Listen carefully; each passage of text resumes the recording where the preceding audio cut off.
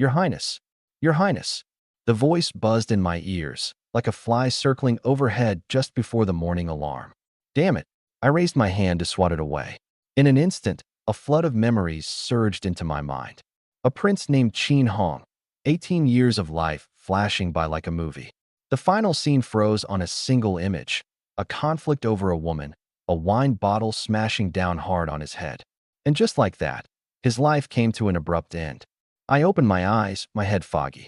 Was I the Qin Hong who'd pulled 3 all-nighters and passed out on his computer desk? Or was I this prince, Qin Hong, killed by a wine bottle? Your Highness, you're finally awake. The royal physician is on his way. Someone knelt by the bed, dressed like a servant from a period drama, eyes full of fear. I glanced around, staring at this face that was both strange and familiar, and suddenly it all made sense. I had transmigrated. Zhao Dezhu. The memory surfaced, and I called out his name. Yes, Your Highness. Your servant failed to protect you. Please punish me. His forehead struck the floor hard. Zhao Dezhu, the personal eunuch my mother, Consort Shu, had handpicked when I was 5. Loyal. Careful. Get up. This wasn't your fault. Before I finished speaking, footsteps clattered outside.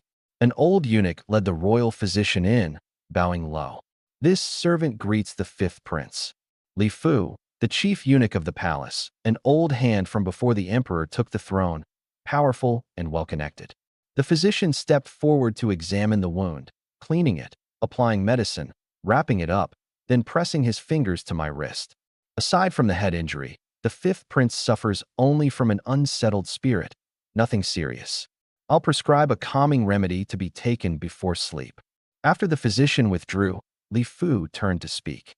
5th prince, His Majesty has issued a decree. Zhao Dezhu immediately prostrated himself on the floor. I stayed seated on the bed. I was a prince, and I was injured. The 5th prince acted recklessly, bringing shame upon the royal family. He is hereby confined to his quarters to reflect on his conduct. Confinement? I sneered inwardly. His own son gets his skull cracked open, and instead of avenging him, he punishes him. So this was fatherly love in the royal family. Thank you, father. I will reflect on my actions. Still, my words remained respectful and grateful. Li Fu bowed, then turned his gaze to Zhao Dezhu. Zhao Dezhu failed in his duty to protect his master. 20 strokes of the paddle. Hold on. I raised my hand. Eunuch Li, is this also His Majesty's decree? No.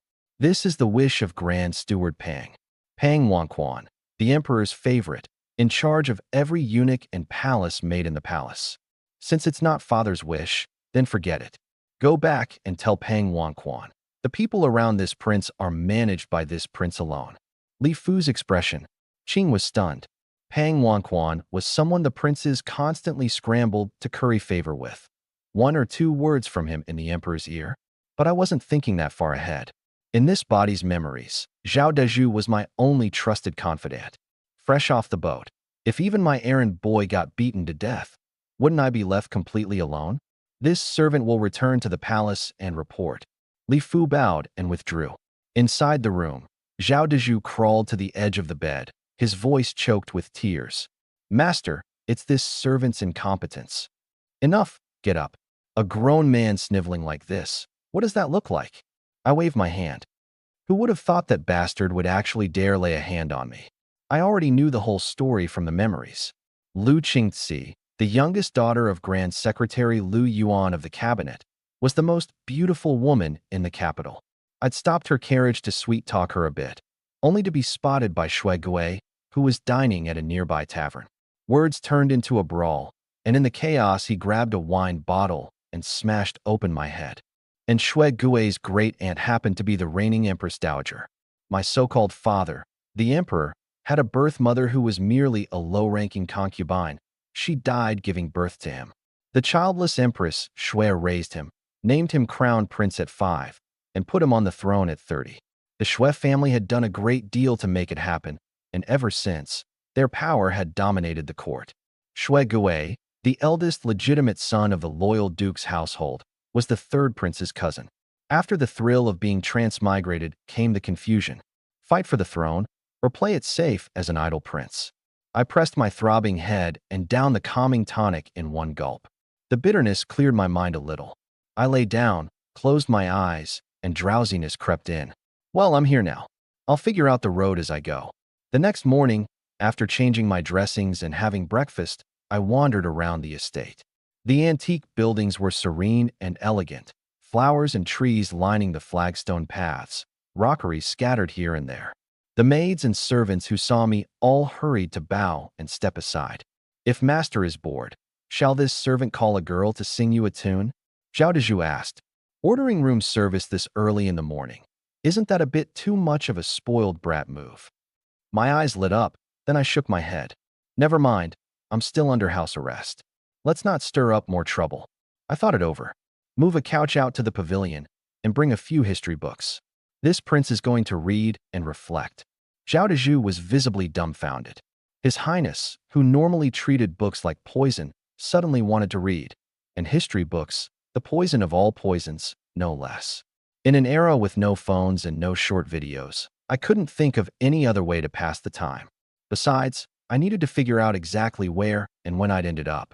In the pavilion, the couch was ready, along with fruit, snacks, and tea. I slipped off my shoes, reclined against the couch, and opened a volume titled Chronicle of a Thousand Years. One glance was all it took to have someone at my side to wait on me. For someone from the modern world, this feeling was quite satisfying. The book, the first half of the history, matched everything I knew. Pangu splitting heaven from earth, the three races of humans, witches, and demons, the battle for supremacy over the Central Plains, the Buddhist and Taoist orders, and the Celestial Court. The Shang and Zhou dynasties still had King Zhou, Daji, and GFA. But everything past that point was completely different. The dynasty names were ones I'd never heard of. Not a single emperor or minister was familiar, and the great poets were nowhere to be found. The thought that this world had no Tang poetry or song lyrics split my face into a grin. When the Mid-Autumn Festival rolls around, I'll drop a prelude to Water Melody and blow everyone away. Or maybe get drunk at a palace banquet and battle it out in verse. Heh. Listening to my sinister chuckle, Zhao Dezhu got goosebumps down his back. The days that followed, I read, ate, slept, and drifted through the ocean of history. Maybe it was because I'd inherited the original owner's memories, but my brain seemed to have been cracked wide open. My memory was astonishingly good, practically photographic. No system, but I was more than satisfied with this gift. That day, I set down the last volume of Virtuous Ministers of the Great Qin and stretched. Your brilliance knows no bounds, my lord. You've read through every history book in the estate, Zhao Dezhu said, offering me hot tea with a face full of admiration. I took a small sip. Reading history is a fascinating thing, little Zhu. History is a mirror. It reflects others, and it reflects yourself. This servant doesn't understand such things. All I know is that with everything you've read these past few days, my lord, even if you can't match the Grand Secretary, you could hold your own against those ministers. Laying it on thick, aren't you? I shook my head, laughing. Anyone who gets to speak in the Golden Throne Hall is well-read. These few books I've gone through, just scratching the surface. I looked out the window, my smile fading. Those hereditary nobles, their ancestors bled for the Great Qin, but their descendants just coast on that inherited glory. They cling to the dynasty's body like moss, sucking up the people's lifeblood. And one day, when the moss festers and spreads out of control, this massive body will come crashing down. All I know is that these people's children are lawless. Zhao Dezhu stared at the faint scar on my forehead, his eyes going red. If you don't understand, read more. The answers are all in the history books. I handed the teacup back. Of course, this isn't something a lowly fifth prince like me should be worrying about. But getting beaten and then being so spineless I end up under house arrest. That will never happen a second time. I stood up. Zhao Dezhu, go get me the books on Great Qin law and imperial family law. I'm going to study them thoroughly. An ordinary prince, you're not afraid of him. But a prince who's mastered the law and stands on the moral high ground? House arrest holds no terror for a prince. The real punishment was that one phrase, bringing shame upon the imperial family. And so, I dove headfirst into the ocean of law. The legal code of the Great Qin spanned over 20 volumes: civil law, commercial law, criminal law, military law, imperial law, all laid out in meticulous detail. But every single page reeked of rigid class hierarchy. A prince breaking the law is judged the same as a commoner? Bullshit. Every clause favored the ruling class. As for the common people below, simply not being exploited and oppressed was considered the greatest mercy. The most ironic part was that passage on the last page of the code. Translated, it boiled down to one line. The final right of interpretation belongs to the emperor. Law was supposed to be the cornerstone of social stability. But here, the cornerstone had become those powerful aristocratic clans. They controlled the livelihoods of entire regions, latching onto the dynasty like leeches, sucking it dry. Inside the imperial study, Emperor Longzheng set down a memorial and picked up his cup of ginseng tea. Pang Wanquan, what has my fifth son been up to lately? Your Majesty, ever since His Fifth Highness was placed under house arrest, he's been reading at his residence. Pang Wanquan bowed, stating the facts plainly. No embellishment, no exaggeration. Reading? The emperor set down his cup, a flicker of doubt in his eyes. That good-for-nothing fifth son of his hadn't thrown a tantrum after being confined, nor had he submitted any pleas for mercy. Instead, he'd taken up reading. Heh, interesting. Summon him to the palace. When the summons arrived, I was lying on a soft couch, two maidservants giving me a foot massage. Were it not for the book on tax law in my hand, this scene would have been the very picture of a spoiled brat. I felt zero guilt about these little luxuries. Every servant in the residence was paid a wage. I paid them, so I enjoyed what I was entitled to. His Fifth Highness, the Emperor summons you to the palace. Li Fu bowed. I pulled my feet back and got up to change. With no title or official post, there was no need to wear formal robes proclaiming my status to see the Emperor. I picked out a crescent white robe, plain and unadorned. If not for the imperial jade pendant at my waist, I would have looked like an ordinary scholar. Li Fu froze again. Aside from the crown prince who wore bright yellow, the other princes mostly dressed in dark colors to project a sense of gravity, especially when meeting the emperor. But the day after I woke up, I'd thrown out all those stuffy, old-fashioned dark clothes in the wardrobe. An 18-year-old kid dressing like an old man every day, what was the point? The carriage rolled toward the imperial city. This was my first glimpse of the outside world since I crossed over. Once we left that quiet alley behind its high walls, the streets grew increasingly lively. Vendors hawked their goods. People bustled to and fro. It was like stepping straight into the painting along the river during the Qingming festival. After about the time it takes to burn a stick of incense, the carriage came to a stop. I hopped down and looked up at the red walls and yellow tiles before me. The Forbidden City, the pinnacle of power in the Great Qin.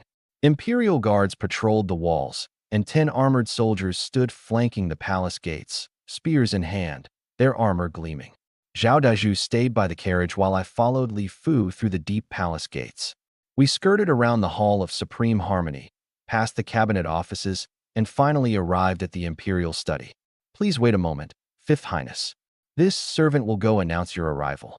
I stared at that door, nerves creeping in. Behind it wasn't just this body's father, but the one man whose word was law in this dynasty. The sovereign over life and death. Maybe it was this body's instinct, but I actually felt a twinge of fear. Should I channel Fan Xian and recite some passionate poem? Or maybe, Fifth Highness, His Majesty summons you inside. Li Fu's words cut through my wandering thoughts. I took a deep breath and stepped into the imperial study. Your son greets Father Emperor. Rise. I looked up. A man in his 50s, dignified in bearing, with a hint of scrutiny in his eyes. I hear you've been reading a lot lately? Yes, some history books. Any takeaways? Meeting his gaze, I answered slowly. Using the past as a mirror, one can understand the rise and fall of dynasties. The wisdom and lessons of the ancients are all worth learning from. Something shifted in the emperor's eyes. Using the past as a mirror, one can understand the rise and fall of dynasties. He repeated it. For you to say those words, that reading wasn't wasted. Go see your mother. She's been in my ear about you these past days. Your son takes his leave. Backing out of the study, my back wasn't even soaked with sweat. I'd gotten my head right before I even walked in. The man I was meeting wasn't the emperor, just a boss who could decide my transfer and pay grade. He asks, I answer. Worst case, so be it. It's not like he'd actually have me beheaded. Still, after the conversation ended, that familiar afterthought crept in. The nagging feeling that I hadn't performed well, that I hadn't left the boss with a strong impression. A young eunuch led me to this body's birth mother, consort Shu, a stunningly beautiful woman. She took my hand, eyes brimming with tears, examining the wound on my head over and over. My poor Honger, you've suffered such injustice. That Shui Gui has the Empress Dowager backing him, so your father couldn't punish him too harshly. Don't hold it against your father. Mother, watch your words, I said softly. Thunder and rain alike are the ruler's grace. How could I ever resent Father Emperor? After chatting with my mother for a while, I asked to take my leave. I'd finally been freed from house arrest, so of course I had to explore this imperial city properly. This was where I'd be living from now on. Just as I stepped out of the palace gate, a servant approached and bowed. This servant greets the Fifth Highness. The Crown Prince heard you'd entered the palace for an audience with His Majesty and specifically ordered me to wait here to invite you for drinks at Spring Fortune Tower. Crown Prince, my elder brother? My eyes narrowed, then I smiled. Lead the way. The carriage came to a stop, and I followed the servant into Spring Bounty Tower. The first floor hall was packed. Waiters wove through the crowd with trays of food and wine. Business was booming. On the third floor, the moment the private room's door swung open, a hearty burst of laughter rushed out to greet me. Haha, fifth brother. It's been too long, come sit. Seated at the head of the table was a man of about 30, smiling and waving me over. The reigning crown prince, Qin Lang. Your brother greets the crown prince, I said, cupping my hands in a bow before sitting down beside him. The food and drinks arrived one dish after another. Qin Lang personally poured a cup and handed it to me. I took it with both hands. Fifth brother, father has confined you to your quarters, so I couldn't very well come knocking. That wound on your head, has it healed up? Thank you for your concern, Crown Prince. It's all better now. After 3 rounds of drinks, he suddenly slammed his cup down on the table. Shui Gui has gone too far. Relying on the Empress Dowager's favor, assaulting you right in the middle of the street, dragging your name through the mud. It's absolutely lawless. Don't you worry, fifth brother. This time I've got your back. I sneered inwardly. He must think I'm an idiot. Bringing up my beating, he's trying to goad me into revenge. Who doesn't know Shui Gui is the third prince's man? If I move against Shui Gui, I'm slapping the third prince in the face. Then, when the third prince comes to settle the score with me, the crown prince steps in to mediate, scoring points with father while quietly putting the third prince in his place. Quite the scheme. But on my face, I forced a look of conflicted hesitation. Thank you, Crown Prince. But this matter has already displeased father. If I stir up more trouble, it might drag you into his anger too. I couldn't bear that guilt, not even in death. Qin Lang froze, a flicker of surprise crossing his eyes. What kind of talk is that, fifth brother? Even if it angers father, how could I, as your elder brother, stand by and watch you be humiliated? Watching him work himself into such righteous indignation, I nearly laughed out loud. Had this been the original hot-blooded prince, he'd probably have leapt to his feet by now, ready to charge in as the vanguard. Thank you, Crown Prince. With you backing me, I'll make sure Shui Gui pays the price. This blood won't have been shed for nothing. I put on a face full of fury, my tone pitched with just the right amount of excitement. If there were an award for acting, I'd take home a perfect score with this performance. Go do what you must. Just leave the dog breathing. I'll handle the rest. Then I thank you in advance. I raised my cup and drained it in one go. There was no one else at the table, yet the mood only grew warmer. What we were really consuming was goodwill. What we drank was mutual favor. With my careful steering, Qin Lang talked freely and drank to his heart's content. He probably never imagined this brother of his could be so entertaining, every word landing right where it counted, giving him the vague illusion of having found a kindred spirit. I enjoyed it too. He bragged about how diligently he governed, how he loved the people, how sharply he read the political landscape. His tone was exactly like some junior manager at a modern company selling pipe dreams over dinner. By the time we broke up, the moon had risen over the willow tops. Qin Lang left first. I climbed into my carriage and lifted the curtain. The lanterns outside the shops along the street flickered on one by one. No neon lights, but a charm all their own. Back at the residence, I drank some sobering-up soup, lay down in bed, and thought back over the day. Into the palace, meeting the emperor, the noble consort, the crown prince. These weren't NPCs in some tourist attraction, they were real flesh and blood. The grandeur of the palace, the majesty of the emperor, the tenderness of the noble consort, and the crown prince's predicament. That's right, a predicament. He didn't say it outright at the table, but I got the message. Picture this. You're the general manager of a company. When the president retires, you're supposed to be next in line. But there's a vice president gunning for that spot, well-connected and popular to boot. One wrong move and you're out. All you can do is scramble to win people over and shore up your position. The fight for the throne has always been brutal. The emperor is 55, healthy, no ailments, good for another 20 years. The crown prince is 32, the third prince 25. The longer this drags on, the deeper the third prince sinks his roots into the court. The third prince's #1 goal is to take down the crown prince, so he courts officials without the slightest hesitation. But one more step and the crown prince is on the throne. If he started building a faction so openly, it'd only make the emperor suspect he couldn't wait his turn. And that would be a disaster. Backed into a corner, the crown prince has no choice but to rally the other princes. Even if it just muddies the waters, at least it buys him room to breathe. So that's how it is. Good. Good.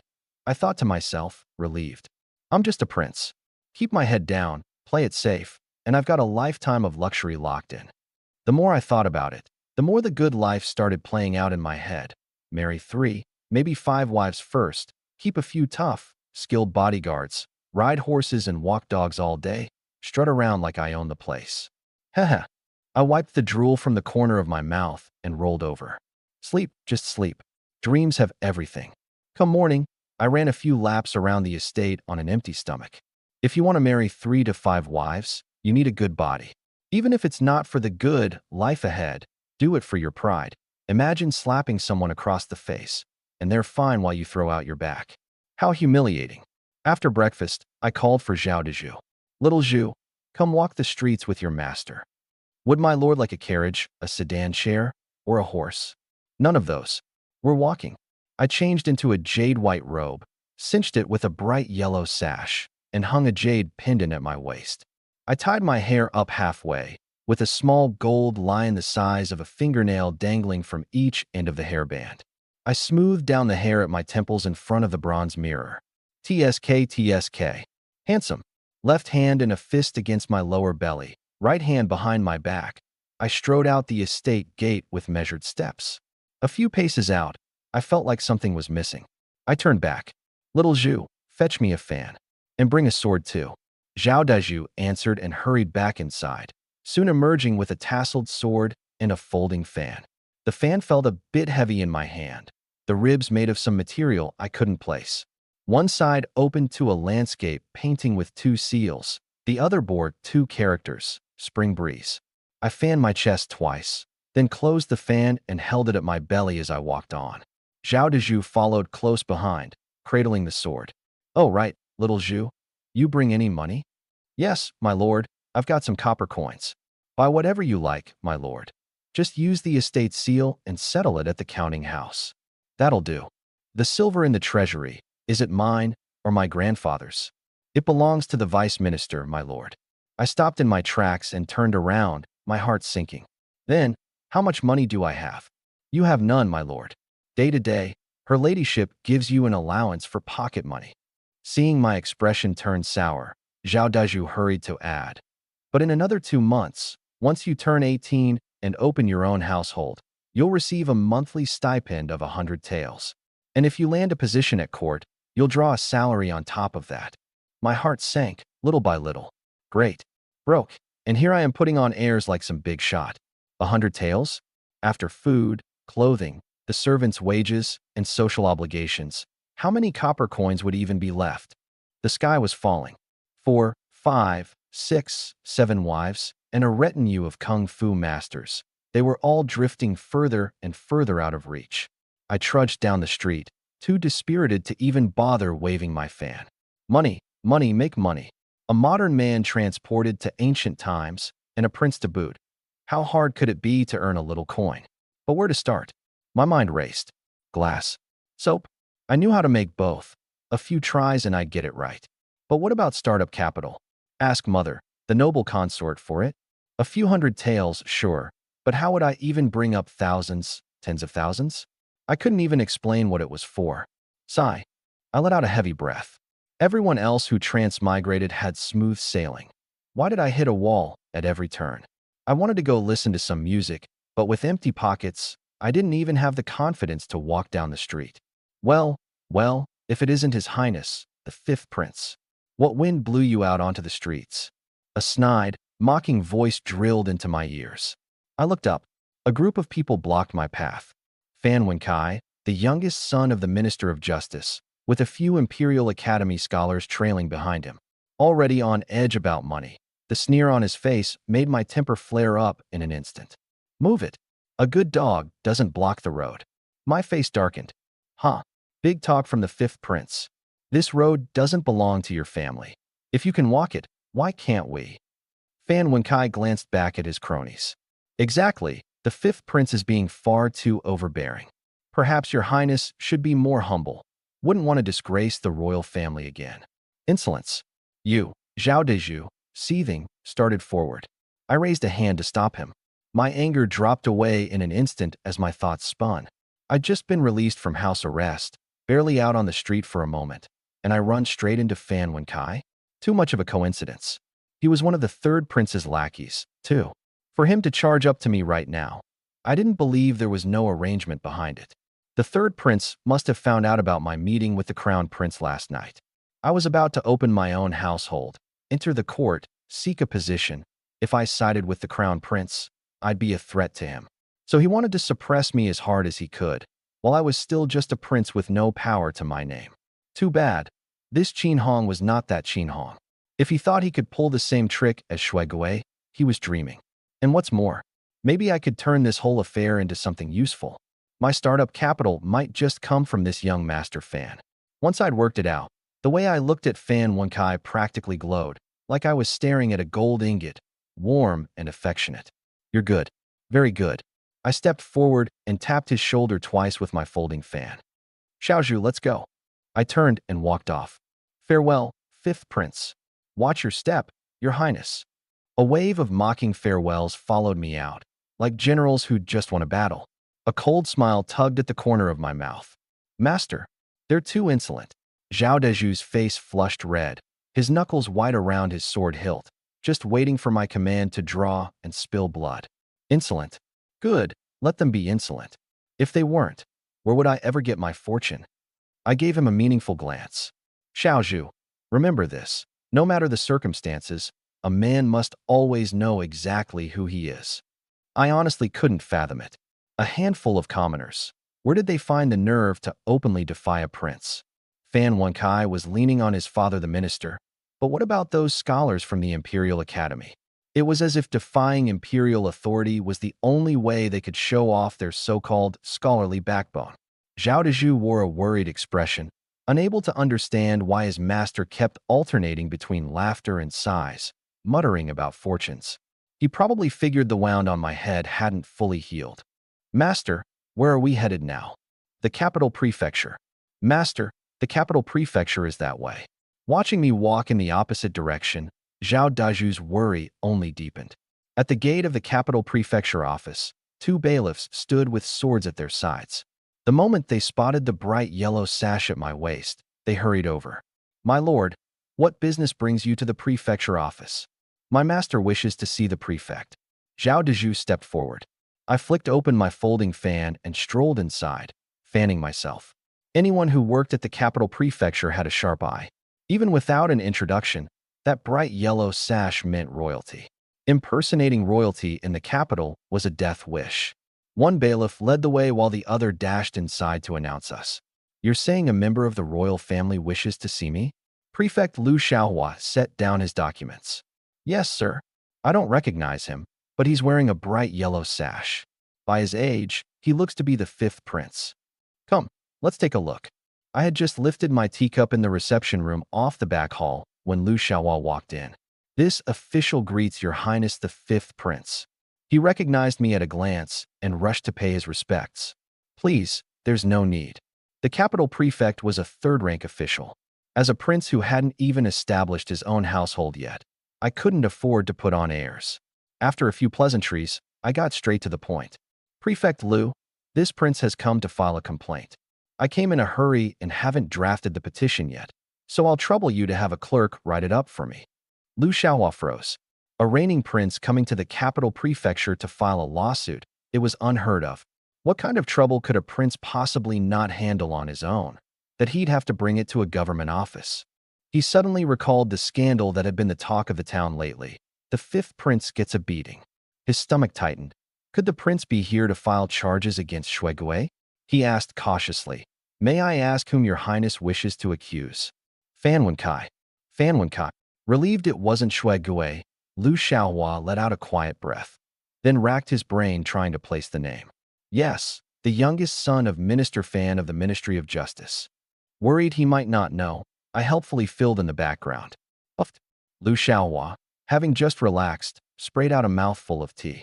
Forgive me, forgive me. My apologies, Your Highness. Is there, perhaps, some misunderstanding here? I waved my hand to show I didn't mind. No misunderstanding.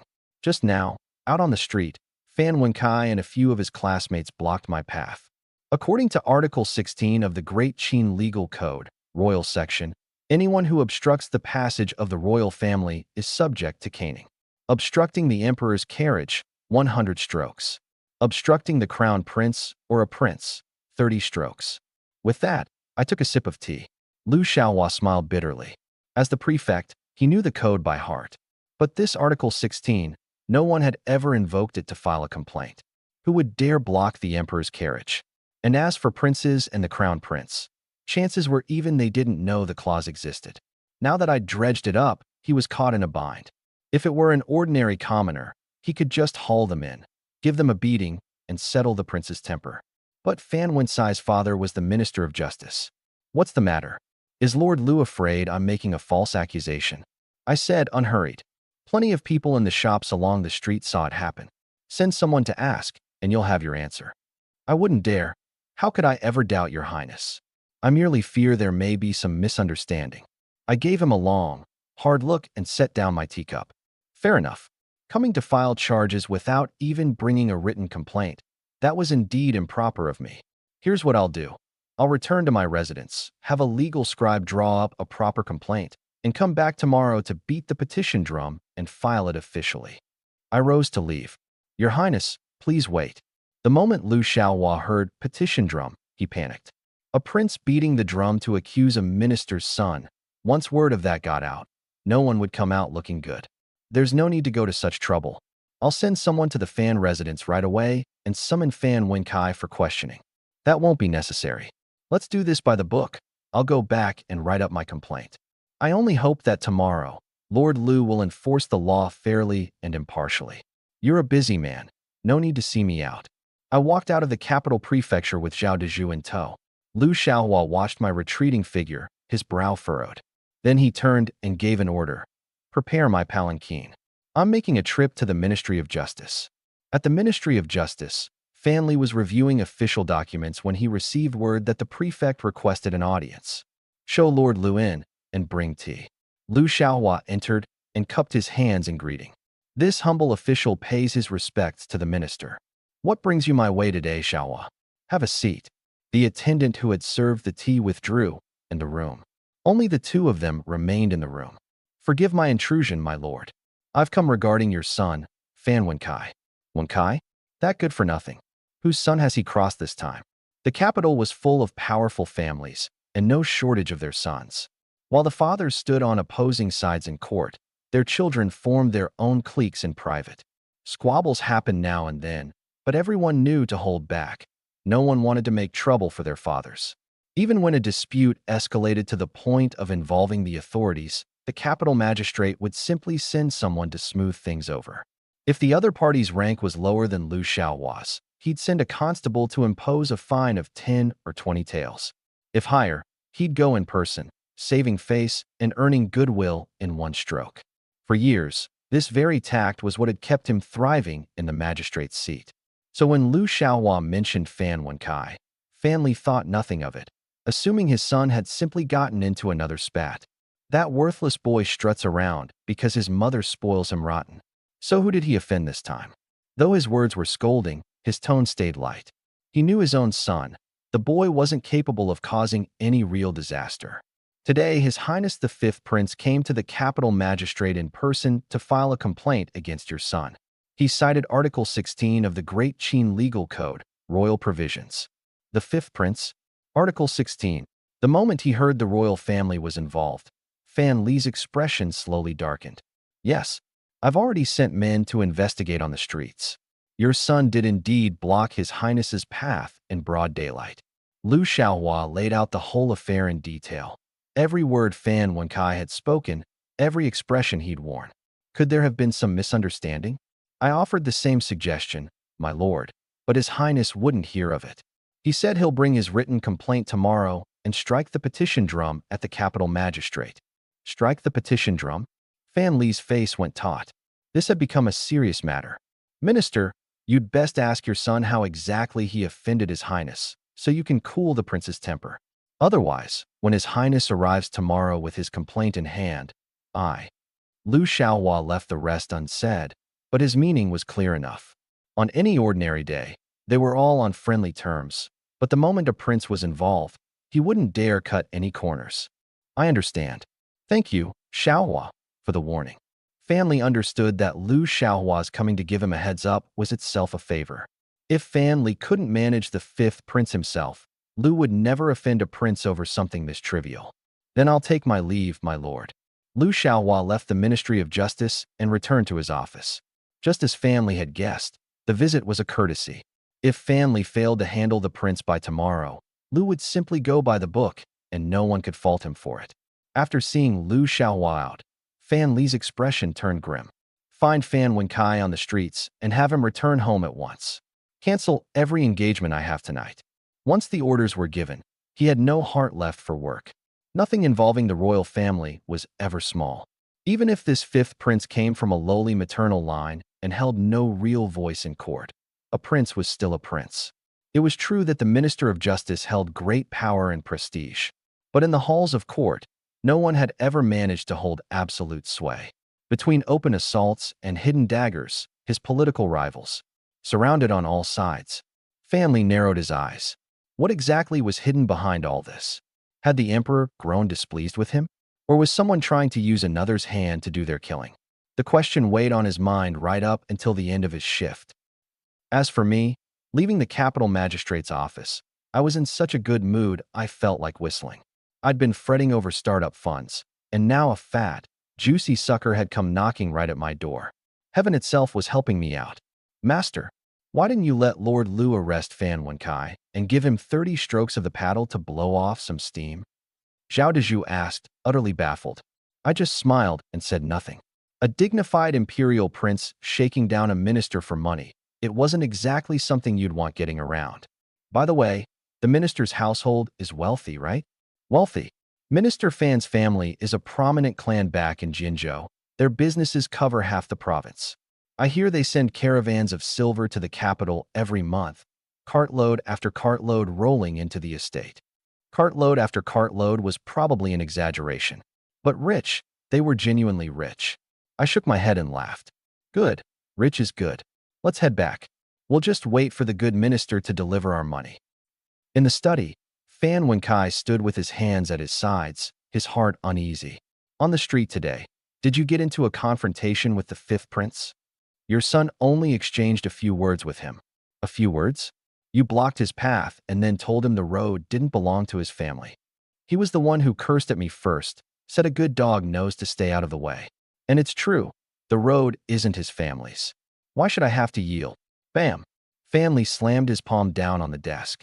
Why? Because this entire capital, this entire Great Qin, all of it belongs to his family.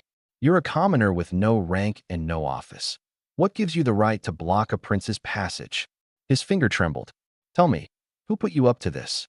The third prince. The third prince merely made a few remarks at the banquet about the fifth prince's faults. Your son only wanted to settle the score for him. The whole court says the third prince is wise and virtuous. If he ascends the throne someday, our family will have the merit of raising a dragon. Fool. A fool being used as someone else's weapon. Fan drew 2 deep breaths before he could force down the surging rage. Let me ask you, since ancient times, has any succession to the throne not been walked over a road of white bones? The current emperor is in robust health, and the crown prince conducts himself with fairness and rectitude. What makes you so certain the third prince can take the throne? Some gossip from the marketplace? A handful of petty officials who aren't even fit to show their faces?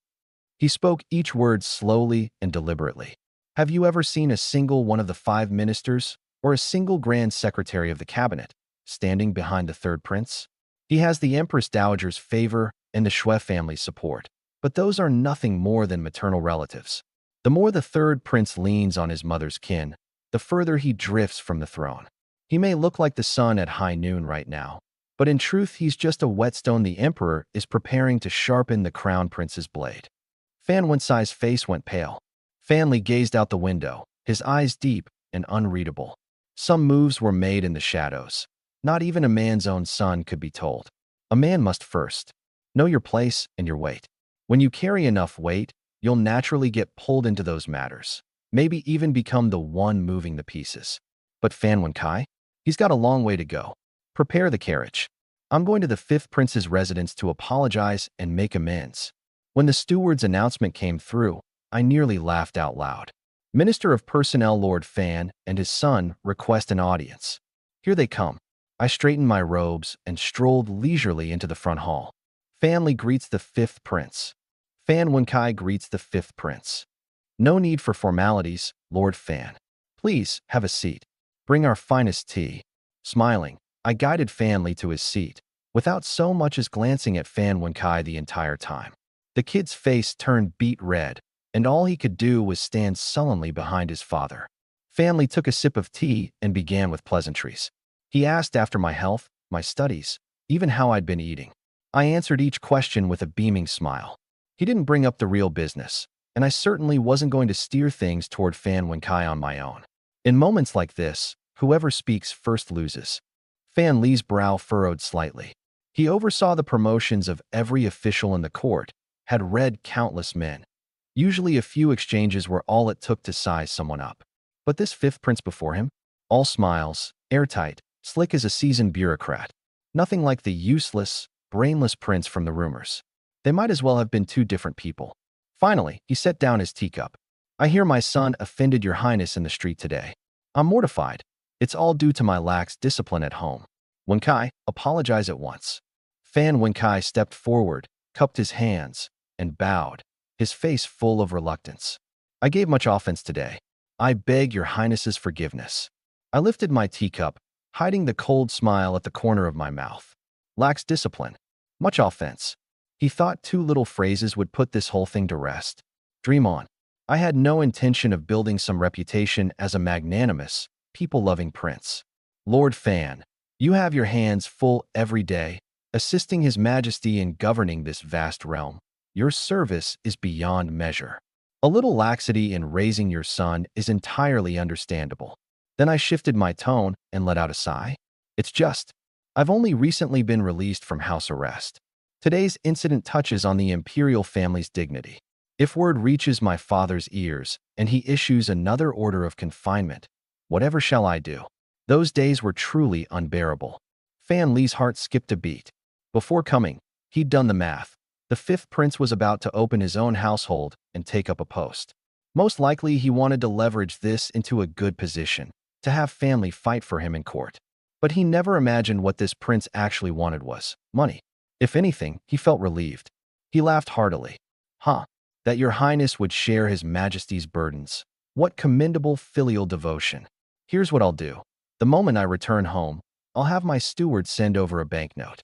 10,000 taels. What does your highness say? 10,000 taels. My mind went blank with a buzz. Those 3 words were all that was left. But on the surface, I still had to feign reluctance. How could I possibly let Lord Fan go to such expense? It's no expense at all, no expense. At your expense. His Highness's dignity must be upheld, after all. Then, thank you for your understanding, Lord Fan. As I saw the guest out, I practically hummed my way back to the study. Money, rolling in. Don't even know how to spend it. Nokia in my left hand. Motorola in my right. Master, what's a Nokia and a Motorola? Zhao Daju stared at my empty hands, his face full of worry, probably thought the headwound had gotten worse and I was seeing things. Never mind the details. The second the Fan family's silver arrives, bring it straight to me. The banknotes came quickly. I held the 10,000 tael note up and studied it closely. The paper was fine, a bit stiffer than rice paper, and rolled into a tube just right. Printed on it were the words Sitong Bank, images of flowers and insects, and 4 antique seal script stamps for forgery prevention. Juzi, keep it safe. This right here is the first step in this prince's rise to power. I stuffed the note into his hand. What kind of young master carries his own money around? 2. Undignified. At dawn, I ran 2 laps around the estate, washed up, and ate. Then I headed out with Zhao Daju. Where's the biggest brokerage house in the capital?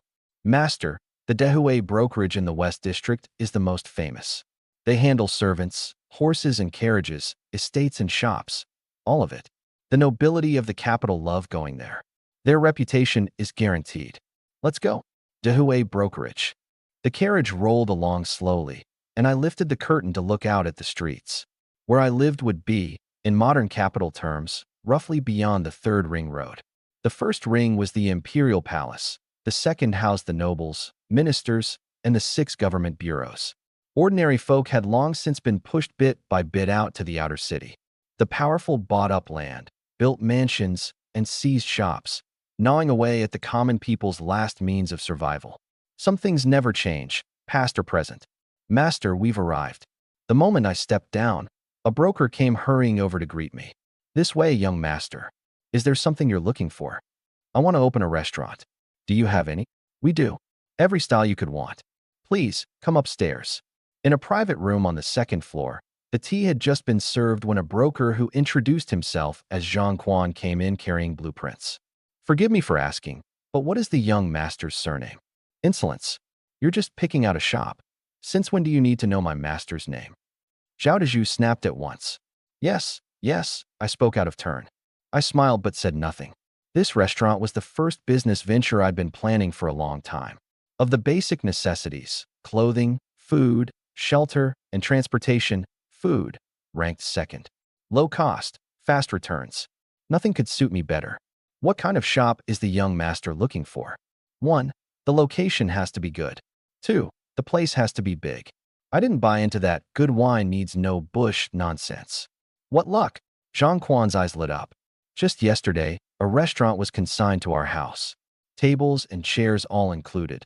The young master could take it over, spruce it up a little, and be open for business in no time. A ready-made restaurant up for grabs the moment I walk in? Just a sales pitch. I kept my composure and gave nothing away. Say, now that's fate. Show me the place.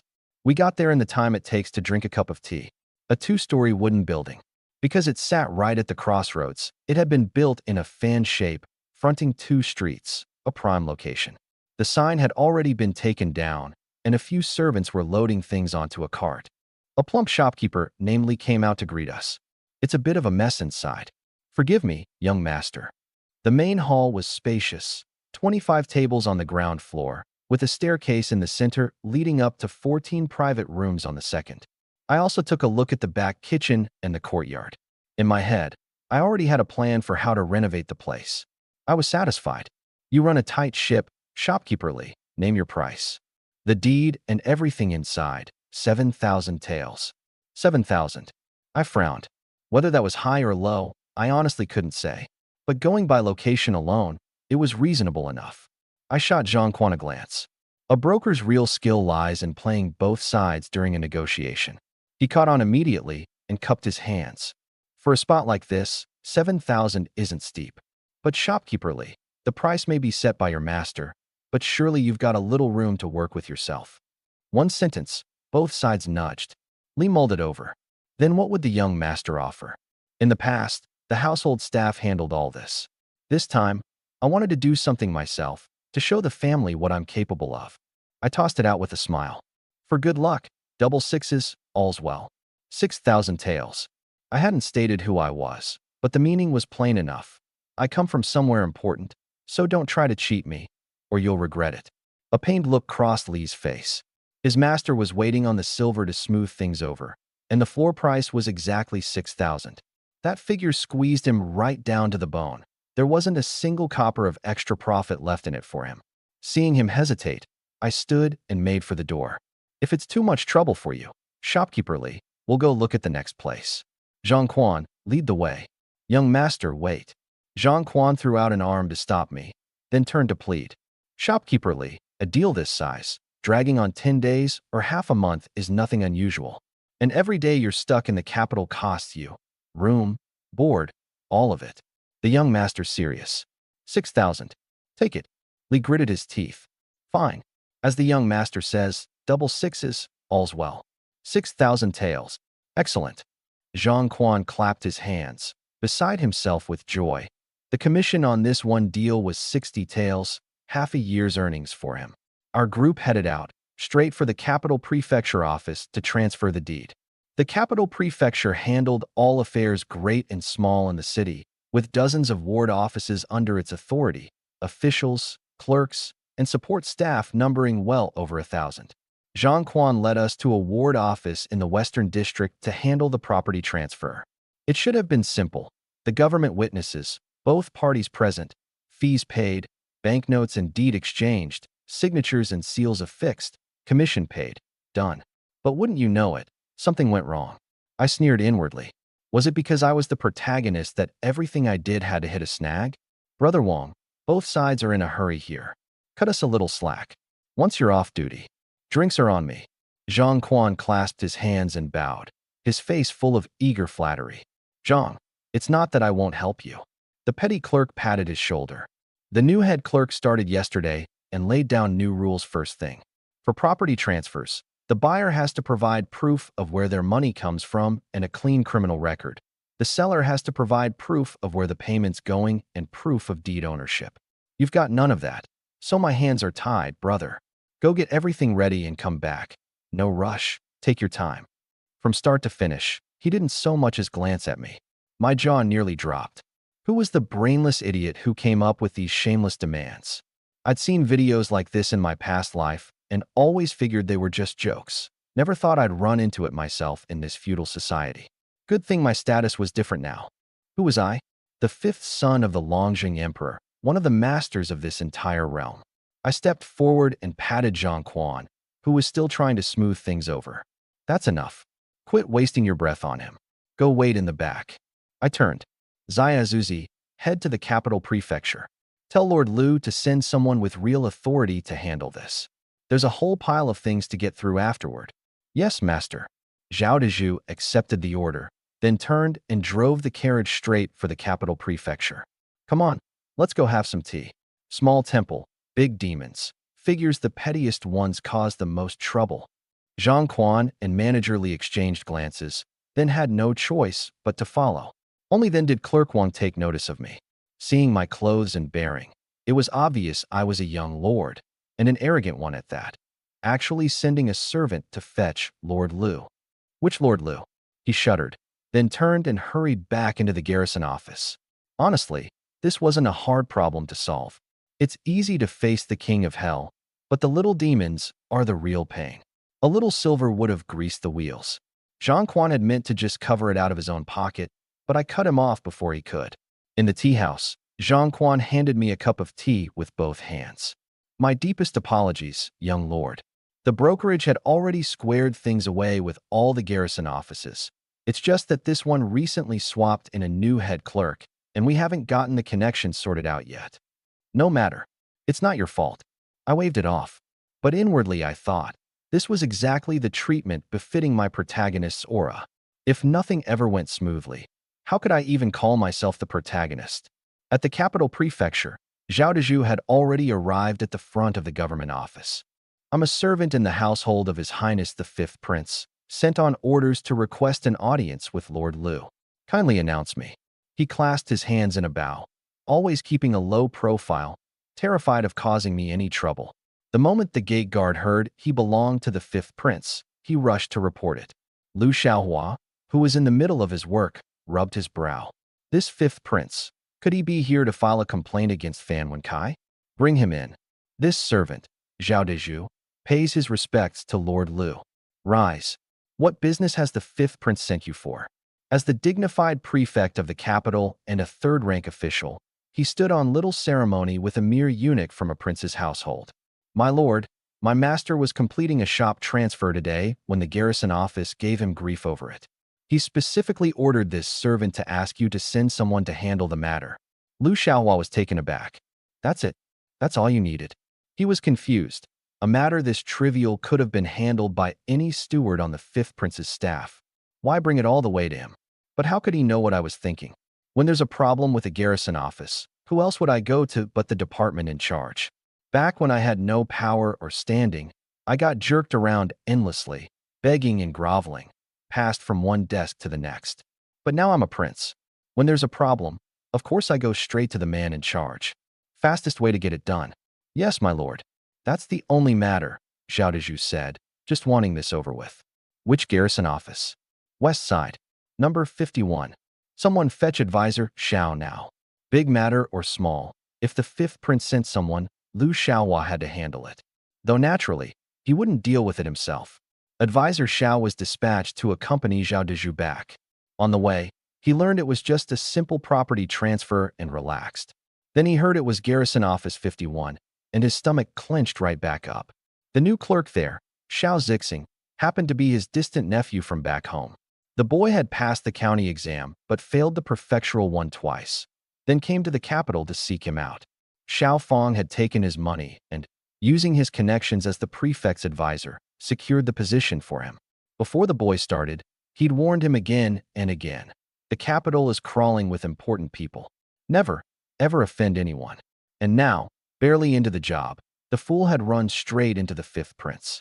If word of this reached the prefect, Xiao Fong could kiss his advisor's post goodbye. From the tea house, I watched the street.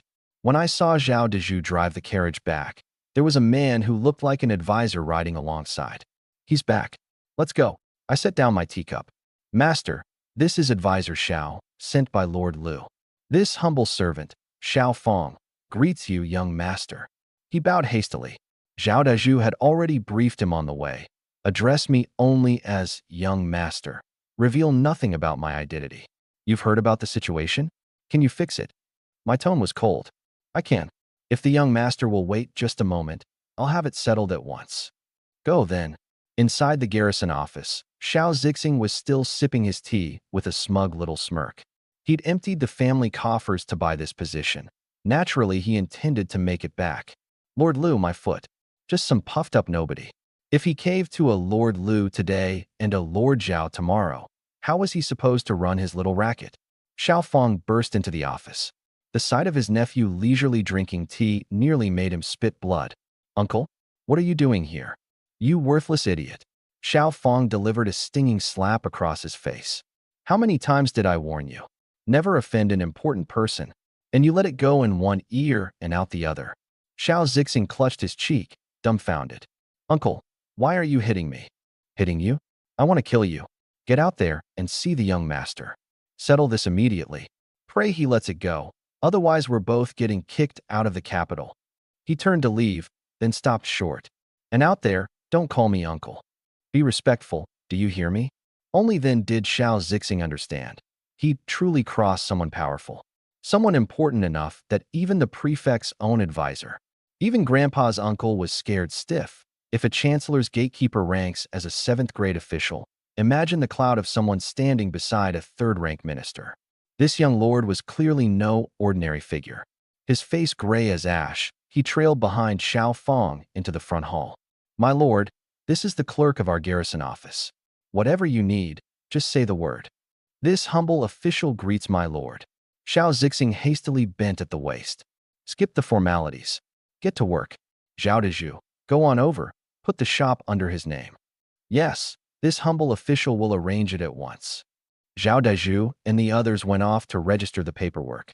I was invited into the office for tea and sat down right in the clerk's chair. Xiao Fong and his nephew stood there gingerly. Rest assured, my lord, I'll be sure to report this to His Excellency and deal with this man severely. Hearing this, Xiao Zixing sank even deeper into despair, holding out only the faint hope that his uncle might remember their family ties and give him a little money to head back to his hometown. His Excellency Lu handles 1,000 affairs a day, all of them matters of great importance. I lifted my tea.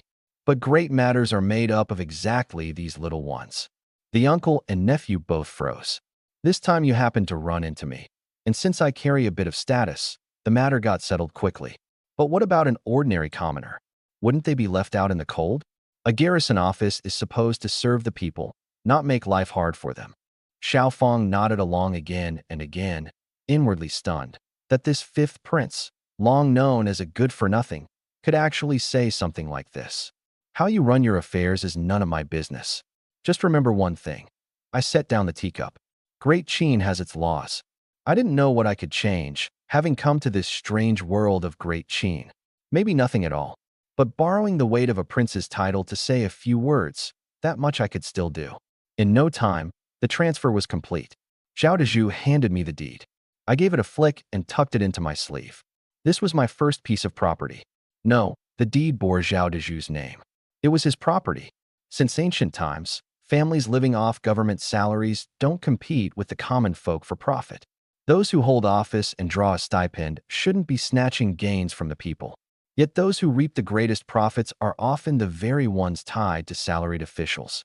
They put servants or distant relatives out front as their clean gloves, while behind the scenes they use the power of officialdom to rake in wealth on a massive scale. I was no different. Zhao Dezhu was a eunuch that Consort Shu had planted at my side. His indenture papers were in Consort Shu's hands.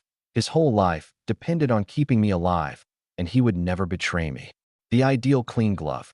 It's just that I never intended to make money off the common people. Those poor souls who can't even fill their bellies. How many copper coins could they possibly have in their pockets? The money I wanted to earn belonged to the powerful clans, the great houses, the high officials and nobles.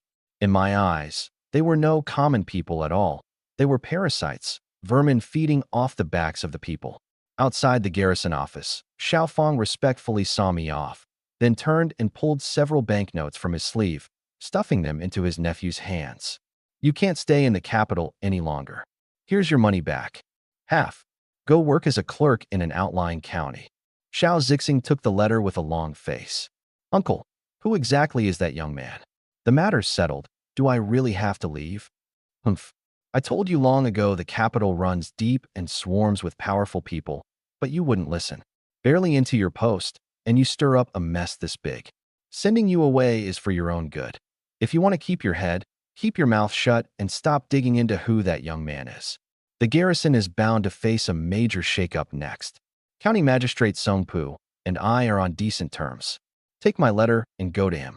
If it weren't for family ties, I couldn't care less whether you lived or died. Thank you, uncle. Though Xiao Zixing still didn't know my identity, he understood that keeping his life and getting out of the capital was already a stroke of luck. Xiao Feng returned to the residence to report to Lu Xiaohua, leaving out the part about taking bribes for the post. He only said the clerk had invented pretexts to extort fees and had already been dismissed and driven out. Deceiving those above, bullying those below, turning big matters into small ones. Just the usual handling. He made a point of relaying that one line. The garrison is to serve the people. Lu Xiaohua frowned. He'd long known the garrison squeezed and shook people down, but as long as it didn't blow up, he'd always turned a blind eye. This time, though, they'd run headlong into the fifth prince. If word reached the emperor's ears, lax oversight of subordinates would be putting it lightly. Dealing with one clerk isn't enough, he said in a low voice. Pass down my order. A major shakeup of every garrison in the capital. Make examples of a few. Spread the word that the garrison is to serve the people. And remember, not a single mention of the fifth prince. He understood full well. The fifth prince had put the shop under a eunuch's name precisely because he didn't want to be out in the open. Reforming the garrisons without naming names, as long as that line got out, the fifth prince would understand on his own that he, the prefect of the capital, held this prince in respect. Lu Xiaohua grasped one truth deeply. Before the throne was decided, never offend any of the princes. Not even the fifth prince, saddled with a reputation as a fool. Having finished the paperwork, I returned to the restaurant with Zhang Quan and Manager Li. Looking at the place now, my mood was completely different. This was mine now, Qin Hong's property. The former staff had already tidied the shop. Seeing us return, they immediately handed over the keys. Manager Lee took them and respectfully passed them to me. May your business flourish, young master, and bring in gold by the bushel. Huh. I'll take that blessing. I took the keys, my heart leaping with joy. Then I'll take my leave. Manager Lee glanced back reluctantly at the place he'd run for over a decade. Safe travels, Manager Lee. If you ever come back to the capital, be sure to stop by. I will. Farewell. He departed with the cooks and hands he'd brought from his hometown. Zhang Quan, I want to buy some capable workers.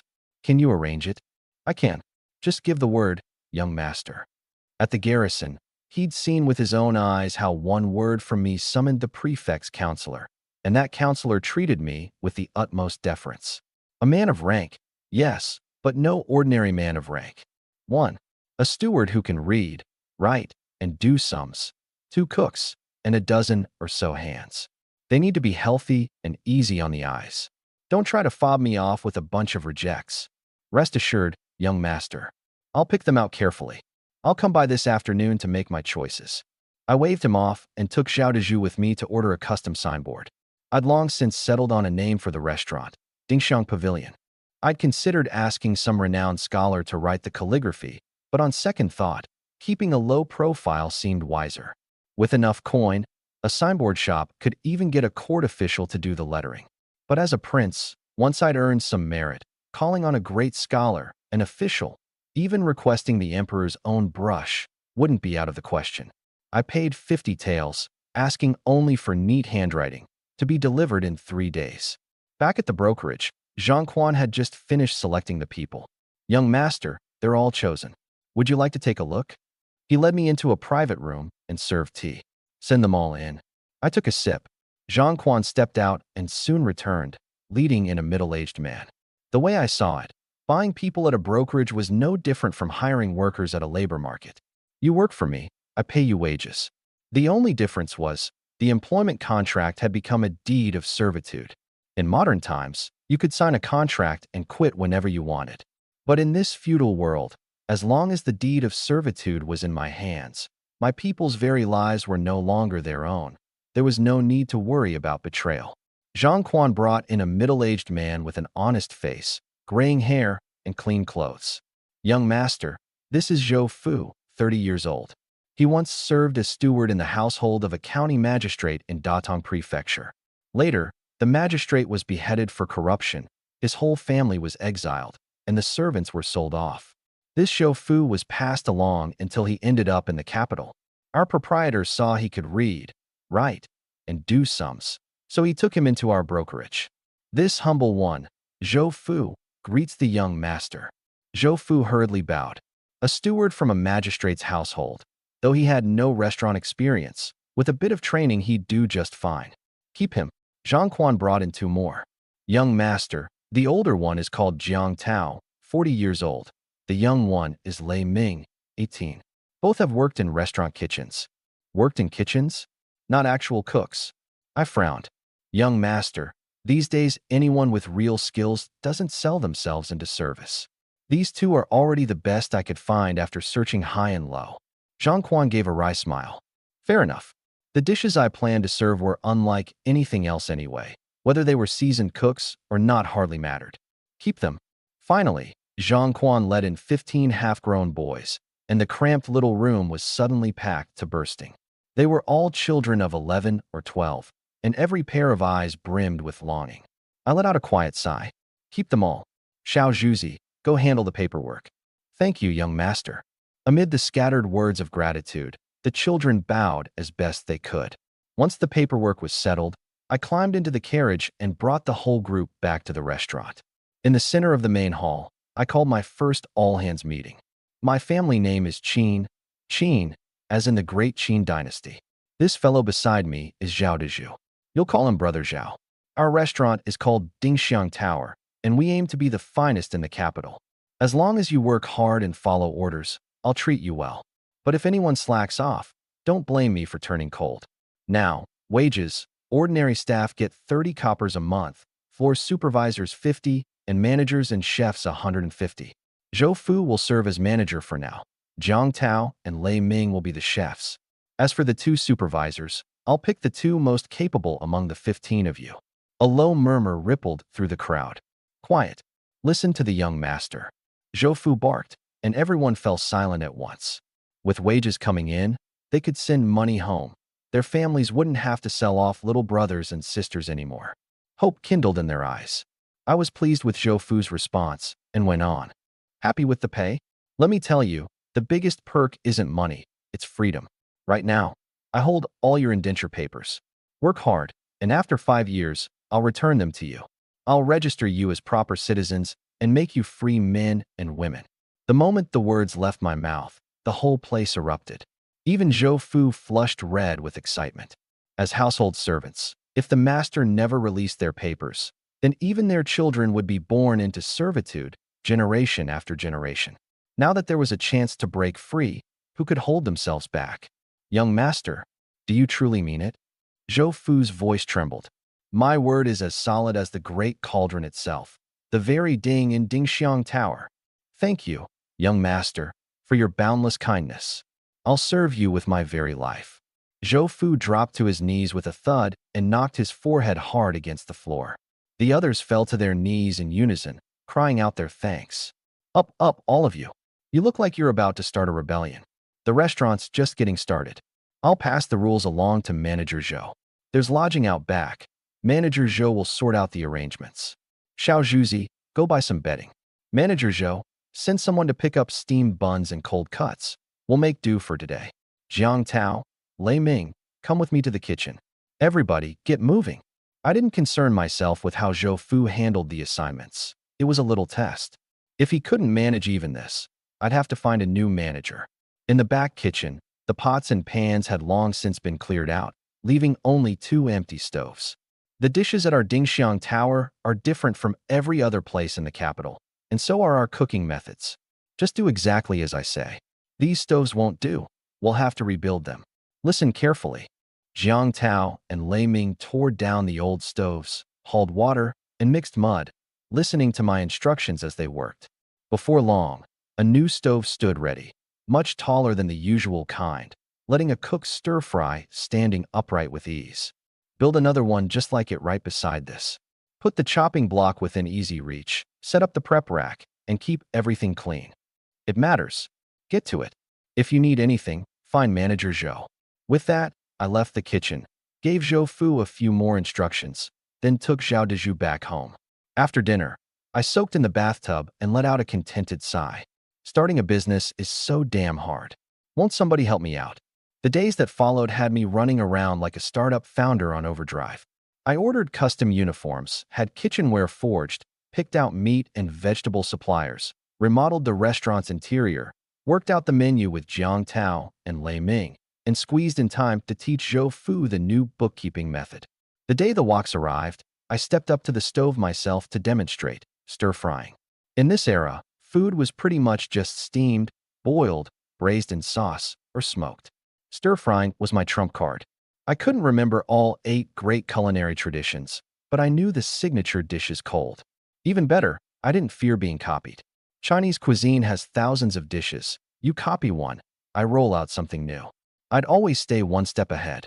From simple leafy greens to hearty meat dishes, the two of them quickly got the hang of it. I picked 2 more from the staff to handle prep work, chopping and plating. The days slipped by in a blur of work. I nearly forgot I was a prince, and the palace seemed to have forgotten this 5th prince who was about to come of age and establish his own household. The crown prince invited me to a meal and said he'd stand up for me, then went silent. The 3rd prince hadn't come to make trouble either, probably because he'd heard I'd squeezed 10,000 taels of silver out of the Fan Wenkai family. Consort Shu, though, summoned me to the palace twice. Only then would I remember I was still a prince. Whatever my status, money still had to be made. I threw myself into promotion with everything I had. Once the posters were printed, I sent people to hand them out at the Imperial Academy, and I even slipped them quietly into officials' sedan chairs and carriages when no one was looking. These were exactly the customers I wanted. Even a single glance, and they'd remember the Dingxiang restaurant.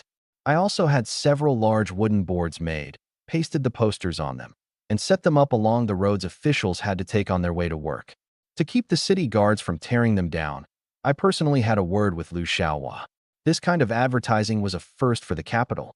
It wasn't quite citywide fame, but my target audience all took note. A restaurant called Dingxiang was about to open, and I was confident. One taste, and they'd be regulars for life. On the very eve of the opening, a carriage rolled slowly down the street. Crack!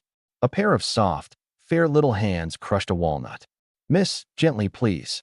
That's the 5th pair you've crushed today. Hush, just eat your walnuts.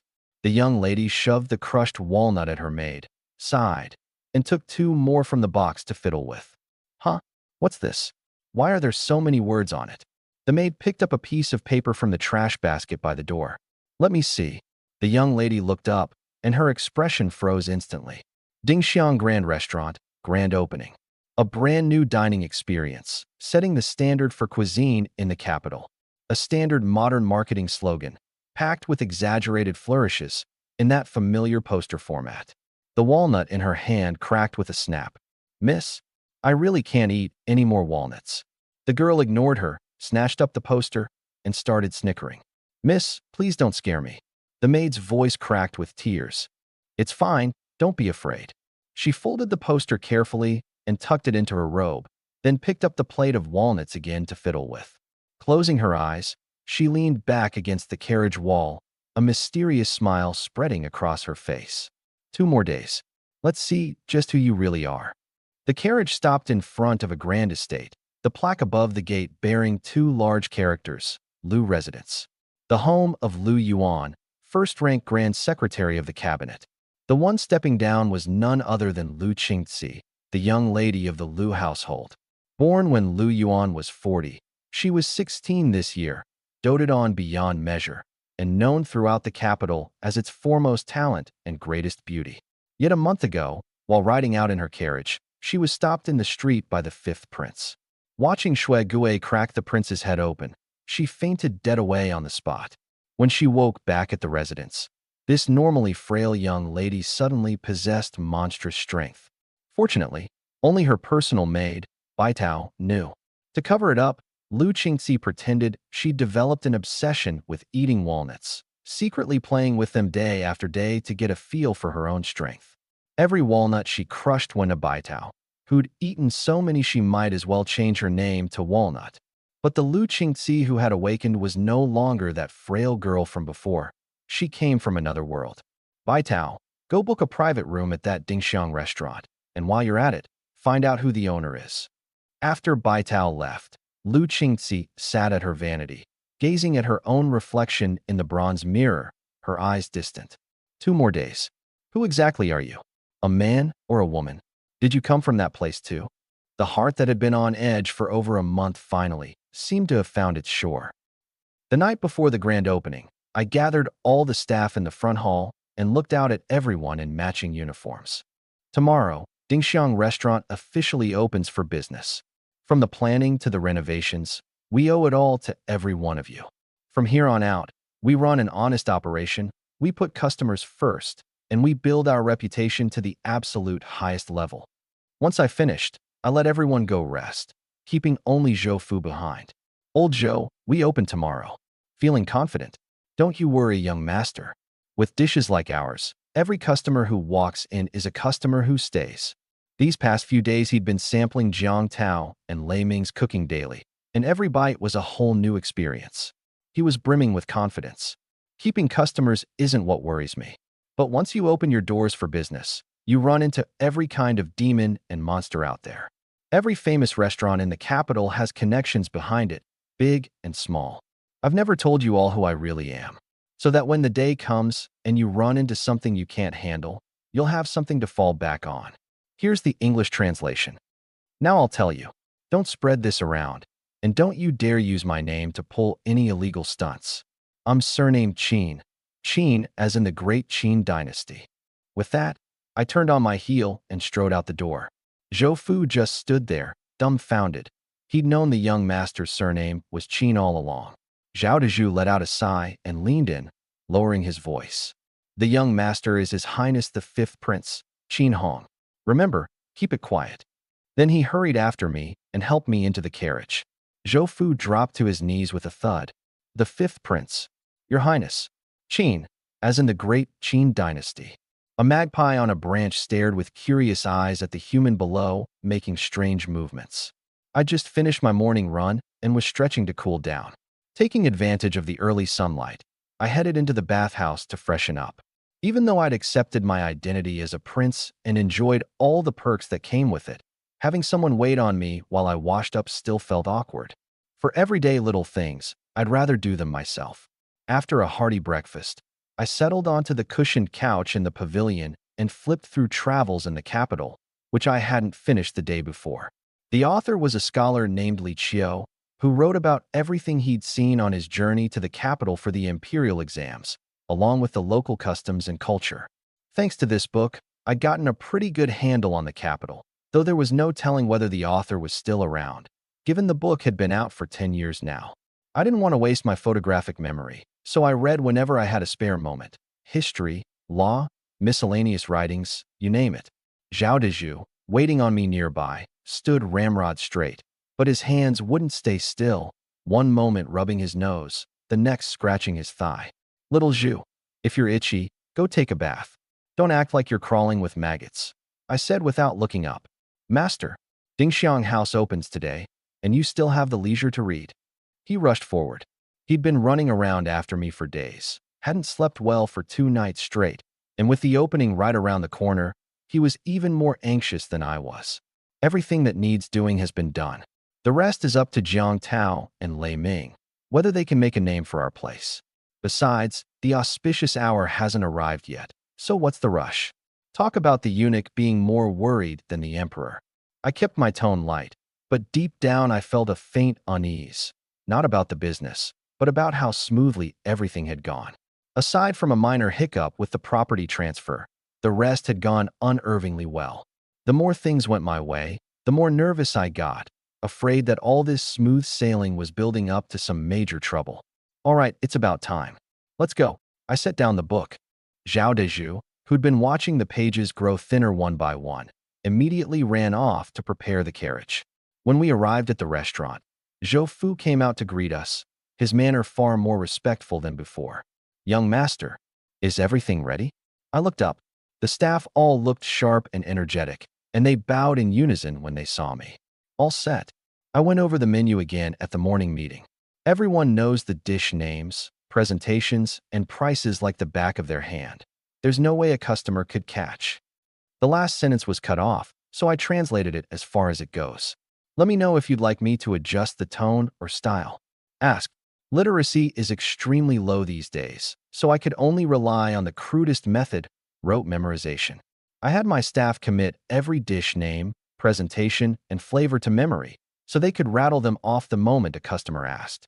And for any ordinary server hoping to become a floor manager, the first requirement was being able to read and write out every single dish on the menu. Excellent. Open the doors the moment it's time. I'll be in the Mount Tai room on the 2nd floor. If anything comes up you can't handle, come find me right away. I'd named all the private rooms at Dingxiang Tower after famous mountains and rivers.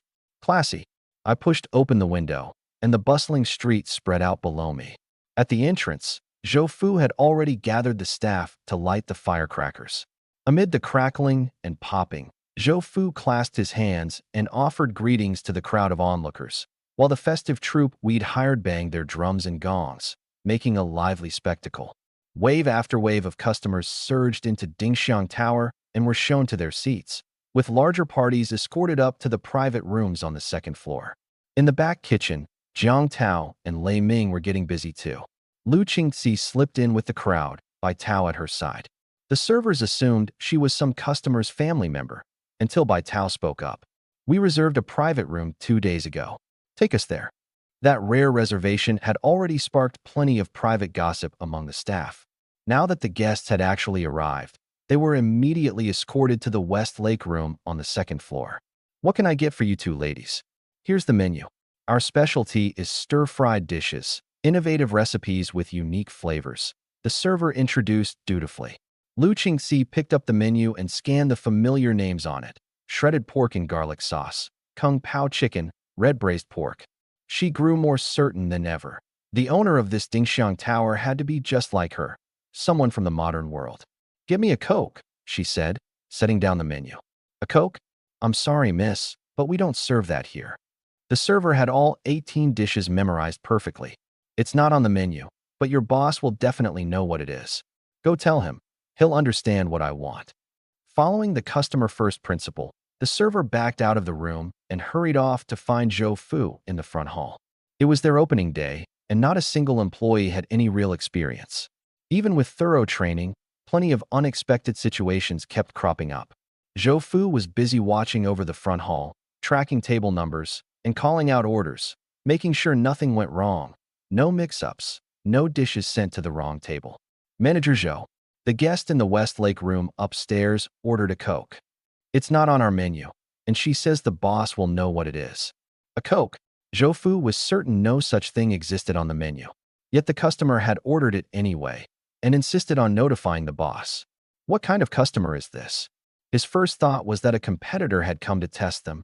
Dingxiang Tower's promotion had been awfully high-profile lately. Two young ladies. Ladies? Zhou Fu breathed a sigh of relief.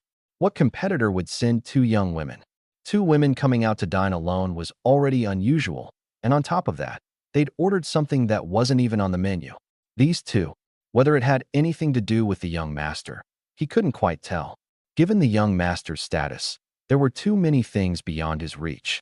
Slighting a distinguished guest or causing trouble for the young master, that would be a grave offense. Once he'd thought it through, Zhou Fu hurried up to the second floor, heading straight for the Mount Tai room. He knocked, then bowed as he entered. "Young master, two young ladies in the Westlake room have ordered a dish that's not on the menu. They insist the owner would know it." I couldn't decide what to do. I didn't think much of it. Two girls out for a meal. What's so unusual about that? "What dish?" They said. They want a dish called Coca-Cola. I shot up out of my chair. "What did you say?" "Coca-Cola." The young lady said the dish is called Coca-Cola. Zhou Fu, thinking I hadn't heard clearly, repeated himself. "Coca-Cola." Those words struck my brain like a bolt of lightning. Ha ha ha. "Where?" "Take me there." I practically bolted out the door. Zhou Fu jogged ahead to lead the way, all the way to the entrance of the Westlake room. Not bothering to knock, I pushed the door open. "Who ordered the Coca-Cola?" A young woman was seated at the table. She slowly stood, looked at me, and spoke deliberately. "Royal Palace Ambrosia wine." I froze, then blurted out, 180 a glass. Crack. The walnut in her hand split into pieces. Neither of us cared. She came around the table, striding forward. Down beneath the bridge out front swam a flock of ducks. I answered. "Odd changes, even stays the same. Just check the sign against the quadrant." We stared at each other, step by step coming together, both reaching out at the same time, gripping hands tightly. "Comrade, comrade, ow, ow, that hurts." My face instantly twisted in pain. This girl's grip could crush stone. Bai Tao and Zhao Dezhu, outside the door, were startled by my cry and rushed in at the same time. "Master, miss." Bai Tao yanked the girl behind her protectively, while Zhao Dezhu threw himself in front of me.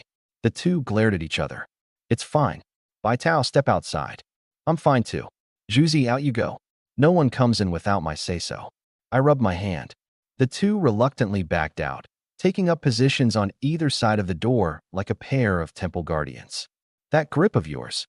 Whose general's daughter are you?" I said, shaking out my tingling hand. Sorry, I got carried away." She smiled sheepishly. Once we sat down, there were 1,000 things to say, but neither of us knew where to begin. "How long have you been here?" "Doing pretty well for yourself. Already running a restaurant." She spoke first. "Almost 2 months." "You?" I poured her a cup of tea. "Me too. Almost 2 months. Looks like we came over at the same time." "When you left, what day was it back home?" "April 1st, 2026, April Fool's Day." It was almost midnight, and I was pulling overtime at the office, digging through my bag for some candy when everything went black. Next thing I knew, I was here. My heart sank. Same. I'd worked 3 straight all-nighters and passed out on my keyboard in the middle of the night. Woke up here. Damn corporate slave drivers. Night? Damn corporate slave drivers. We sighed in unison. "Your family must be pretty well off, huh? Opening a big restaurant in just 2 months," she asked with a sly grin. "Huh. Brace yourself. This whole great Qin dynasty? It all belongs to my family." Yours truly is none other than the current fifth prince, Qin Hong. I lifted my chin. You? You're that good-for-nothing prince the whole capital's been laughing at. Her eyes went wide, her face full of amusement. What good for nothing? That was the old me. Now that I'm here, I'm a top-tier, premium quality prince. I explained, all worked up. And what about you? With strength like that, you from a military family? I am Miss Lu Qingxi. My father is Grand Secretary Lu Yuan of the cabinet. Lu Qingxi, the #1 beauty of the capital? I sized her up skeptically. She was decent-looking, sure, but #1 beauty seemed like a bit of a stretch. Obviously, I'm not showing my real face. I've got makeup on. I'll tell you, I don't even dare look in the mirror these days, afraid I'll faint from my own beauty. She cupped her cheeks with both hands. Back in the modern world, I'd blow every celebrity and influencer out of the water. Yeah, right. One of these days I'll show you what a real goddess looks like. Then it hit me. Lu Qingxi. So the original fifth prince stopped your carriage trying to get a look at you, got knocked out cold by a wine bottle to the head, and then I showed up. Exactly. The original Lu Qingxi got scared unconscious by you, and then I showed up. Something's off here. We both said it at the same time, then locked eyes. I frowned, pinching the bridge of my nose. There's got to be a reason we ended up here. We just don't know what it is. You think we got transported into a novel? Into a novel? Have you read this one? I only ever read fantasy stuff. I haven't read it either. Just throwing it out there. But if we really did get sucked into a novel, who's the original protagonist? We're not the doomed side characters, the second male and female leads, are we? Your name's Lu Qingxi, not Lu Ruyan. Oh, right? You don't have a fiancé, do you? Going by the usual tropes, the jilted fiancé is usually the male lead. Nope. I already looked into it. Clean background, no enemies, no grudges, and definitely no fiancé. You, on the other hand, you'd better not be fighting for the throne only to get killed off by the male lead in the end. I'm the good-for-nothing prince, remember? I don't have a shot at the throne anyway. If we really are in a novel and don't know what happens next, how are we supposed to get by? We don't even know who the male and female leads are. We looked at each other, both a little lost. But then I suddenly grinned. Here's the English translation. It doesn't matter whether we're in a novel. It doesn't matter who the male or female lead is. What matters is, we live as the heroes of our own story. Exactly. Who cares who the lead is? Since we're here, we're the leads. A toast to us. She raised her teacup. Cheers. To the leads. The two cups clinked, and we tipped our heads back and drank it all down, somehow making it feel downright heroic. I set my cup down. The universe is so vast, and people are so small. Some things can never be figured out. Stop right there. Every philosopher and scientist in the world can't explain it. And you think you can? She rolled her eyes. Like the old saying goes, we're already here, so just let it go. Enjoy yourself. After we're dead, the world can flood over for all I care. Fair enough.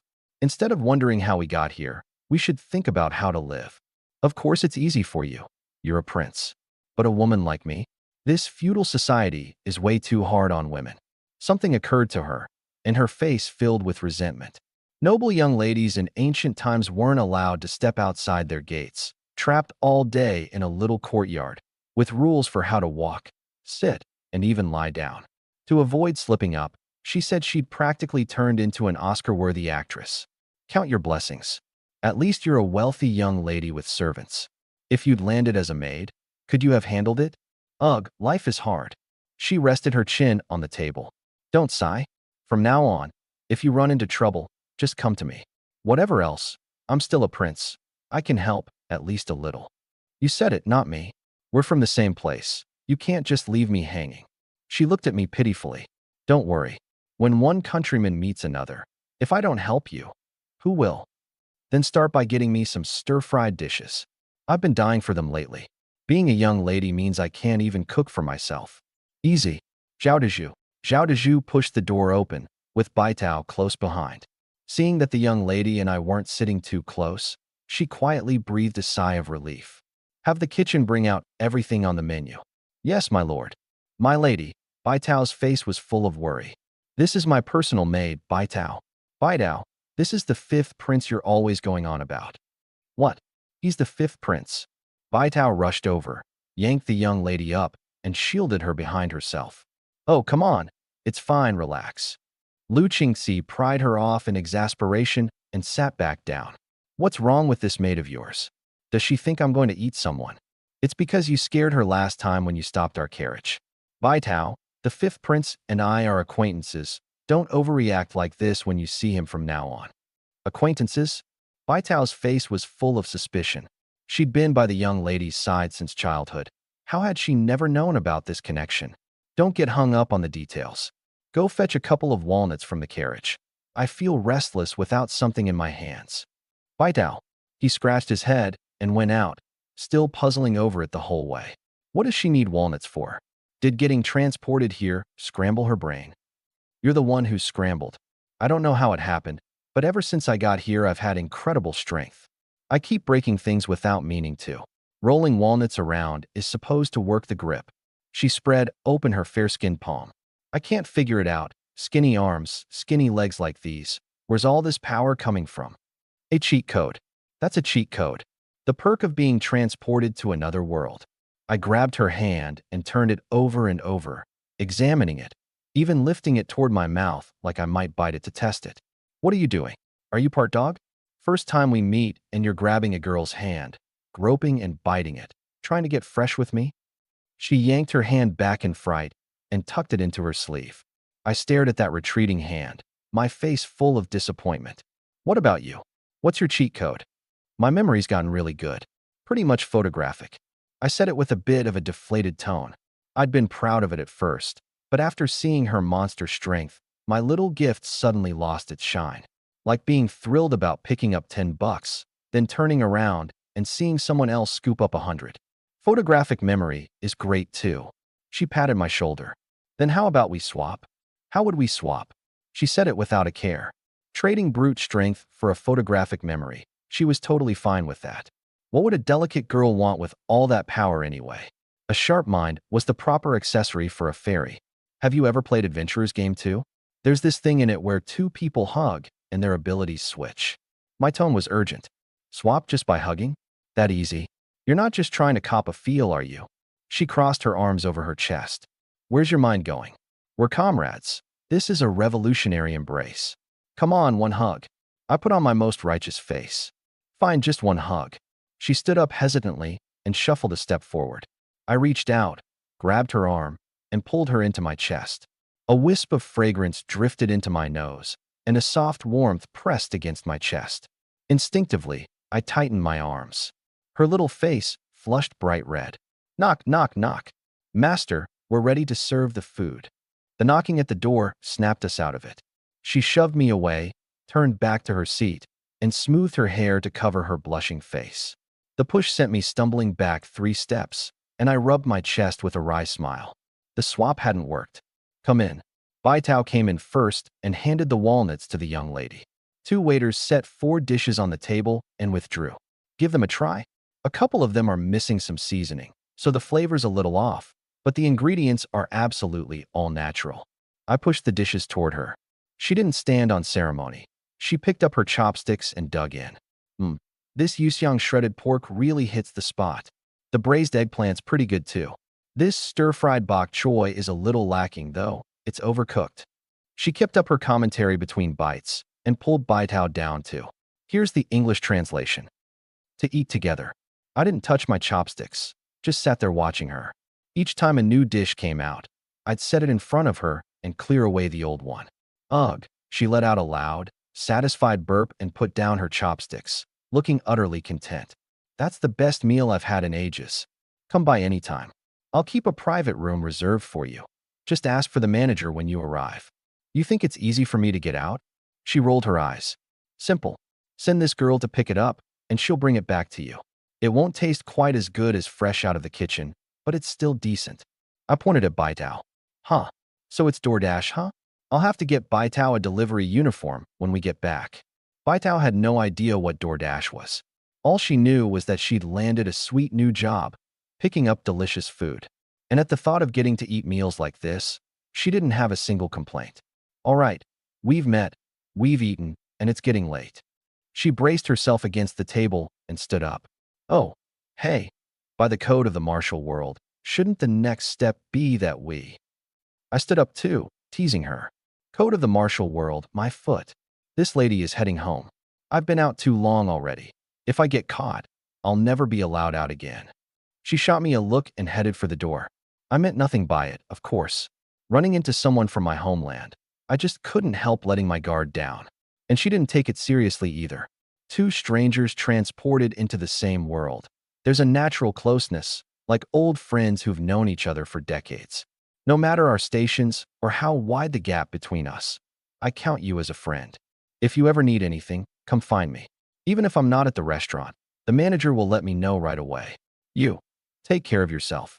I walked her to the carriage, held the shaft, and looked at her earnestly. Don't worry. I didn't watch Empresses in the Palace a dozen times for nothing. This lady's got plenty of tricks up her sleeve. She waved, then clenched her fist. Then her eyes reddened, and she said, just as earnestly, you, take care of yourself too. I smiled and nodded, letting go. Once in the carriage, Baidao finally asked the question she'd been holding in the whole way. Miss, are you really acquainted with the fifth prince? That time we blocked his carriage. You could say we're acquainted. I just didn't know he was the fifth prince before, and he didn't know who I was either. We only figured each other out today. If I'd known earlier, that whole incident wouldn't have happened. Lu Qingxi's tone was casual, but inwardly she thought, if it weren't for blocking that carriage, we never would have become acquainted at all. This fifth prince isn't anything like the rumors say. That restaurant's huge, and it was packed with customers on the very first day. And the most important thing, the food is actually amazing. Oh, a few dishes and you're already bought and sold. She toyed with her walnuts, teasing. That's not it. This servant just thinks the rumors really can't be trusted. Bai Tao protested quickly. Indeed, the fifth prince isn't the reckless. Text cuts off. Note, the passage ends mid-sentence with Bing Bushrutzak. The fifth prince isn't the reckless/careless. I've translated it as isn't the reckless. But if you can provide the complete sentence, I can finish it accurately. Package, she murmured softly, her eyes hazy and distant. Since ancient times, being an imperial prince had always been a high-risk position. Even if you had no ambition for the throne, you'd still get swept up in the storms of the succession struggle. One wrong move, and you'd be smashed to pieces. My friend, we both have to make it through this. Master, word came from the palace. They want you to come see His Majesty today after court is dismissed. Zhao Dezhu bent down and whispered in my ear. I pulled my gaze away from Lu Qingxi's departing carriage and frowned. The palace? They sent word all the way to our Dingxiang restaurant. Yes, the messenger didn't give his identity, just said he needed to see you, sir. He happened to run into me, recognized me, and passed along the message. I hadn't gone out of my way to advertise that Dingxiang restaurant was mine, but I hadn't exactly hidden it either. With so few people I could rely on, I had to handle everything myself. Given how tight a grip my father the emperor kept on the capital, figuring out I was the one behind it would have taken him no more than a word. There was still time. I turned and went back to the private room on the second floor. The leftover dishes had been cleared, the table wiped clean. Zhao Dezhu poured a cup of tea and stood waiting with his hands at his sides. As the excitement wore off, my mind gradually cooled. What did my father want with me? I thought it over carefully. I'd spent these past days busy with the restaurant. I hadn't thrown my weight around. All my supplies were bought fair and square. I hadn't cozied up to anyone powerful, and I certainly hadn't formed any factions. I couldn't figure it out, and there was no point trying. Send Zhou up. Zhou arrived quickly and bowed. What do you need, sir? When you settle the accounts, keep the numbers clean. Round down where you should, don't be stingy. Everyone did well this morning. Take a good rest at midday and keep going in the afternoon. Something's come up, so I have to leave first. Get the books in order tonight. I want to look them over tomorrow. Yes, sir. Understood. Go on then. I'll slip out without disturbing you. Going to the palace didn't scare me. A man who stands straight fears no crooked shadow. Only those with a guilty conscience go weak in the knees at the words, an audience with His Majesty. One by one, the midday diners settled their bills and left. I stood by the window, watching each satisfied face. Dingxiang restaurant was solid now. After a few waves of customers had gone, I slipped out the back door and boarded the carriage home. I freshened up a bit, changed into a fresh set of robes, and set off for the palace. The eunuch waiting at the palace gate bowed the moment he saw me and led the way. Clearly, he'd been given orders in advance. I was in no mood for chit-chat. As I passed officials leaving their posts, I simply gave a nod to those who bowed to me. Outside the imperial study, the eunuch went in to announce me while I waited at the foot of the steps. Before long, Pang Wanquan came out. "This servant greets your highness, the fifth prince." At ease, Chief Steward Pang. "Does my father have a moment?" I raised my arm slightly. His Majesty just finished reading the memorial from the Jiangxia circuit and is free now.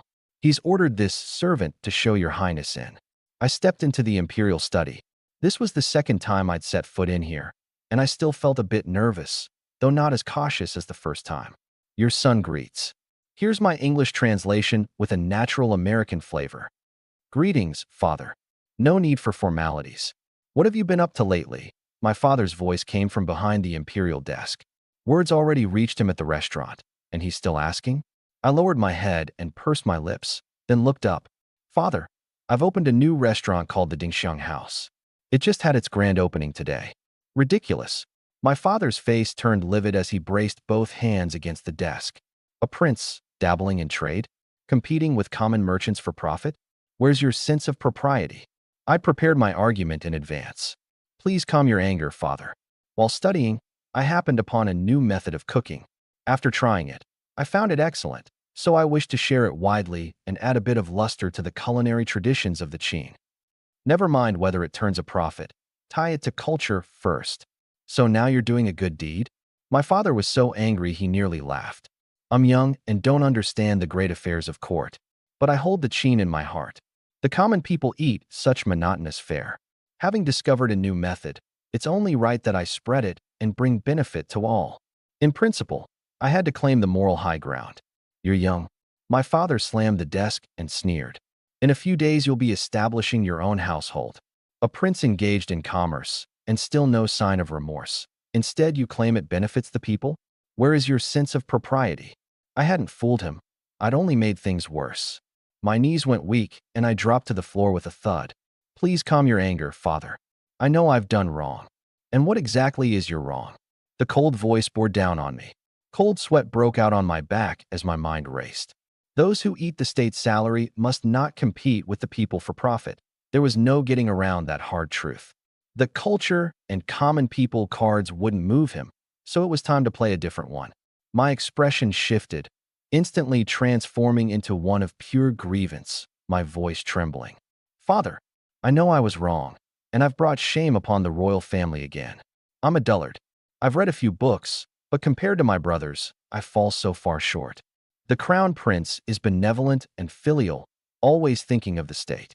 My second brother handles matters at the Ministry of Personnel with such steadiness that even the Grand Secretary praises his new system for evaluating officials. My third brother has achieved remarkable results at the Ministry of Revenue.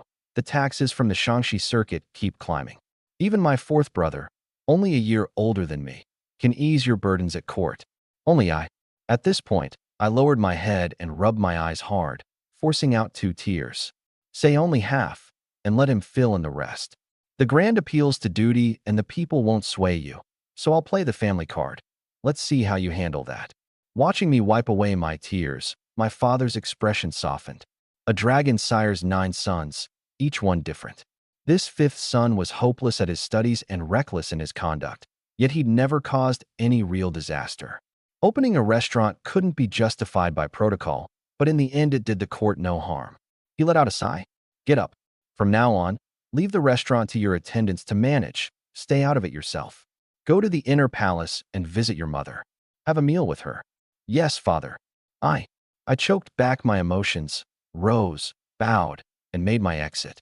The wind hit my sweat-soaked clothes, and a chill shot straight to my head. I shivered.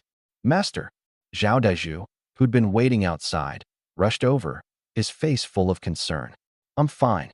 Let's go. We're going to see mother. I paused. Oh, right. Go find a few eunuchs and palace maids you're on good terms with, ones who want out of the palace. Write down their names, and I'll pass them along to mother. Once I have my own estate, they can come work for me. Familiar faces are easier to manage.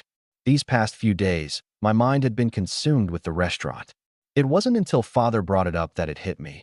In just a few days, it would be my coming-of-age birthday, and then I'd be leaving the palace to establish my own household. After that, any visit to the palace would require submitting a formal request and waiting for a reply. The palace staff were well-trained. Bring them back to the estate, and they'd get to work without any hassle. As for whether they were father's spies, I wasn't worried. In fact, the more the better. Let father see clearly that his fifth son is an honest, unambitious man. At most, he makes a little pocket money. After all, a man who's going to take 80 or 90 wives someday needs money to support the family, doesn't he? The thought sent a rush of warmth through me. Once I had my estate, choosing consorts would be next on the agenda. I didn't much care about the other prince's principal consorts. When we met, I'd just call them sister-in-law and be done with it. The crown prince's consort, whose father Huang Lizzie was a fifth-rank censor, was an upright man who often impeached officials for misconduct in court. Rather than helping the crown prince, he'd become a liability. Luckily, the consort had borne an imperial grandson early on, which secured her position. The second prince's consort's father, Zhao Yuding, was a Hanlin vice minister, the top scholar of father's first imperial examination and a trusted senior official. That system of official evaluations my second brother championed? Most of it probably came from Zhao Yuding's hand. My brother just delivered it as his own. My third brother, meanwhile, had his sights locked on the daughter of Grand Secretary Lu Yuan, Lu Qingzi. Marry her, add the backing of the Shui family of the loyal prince's estate, and his network of allies would spread wide enough to pressure the Eastern Palace itself. Anyone who showed interest in Lu Qingzi was bound to face his suppression.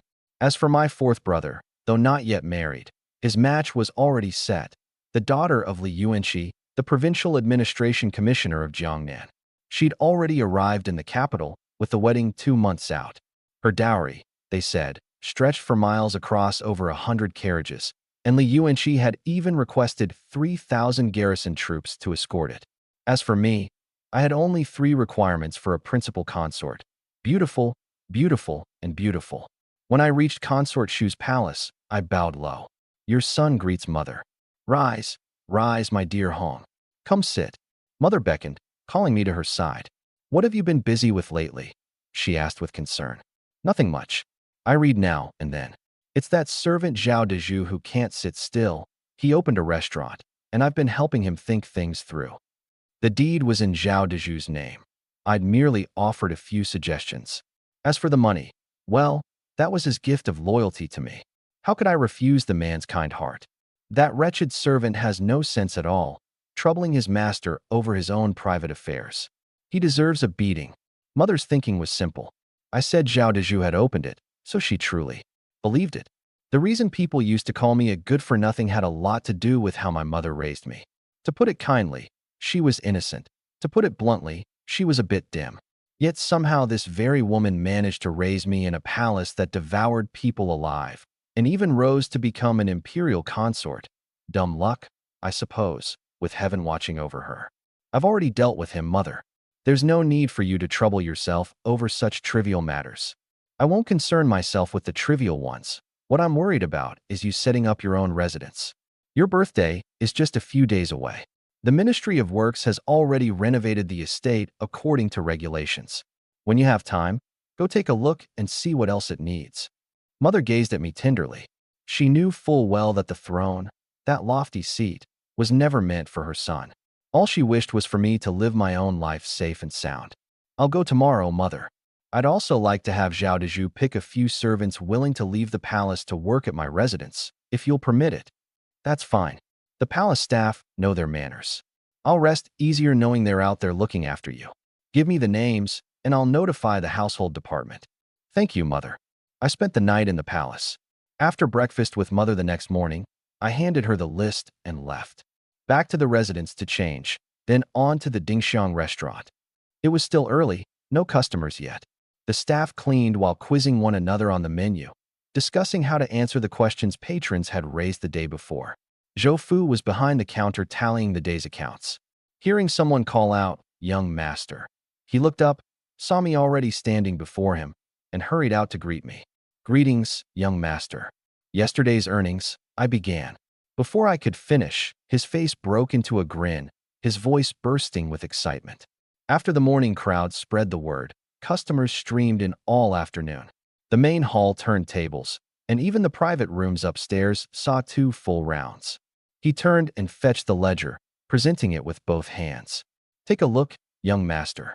Even on the first day, sales topped 1,000 taels. My heart skipped a beat. The prices weren't cheap, and I'd expected good business, but I never imagined we'd break 1,000 taels on opening day. After costs, the net profit had to be at least 50%. I flipped through the tallies, table by table, a smile tugging at my lips. Excellent. Tell everyone to keep it up.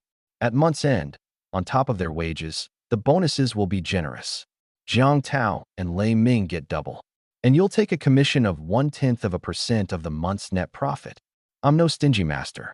When I make money, no one who follows me stays poor. 0.1% might sound like little, but Zhou Fu did the math clearly. At this rate, within a year he could buy a house right here in the capital. He was so overcome, he nearly knocked his head against the floor. Thank you, young master. I'll serve you with all my heart. He looked up and called out loudly. Listen up, everyone. The young master has rewards for us. Bonuses at month's end based on performance, and double for both head chefs. Thank you, young master. We'll treat every customer like our own father. Serve them the same way. Ha! The whole room was fired up. I waved them off with a smile, letting everyone get back to work, then turned to Zhou Fu, my expression turning serious. Now that the pay's gone up, the work has to match it. Keep a close eye on the ingredients. Nobody takes kickbacks. Nobody helps suppliers unload rotten fish or spoiled shrimp. We charge premium prices, so the ingredients have to be fresh. A little more expensive is fine. Don't worry, sir. I picked those 2 buyers myself, sharp lads, both of them. Anything goes wrong, I'll break their legs personally. Your income is tied directly to the restaurant's revenue. The better business does, the more you earn. You understand how that works. And one more thing. The day any competitor starts serving the same dishes we do, tell me immediately. Should I keep an eye on the 2 head chefs? No need. Stir-frying isn't hard. It's just that nobody had cracked it open before. Any owner could bring his cook here for one meal, go home, and figure it out. What we need to do is guarantee fresh ingredients, top-notch service, and constant innovation. I want people to think of stir-fry and immediately think of Dingxiang Tower. All those copycats will forever be trailing behind us. Understood, sir. The moment any restaurant in the capital makes a move, I'll report to you first thing. Go on then. I'll be moving into my own residence in a few days. Lots to do, so I won't be around much. When you get a chance, have Zhao Daiju take you over so you know the way. Having settled things, I took Zhao Daiju and hurried off to the prince's residence. The estate sat along the inner ring, surrounded by the mansions of nobles and dignitaries. It was standard for a prince, 3 courtyards deep, roughly 2,000 square meters, complete with a garden and covered walkways, just a bit on the smaller side. The place was already in order, furniture and furnishings all in place. All it lacked were servants and maids. That was on me to arrange. The Ministry of Works and the Imperial Clan Court didn't handle such things. I walked through the residence and was quite pleased. Smaller than the house I currently lived in, sure, but this was genuinely mine. Not a gift from anyone, a property granted by my father, the emperor. Living here felt solid. If I were ever made a king down the road, I'd move to a residence befitting that rank. If not, this would be my home for life. Over the next few days, I obediently followed the decree and stopped going to the restaurant in person, sending Zhao Daiju each day to bring back the previous day's ledgers and earnings. The rest of my time I spent reading, training my body, and reading some more. A dozen or so days slipped by, and my birthday finally arrived. In the small hours, Zhao Daiju woke me early to change into my princely court robes. The fabric was golden yellow, embroidered front and back on each shoulder with 4 coiled azure dragons, marking me as a prince. The crown prince wore 4 golden dragons instead, the mark of the rightful heir. In the carriage, I nibbled on some pastries. I'd attended morning court before, but only ever as an observer at grand ceremonies, there to listen, never to speak. One misspoken word and a censor would impeach me right there in the hall for not understanding propriety. At the palace gates, I got out of the carriage, straightened my court robes, and first paid my respects to my grandfather, Zhao Huai, the Vice Minister of Rights. He was a muddle-headed little old man who looked like he hadn't quite woken up. No wonder he'd raised a daughter with a temperament like my mother's. Qin Hong greets you, grandfather. HM. Oh, greetings to His Highness, the fifth prince. Startled awake, he recognized me and hastily bowed in return.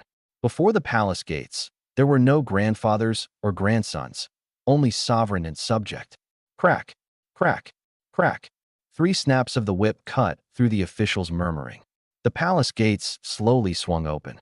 Officials of every rank scrambled back into place and filed in one after another.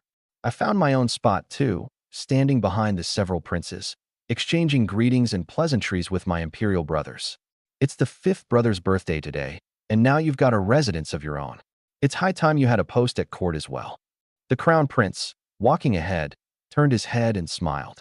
In a few days, us brothers should gather at your place. Warm the house for you. Make it lively. The crown prince is right.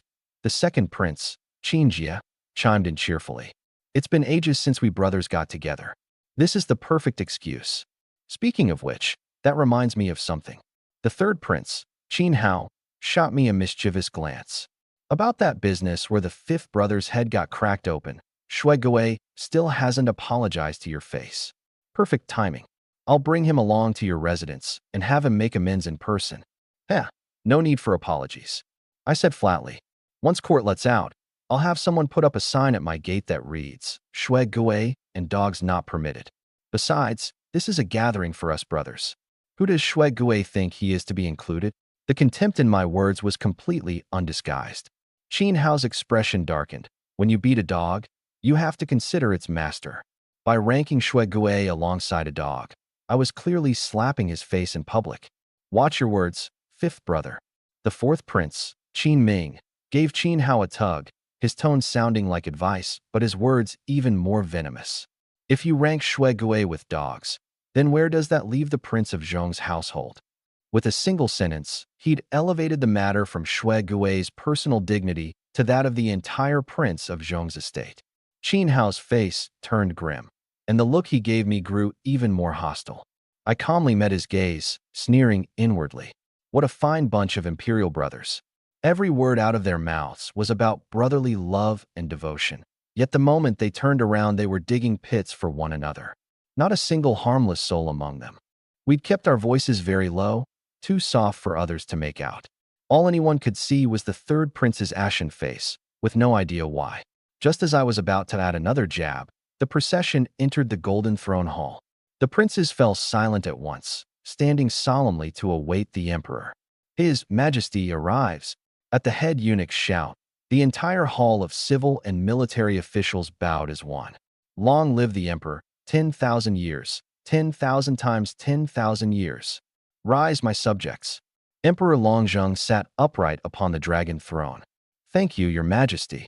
The officials rose, and the morning court proceeded as usual.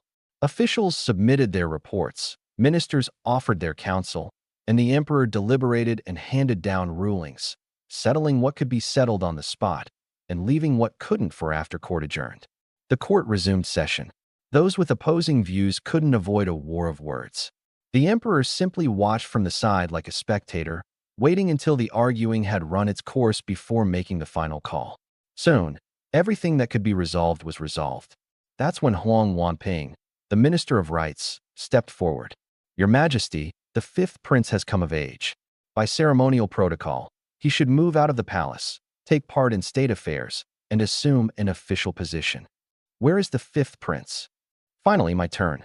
I perked up, stepped forward briskly, and bowed. Father, rise. Did you hear what Minister Huang said clearly? I did, Father. I am willing to share your burdens and devote myself to the empire of Great Qin. Good.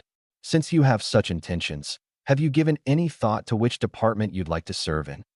With the major matters settled, Longzheng had relaxed too, and his tone wasn't stern. As for the appointment, I'd been planning it for a while. My goal was to be a carefree prince, make a little money on the side, and marry a few wives. The ordinary departments didn't suit me. After much deliberation, the capital prefecture became my top choice. I dealt with Prefect Liu Xiaohua a few times, He was decent both as a man and as an official, and he was willing to cut me some slack. More importantly, I plan to do business in the capital someday, and the status of a capital prefecture official would often prove far more useful than the title of prince. I dressed up my words a little and spoke. Father, though I have come of age, I am unfamiliar with civil administration and state affairs. To rashly enter any of the ministries might cause trouble for the ministers and hinder official duties. Therefore, I would like to serve in the capital prefecture. First, it would let me interact with the common people and understand their circumstances. Second, I hope to create a stable living environment for the citizens of the capital and the officials of the court. I ask for your approval, Father. Over in the ranks of the civil officials, Liu Xiaohua's eyes widened a fraction. Inwardly, he was probably cursing me up and down. Joining the ministries counts as causing trouble, but joining his capital prefecture doesn't? The capital prefecture governs the 7 districts of the capital and the 4 surrounding counties. The messes that crop up here are no smaller than those in any ministry. Did this 5th prince have any idea what the capital prefecture actually dealt with day to day? He wanted to refuse, but he feared the emperor might read too much into it. My son wants to work in your office, and you actually object? Do you look down on my son, or do you look down on me? Liu Xiaohua wore a pained expression, glanced at me. His lips moved slightly, but in the end he said nothing. That you would think of understanding the people's livelihood gladdens my heart. Minister Liu, do you agree to have the 5th prince serve in your capital prefecture? Longzheng had originally intended to slot me into the leisurely Ministry of Rights, where my maternal grandfather Zhao Huai could keep an eye on me and nothing too disastrous would happen. Now that I'd volunteered myself, he was unwilling to dampen my spirits. Liu Xiaohua hurriedly stepped forward and bowed. Your Majesty, that the 5th prince is willing to come to the capital prefecture and personally attend to mundane affairs fills me with trepidation. It's only that the affairs of the capital prefecture are complex and tedious, mostly trivial matters among the common folk. His Highness is of noble station, and his conduct naturally follows royal standards. There may be improprieties, and I wouldn't know how to properly advise against them. I cursed under my breath. This old man, I haven't even taken the post yet, and he's already dodging responsibility and shifting the blame. Humph, say whatever you want. I'm going to that capital prefecture no matter what. Your Majesty, I said, bowing low. Your son is well aware that the affairs of the capital prefecture are numerous and demanding. Since I volunteered to go, I shall set aside my status as a prince and stand as an equal among the office's staff. I'll follow all of the prefect's instructions, never presume upon my rank to act recklessly, and never make things difficult for my superiors. Minister Liu, what do you think? Longzheng was thoroughly pleased. This son of his was finally showing signs of wanting to do real work. Since your Highness puts it that way, this humble official will await you at the prefectural office. A prince holding office carries no official rank. In all matters, he defers to the presiding official. If things go well, everyone's happy. If they go poorly, no one lays blame. It just means the assignments that follow won't be of much consequence. After court adjourned, I caught up to Liu Xiaohua with a grin and fell into step beside him as we walked toward the palace gates. Minister Liu, from now on I'll be working under you. I hope you'll look out for me. I clasped my hands, all smiles. Your Highness gracing us is an honor for the capital prefecture. This humble official will do his utmost. The words carried honor on the surface, but inwardly he was surely groaning. Come now, what business could I possibly have? Of all the ministries at court, you're the only one I've ever dealt with. I just figured I'd come rest in the shade of your great tree. I've dealt with you before, so now you come to bury me? That's what he thought, but what he said was, I'm just a lowly prefect, hardly a great tree, a sapling at best. I couldn't shield your Highness from wind or rain. Minister Liu, there's no need for such modesty. In my eyes, you handle your duties with real diligence. In the eyes of the people, you're a genuinely good official. When you overhauled the garrison offices the other day, not a soul in the capital didn't cheer. Besides, once I'm at the capital prefecture, I'll work in earnest and never cause you any trouble. With things said that plainly, Liu Xiaohua could only give a wry smile and nod. Today's the day my residence is officially opened. There's a great deal to see to, so I'm afraid I won't make it to the office. Not at all. Today is a momentous occasion for your Highness.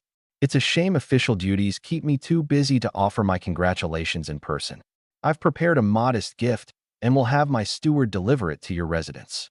His face was full of contrition, as though not attending personally were some grave sin. "Please, no, don't send any gift." I waved him off. I have no power or influence at court and no dealings with the other officials. If you were the only one to send a gift, it wouldn't just be awkward for me. People would talk about you too. Just look out for me at the office. That'll be the greatest gift you could give. Exchanging gifts is simply the way of the world, back and forth, and a friendship takes shape. But all I want is to be a carefree prince, with no interest in courting court officials. My enterprise is only just getting off the ground, and my mind isn't set on the court. If I associate too closely with officials, my imperial brothers will inevitably grow suspicious, which could work against me. Liu Xiaohua was worried about the same thing. If no one else sent a gift and he alone did, what would that look like? Currying favor with a prince? Or slapping everyone else in the face? Seeing that I truly wouldn't accept it, he breathed a sigh of relief. "Since your highness has no interest, I won't press the matter. When you come to the capital prefecture, so long as you handle things by the book, I won't impose any extra restraints on you." We said our goodbyes outside the palace gates. I promised to report for duty once things at the residence were in order, and he nodded in agreement. We each boarded our carriages. He headed to the office, and I returned home. There were no other servants in the fifth prince's residence, only the 10 eunuchs and palace maids that Zhao Daiju had handpicked days earlier, all of whom had volunteered to leave the palace. The imperial household department gave us no trouble. Consort Shu submitted the list, and it was approved right away. My grandfather, Zhao Huai, had wanted to give me both my old estate and its servants, but I declined. It wasn't that I didn't want to be close to the Zhao family. Given my status, no one would have said a word if I'd accepted an estate from my grandfather. It's just that I knew I carried no weight at court or in my father's heart, and couldn't do anything to help the Zhao family. Taking their estate on top of everything would have looked bad. The residence's gatekeeper was an old eunuch in his 50s named Wang Jin. Back when Zhao Dezhu first entered the palace, it was Wang Jin who had shown him the ropes and looked after him. The moment Zhao Dezhu explained why he'd come, Wang Jin agreed. Seeing his age, I assigned him to watch the gate. Few people ever came by, so the work was easy. For now, I was the only master in the residence. The palace maids and eunuchs had all been rigorously trained and went about their duties dutifully, so I had nothing to worry about. When I got home, my stomach was growling with hunger, and I quickly told the kitchen to prepare a meal. 2 aunties worked the stove, both in their 30s. Palace maids of that age who hadn't risen to become female officials, yet couldn't leave the palace either, lived a bitter life. So when Zhao Dezhu asked, they both agreed at once. As soon as they arrived, I sent them to the Dingxiang restaurant to learn stir-frying from Jiang Tao and Lei Ming. Before long, a plate of scrambled eggs, a plate of stir-fried pork with peppers, and a big bowl of rice were brought out. I nodded as I ate. The 2 aunties had learned diligently. Both dishes looked, smelled, and tasted wonderful. By rights, since today was both the opening of my residence and my birthday, a dignified 5th prince shouldn't have to celebrate in such shabby fashion. But I held little weight in my father's heart, and my birthday was simply handed off to the court of the imperial clan for a slapdash affair. Consort Shu, simple-hearted as she was, sent only 1,000 taels in banknotes. My grandfather Zhao Huai had wanted to make a fuss over it, but I turned him down, and he too sent 1,000 taels. My imperial brothers, each with their own agendas, certainly wouldn't come to show me any support. All these reasons together added up to today's shabby scene. I set down my bowl and chopsticks and gave my full belly a satisfied rub. None of this bothered me in the slightest. The Dingxiang restaurant was now clearing 1,000 taels in profit a day, raking in money hand over fist. It was time to move my next plan onto the agenda. Even with the change of residence, my daily routine stayed the same. Every morning I got up early and ran a few laps around the grounds. Rise early, get to work. The palace maids and eunuchs would drop whatever they were doing the moment they saw me, bowing deeply. I'd told them long ago that there was no need for such formality in my residence, but it seemed almost instinctive. Even when I wasn't looking, the instant I came into view, they scrambled to pay their respects. They walked and spoke softly during the day too, leaving the whole residence eerily quiet. After a few days of settling in, everyone had been assigned their duties. I decided I'd report to the capital prefecture today. Once I'd finished breakfast, the carriage carried me to the office. The capital prefecture was already bustling in the early morning, clerks coming and going, busy but orderly. Liu Xiaohua must have given instructions ahead of time, because the moment the guards at the gate saw me, they hurried to usher me in. I entered his office to find several documents already stacked on his desk. Lord Liu, I've come to report for duty. My apologies for arriving a few days late. Please, you're too kind. Your Highness holds a noble station. You mustn't refer to yourself so humbly. Besides, a new residence brings many matters to attend to. A few days' delay is nothing at all. He rose quickly from behind his desk and gestured for me to sit. Since your Highness has come to take up a post, what sort of work did you have in mind? Liu Xiaohua was clearly at a loss over how to place me. Give me anything weighty, and he feared I'd botch it and draw the Emperor's displeasure. Assign me some idle task, and he worried I'd feel slighted. So he simply asked outright, do whatever you like, and if something goes wrong, that's on you. In the Golden Hall, I said I wished to understand the lives of the common people. And to do that, I naturally have to go among them, I said. Why don't you assign me to street patrol, Lord Liu? How does that sound? What? That won't do at all. Your Highness is of noble birth. How could you take on the duties of a lowly clerk? He was startled. He'd imagined all sorts of tasks I might want, but street patrol, that grueling, thankless job, had never once crossed his mind. As I also said in the Golden Hall, I intend to set aside my status as a prince and stand shoulder to shoulder with my colleagues. If the prefecture's minor clerks can do it, why can't I? I'd already made up my mind about what I wanted from this position. Street patrol. First, it meant I wouldn't be trapped in the office all day reviewing documents. Second, even if I slacked off, Liu Xiaohua couldn't very well say anything about it. Third, it would give me plenty of time to handle my own affairs. Plenty of upsides. As for how others might view a prince walking the streets on patrol, I couldn't have cared less. Who would even call it patrolling? This was a royal son immersing himself among the people and witnessing their hardships firsthand. Who would dare mock that? Seeing how firmly I'd made up my mind, Liu Xiaohua had no choice. He summoned his aide, had him fetch a capital prefecture waist token to hand me, and instructed him to assign 2 sharp guards to assist me. I took the token and hung it at my waist. That made it official. I was now a member of the capital prefecture. As for a uniform, he didn't mention it, and I didn't ask. After all, you could hardly send a prince out into the streets wearing a robe with a giant office character stamped across the chest. Hey Xiao, it's been a while. We're colleagues now. I hope you'll look after me. The clerk who processed my waist token turned out to be an old acquaintance, Clerk Xiao. It seemed he'd earned quite a bit of trust working under Liu Xiaohua. You honor me, Your Highness. Whatever you need, just say the word, and I'll see it done. Xiao bowed low, visibly nervous. Lord Liu said he'd assign me 2 constables. You know this office better than anyone, so I'll leave the picks to you. I want them sharp, obedient, and tight-lipped. Men who know the capital well. A little skill in martial arts wouldn't hurt either. Clerk Xiao gave a bitter smile and sighed. Anyone who checked all those boxes would be the cream of the crop among the constables. And what sort of men were the capital's constables, exactly? Most were street thugs, gang members, or servants borrowed from some noble household, if not old soldiers discharged from the army who'd pulled the right strings. Every one of them lorded over his own turf, bullying the weak and cowering before the strong. Finding 2 among that lot to attend a prince was like lighting a lamp in an outhouse, hunting for crap. But an order from a prince had to be carried out, however difficult. Xiao stepped out for a moment and returned with 2 men. One older, one younger, both in official uniform, each with an arm-length baton hanging at the waist. Your Highness, this one's called Huang Biao, army veteran. He's missing a finger, but his skills are still solid. And this is Song Bao. 3 generations of his family have served as clerks in the capital magistrate's office, and he just took over his father's post.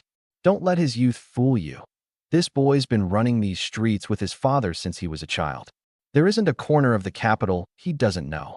At your service, Your Highness. At your service, Your Highness. Both men already knew what they'd been called for, and after the introductions, they bowed hastily. No need for formalities. From now on we're colleagues. All this stiffness won't do.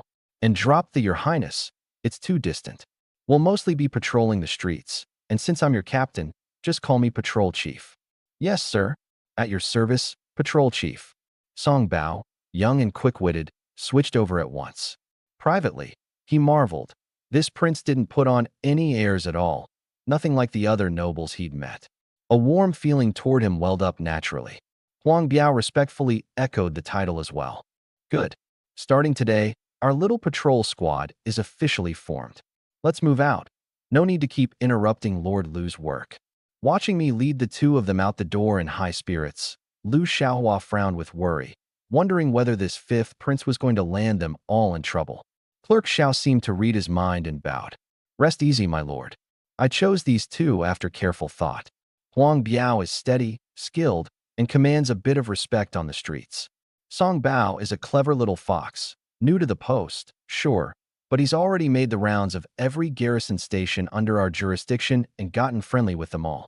They call him the living map of the capital. As long as the fifth prince doesn't go looking for trouble himself, I doubt anything serious will come of it. Huh, let's hope so. Lu Xiaohua let out a heavy sigh.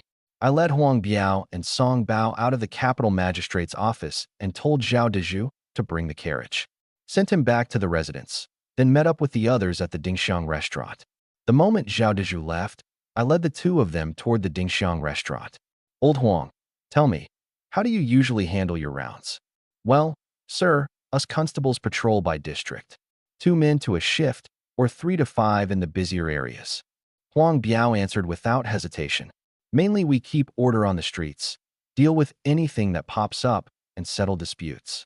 By district, I stopped and turned to look at them. So which district do we belong to? The two exchanged a glance, and neither could say a word. The air went dead silent. They just stared at me, and it got so awkward I had to force out a chuckle. That old Lu, he really can't be trusted to do anything right. I waved a hand. But then again, a subordinate can't rely on his superiors for every little thing. Since the prefect never assigned us a district, well, then the whole capital is our district. Little did I know, patrol assignments were actually handled by the individual garrison stations, and Lu Xiaohua couldn't care less about petty matters like this. It was like walking into the highest government office in the provincial capital, getting handed a job sweeping the streets, and expecting anyone to bother telling you which street to sweep. Huh? The whole capital?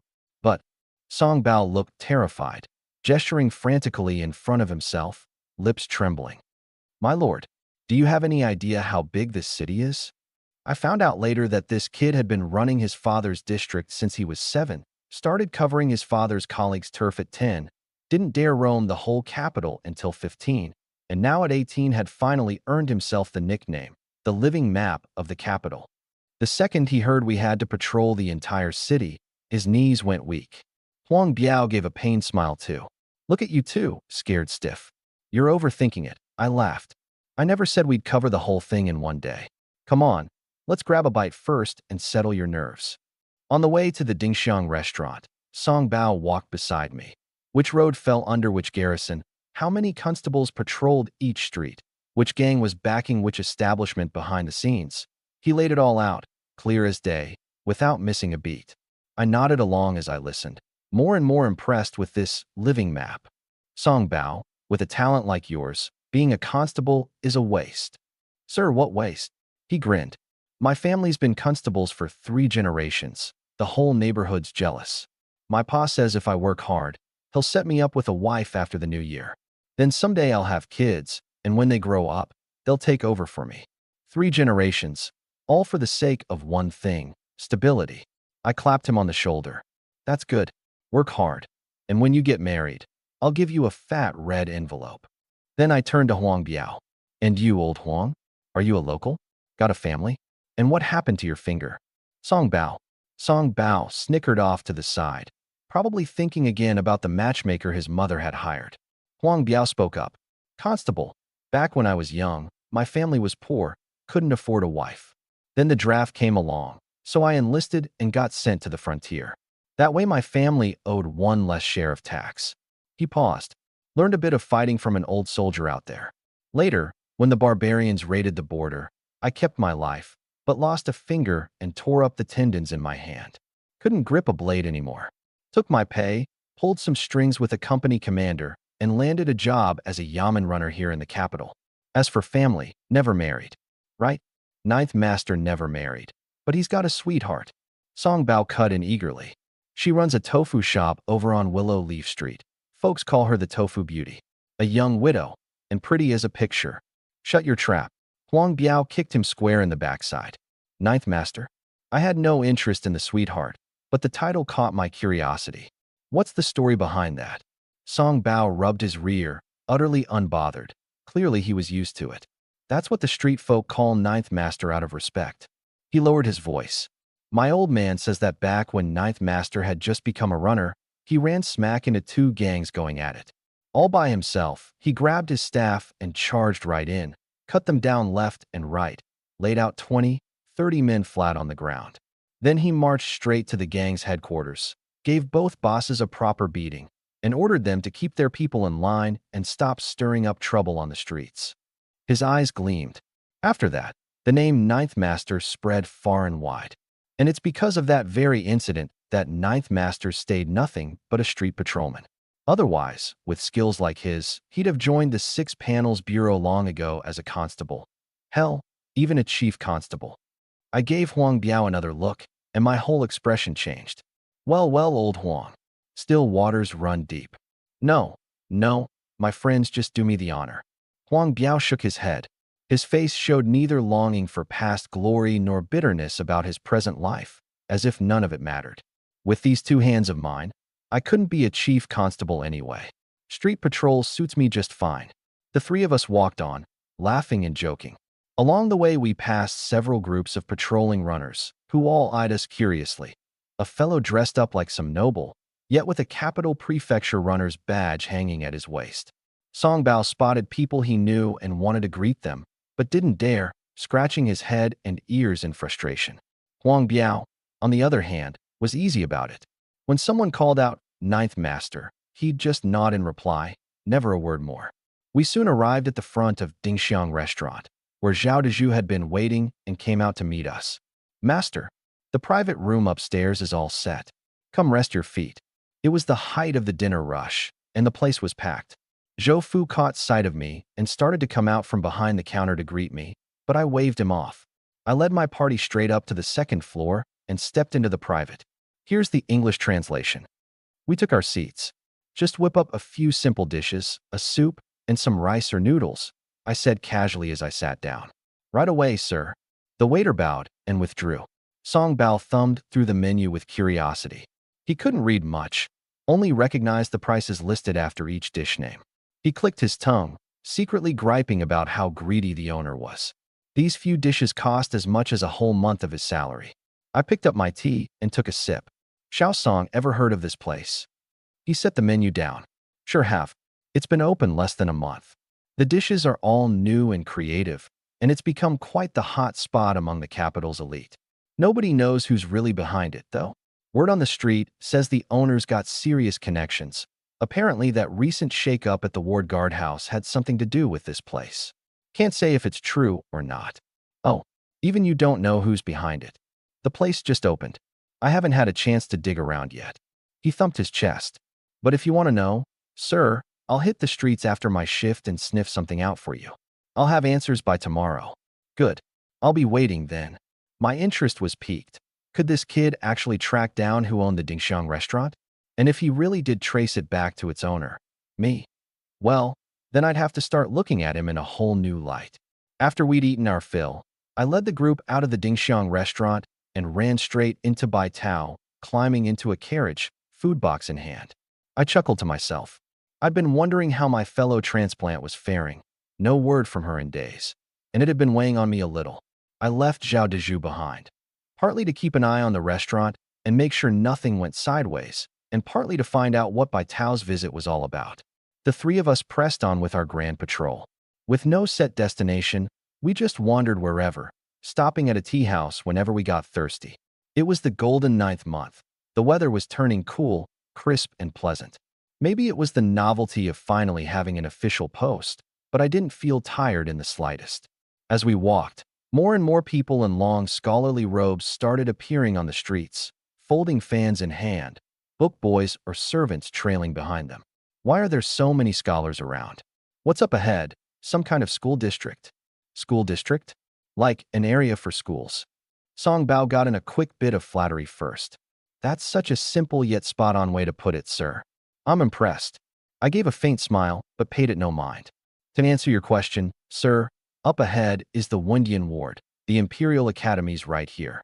These scholars you see are mostly Jiren who've just arrived in the capital to prep for next spring's civil examinations. He sighed. Every 3 years these Jiren pour into the city, and they cause the prefecture office no end of headaches. Can't afford to offend them, but they're a nightmare to manage. Oh, do they bully the common folk? No, nothing like that. These people guard their reputations like their lives. They'd never stoop to bullying commoners. Song Bao shook his head. But they love holding literary gatherings and debating politics. One wrong word and things heat up fast. Next thing you know, they're throwing punches. Let me know if you'd like me to adjust the tone, keep certain terms in pinyin versus translating them, or continue with more text. Here's the English translation. People went up to talk them down. Some of them even beat the constables, and the officers weren't allowed to fight back. They just had to swallow their teeth along with their blood. When it got reported to the higher-ups, nothing ever came of it. I nodded, understanding completely. These scholars were basically officials in waiting, and unranked constables had no authority over them. For the sake of their reputation, they might refrain from bullying common folk, but a mere constable or clerk, they didn't give them a second thought. Given the protagonist's fate, I figured a clash with these literati was probably unavoidable down the road. To save myself the trouble, I asked, among the scholars who came to the capital this year, who's got the biggest reputation? If I can't afford to provoke them, can I at least avoid them? The capital's big enough. I'll just steer clear of you. The most famous are Qi Yuanshan from the Jiangxia Circuit and Zhang Wenju from the Hunan Circuit, Song Bao rattled off. They've only been in the capital about half a month, but their essays and poems have already spread among all the scholars. Word is that even the Vice Minister of Personnel praised Qi Yuanshan's poetry for its rigorous style and lofty vision. And Zhang Wenju's policy essays are being called a blueprint for governing the nation. Supposedly, they've even landed on the emperor's desk. Whether that's true or not, who knows? I never pry into court affairs, and as for palace matters, I dodge them whenever I can. Where do these scholars usually like to gather? Yalan Gathering, Qingshui Courtyard, and Defong Tea House. 3 place names I'd never heard of came right out of him. Great, I nodded. Then let's stay far away from those spots. I'd already marked all 3 as off-limits. Absolutely not going. Huh. Song Bao was stunned. He'd assumed I wanted to join the crowd, not avoid it entirely. Huang Biao looked just as puzzled. By all logic, the princes love to court these up-and-coming officials. If a favored scholar passed the imperial exams, that meant another ally at court, and even if they failed, a talented one could still be kept on as an advisor. But I was doing the exact opposite, not touching a single one of them, completely against how the other princes operated. Nothing. Come on, take me somewhere fun. I ignored their bewilderment and hurried Song Bao to get moving. But things never go the way you want. Just as I turned to head in a different direction, a mocking voice came from behind me. Well, who do we have here? If it isn't His Highness the 5th Prince. Quick, everyone, make way for the 5th Prince. Better watch out, or he'll haul you off to the capital magistrate. Ha ha. I turned around. A young dandy in his early 20s stood there fanning himself with a folding fan, loudly telling the people beside him to step aside. He was surrounded by a ring of scholarly robes, and Fan Wenkai was among them. I recognized him at once, Shui Gui, the very reason I got dragged into this world in the first place. From his words and Fan Wenkai's presence, I could tell that word of my trip to the capital magistrate had already gotten around. I just didn't know whether Fan Wenkai had also let slip about that 10,000 taels. They made way as one. The students' eyes were full of mockery as they stood on that narrow path, barely wide enough for one person to pass. I sneered inwardly. The situation couldn't be clearer. The 3rd prince wasn't about to let go of these scholars flooding into the capital, a fat prize, as far as he was concerned. Since it wouldn't do for him to step in personally, he'd sent his #1 lackey, Shui Gui. And now that Shui Gui had run into me, the good-for-nothing 5th prince, He naturally had to swagger up and make a show of himself, just so all those scholars behind him could see that not every prince was worth backing. I don't go looking for trouble, but I've never run from it either. I'm a prince, for God's sake. Was I really going to let some duke's brat push me around, again and again? I was no longer the useless Chin Hong I'd once been. I took 2 steps forward and spoke with a cheerful grin. Shui Gui, I know you. Fan Wenkai, I know you too. I pointed first at Shui Gui, then at Fan Wenkai. But these people here, who exactly are they? Shui Gui was visibly stunned. This was the last reaction he'd expected. By all rights, I should have been flying into a rage, charging up to argue with him, maybe even throwing a punch. And if I dared to strike first, he'd gladly strike back. Last time he'd split my head open and gotten nothing worse than a few days' confinement and a scolding from the Grand Empress. As long as the Empress Dowager kept doting on him, he wouldn't give a damn about a worthless prince like me. But my reaction now left him completely thrown. Seeing that Shui Gui had gone quiet, one of the scholars behind him stepped forward. Greetings, Your Highness. We are scholars who have come from various provinces to sit for next spring's imperial examination. Oh, scholars from out of town. I looked him up and down. You think throwing on a scholar's robe makes you a scholar? You say you've come for the spring exam, so that just makes it true. My face darkened, and my voice suddenly rose. Everyone, off to the side. This is a street inspection. Produce your identification and travel permits. I barked the order, gripping my badge in my hand and thrusting it forward. Pushing past Shui Gui, I began shoving the scholars behind him toward the side of the road, one by one. Seeing me make my move, Song Bao and Huang Biao hurried forward. They weren't as rough as I'd been, but they were far from gentle either. Fifth Prince, what is the meaning of this? We are scholars on our way to the imperial examination. We hold the rank of provincial graduate. What right do you have to search us? How dare you? I am a licensed graduate. I'll report you to the capital magistrate's office. But it's like the old saying goes, a scholar arguing with a soldier can never get his point across. Right now, Song Bao and Huang Biao couldn't care less whether these men were scholars or graduates. They leveled their batons and herded the crowd to the roadside. After all, with me out front taking the heat, they were merely following orders. Every one of the scholars flushed red with fury. Back in the provinces, they were degree-holding graduates. They didn't have to kneel before officials, and the local constables bowed and scraped at the mere sight of them. Once they reached the capital, that status let them flout most of the law with impunity. But what they never could have imagined was that today they'd run straight into me, a prince of noble blood, holding the badge of the capital magistrate's office in my hand. And a prince's bloodline combined with the government's authority to enforce the law, their little scholar status wasn't worth a damn. Chin Hong, what are you doing? Shui Gui finally snapped out of it and shouted at me, beside himself with rage. Young Master Shui, why don't you tell me what I'm doing? I looked at him with a smile, though my eyes were ice cold. I'm carrying out official duties. Song Bao, tell young Master Shui whether we constables have the authority to stop and question suspicious individuals while patrolling the streets. Yes, patrol captain. When constables patrol the streets, we have the authority to question suspicious individuals. Suspicious individuals? Where are these so-called suspicious individuals? Shui Gui shoved Song Bao aside and planted himself in front of me. I can vouch for them. They're all scholars here for the spring examinations. You'll vouch for them? I shoved him aside. Your word isn't worth spit in front of me, a prince. Get out of the way. Block me again, and I'll haul you into the magistrate's office and charge you with obstructing justice. I sneered inwardly, please. Didn't you mock me for only knowing how to run to the magistrate? You think that's my only trick? You think I studied the Great Qin legal code for nothing? I walked up to Fan Wenkai and gave a little smirk. Young Master Fan, yes, I recognize you. No need to verify your identity. So get out of the way. My cold bark made Fan Wenkai flinch, and he scrambled to the side. Shui Gui shot him a vicious glare. Fan Wenkai groaned inwardly. Last time, for getting in my way, he'd been swindled out of 10,000 taels. Not only did he get chewed out at home, but his monthly allowance got cut in half too. If he got fleeced again this time, his father would break his legs. Chin Hong, don't push your luck. Think carefully about what happens if you cross the third prince. Shui Gui said darkly from behind me.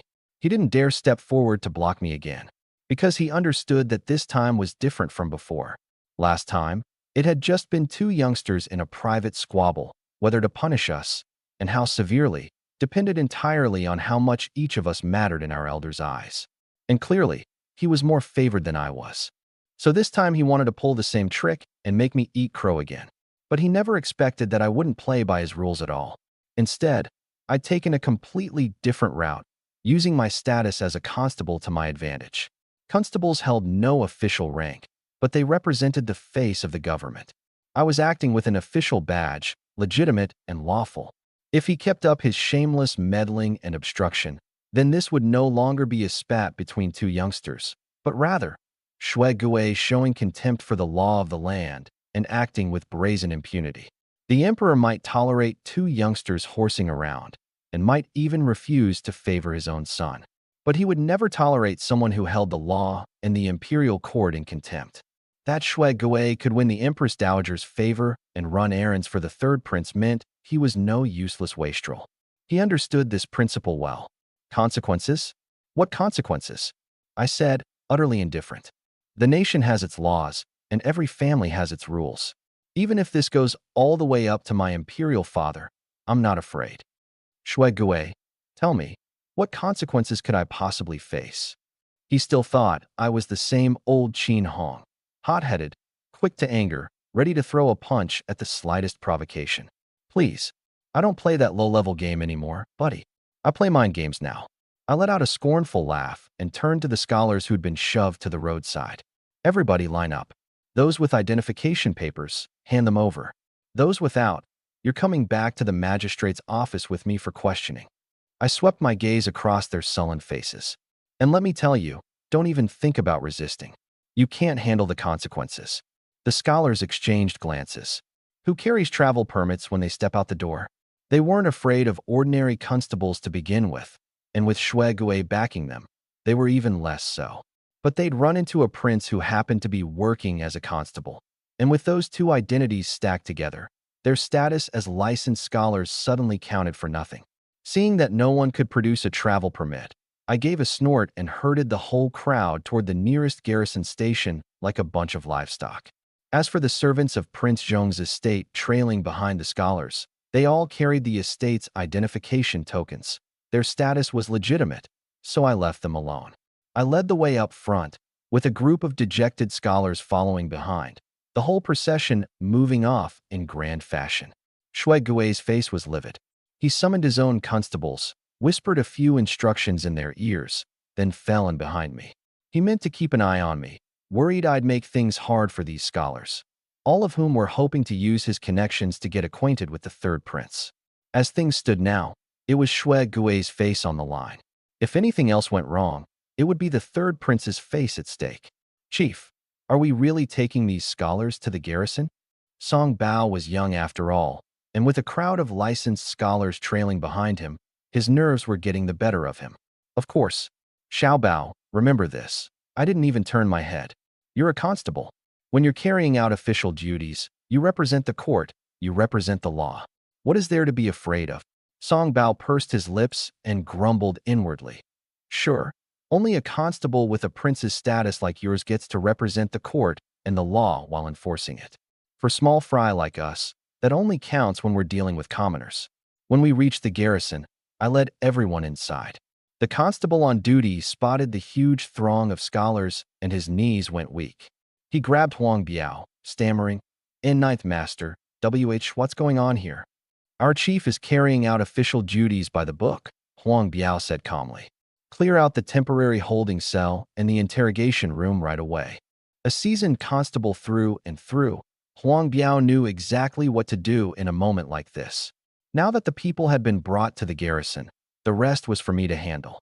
As for the clash between the fifth prince and Shui Gui out on the street, people with sharp eyes and ears like Huang Biao and Song Bao naturally understood what was really going on. Whether this whole affair was me leveraging the situation for revenge, or whether I had something else in mind, us small fry, for the sake of our own lives and livelihoods, are better off standing aside. When the garrison clerk heard the report, he came rushing out. The moment he saw a dozen scholars in scholarly robes being shoved into the holding cell, his face went white as a sheet. He nearly fainted on the spot. Seeing that Huang Biao was still pushing people inside, he lunged forward, gripped Huang Biao's arm with all his might, and roared in a panic, "Huang Biao, are you trying to get us killed? You'll drag anyone in here. If you want to die, die alone. Don't drag me down with you." "Clerk, sir, this is the fifth prince, His Highness, who's just come to serve at the capital prefecture. He's also our patrol captain." Huang Biao pulled his arm free and pointed at me. "If you've got a problem, take it up with the captain." The meaning couldn't have been clearer. This is my superior. Take your grievances, however grave, to the prince. I'm just following orders. I looked at the clerk with a faint smile. He followed Huang Biao's pointing finger and met my gaze head-on. Lu Xiaohua had already spread word of my new post throughout every garrison, precisely to keep the men below from failing to recognize me and giving offense. The clerk gave a violent start, stepped forward briskly, and bowed deeply. "This humble official, Wei Qizhong, greets your highness." "At ease, Clerk Wei." I waved a hand. "Today I come not as a prince, but merely as a street patrolman of the capital prefecture. There's no need to call yourself this humble official." I paused, my voice unhurried. "While on patrol today, I encountered these men. I had reasonable cause to suspect their identities, so I stepped forward to question them. Yet not one could produce travel documents. Hence I brought them to the garrison for verification." "What do you make of that, Clerk Wei?" Cold sweat streamed down Wei Qizhong's face. "The fifth prince said he wasn't here as a prince, but did that mean I would actually dare treat a prince as anything less?" "No opinion. None at all. It's an honor for our garrison to serve your highness." "Qin Hong, enough of your posturing." Shui Gui chased in through the door, his expression dark. "You wanted to question them, didn't you? Then get on with it. Once you're done, I still have to treat these scholars to drinks at the Ryue Pavilion to wash away the bad luck." I turned slowly, my eyes settling on his face, my voice sinking inch by inch, cold as a blade. "Shui Gui, are you instructing this prince on how to conduct his affairs?" Shui Gui's heart lurched at that single look. I fixed my stare on him. What standing did a man like Shui Gui have? Someone not even qualified to tutor a prince, daring to direct a prince's conduct in public, that was trampling the honor of the royal house underfoot. The moment he dared nod and admit it, I would seize him then and there on the charge of contempt for imperial authority. Shui Gui read the killing intent in my eyes and forcibly swallowed his words, fury churning within him. He couldn't fathom what had gotten into things today. Every word from this fifth prince was a trap, and one careless step would send him tumbling into disaster. Wei Qizhong saw the tension escalating and hurriedly stepped forward to smooth things over, bowing to both sides. "Your Highness, young Master Shui, there are too many prying eyes here at the garrison. Why don't we head to my office for a cup of tea and let the men below handle the matter?" I shot him a hard glare, cursing him inwardly for meddling. Shui Gui let out a breath of relief, but said nothing, merely throwing Wei Qizhong a glare of his own. Caught between these two nobles, Wei Qizhong broke out in a cold sweat again. If the two of them had a falling out here in the garrison under his command, his own little life would surely be dragged down with them. "The prefect has arrived." The announcement came from outside the door. Wei Qizhong and Shui Gui both breathed a sigh of relief at the same time. I, however, pursed my lips. What a shame. Lu Xiaohua strode in briskly, his eyes sweeping across the tense scene, then landing on the dozen or so students crammed in the holding room, faces full of indignation. "Prefect, please set this right. The fifth prince has abused his authority, and the constables of the capital prefecture have used brute force in enforcing the law. Please set this right, my lord. Please set this right, my lord." Now that they had someone to rally behind, the students erupted into a chorus of complaints. Everyone's silence. "I will investigate the details of this matter myself." Lu Xiaohua, his head splitting, turned and put on a stern face. "Your Highness, the fifth prince, why have you brought these students to the garrison?" I cupped my hands, every word crisp and clear. "Allow me to explain, my lord. When a constable patrols the streets, his duty is to maintain public order. Today I encountered a group of men dressed in scholars' robes, claiming to have come to the capital for the spring examinations. In accordance with the law, I inspected their travel permits. Not one of them had any. I suspected that someone might be impersonating a student to commit unlawful acts, so I brought them to the nearest garrison for questioning. A flicker of surprise crossed Lu Xiaohua's eyes. Lawful, reasonable, and by the book, there wasn't a single fault to pick. Absurd. Shui Gui jumped in. I've said it already. These are all my friends, students who've come to the capital to take the examinations. You, Qin Hong, are simply abusing your authority. Lord Lu, please strip him of his post and confiscate his badge. Shui Gui, I said coldly. I've already told you. Your word isn't worth a copper coin to me. What's more, I am merely verifying their identities, not passing sentence. And if, once verified, they truly are students, then they'll be released.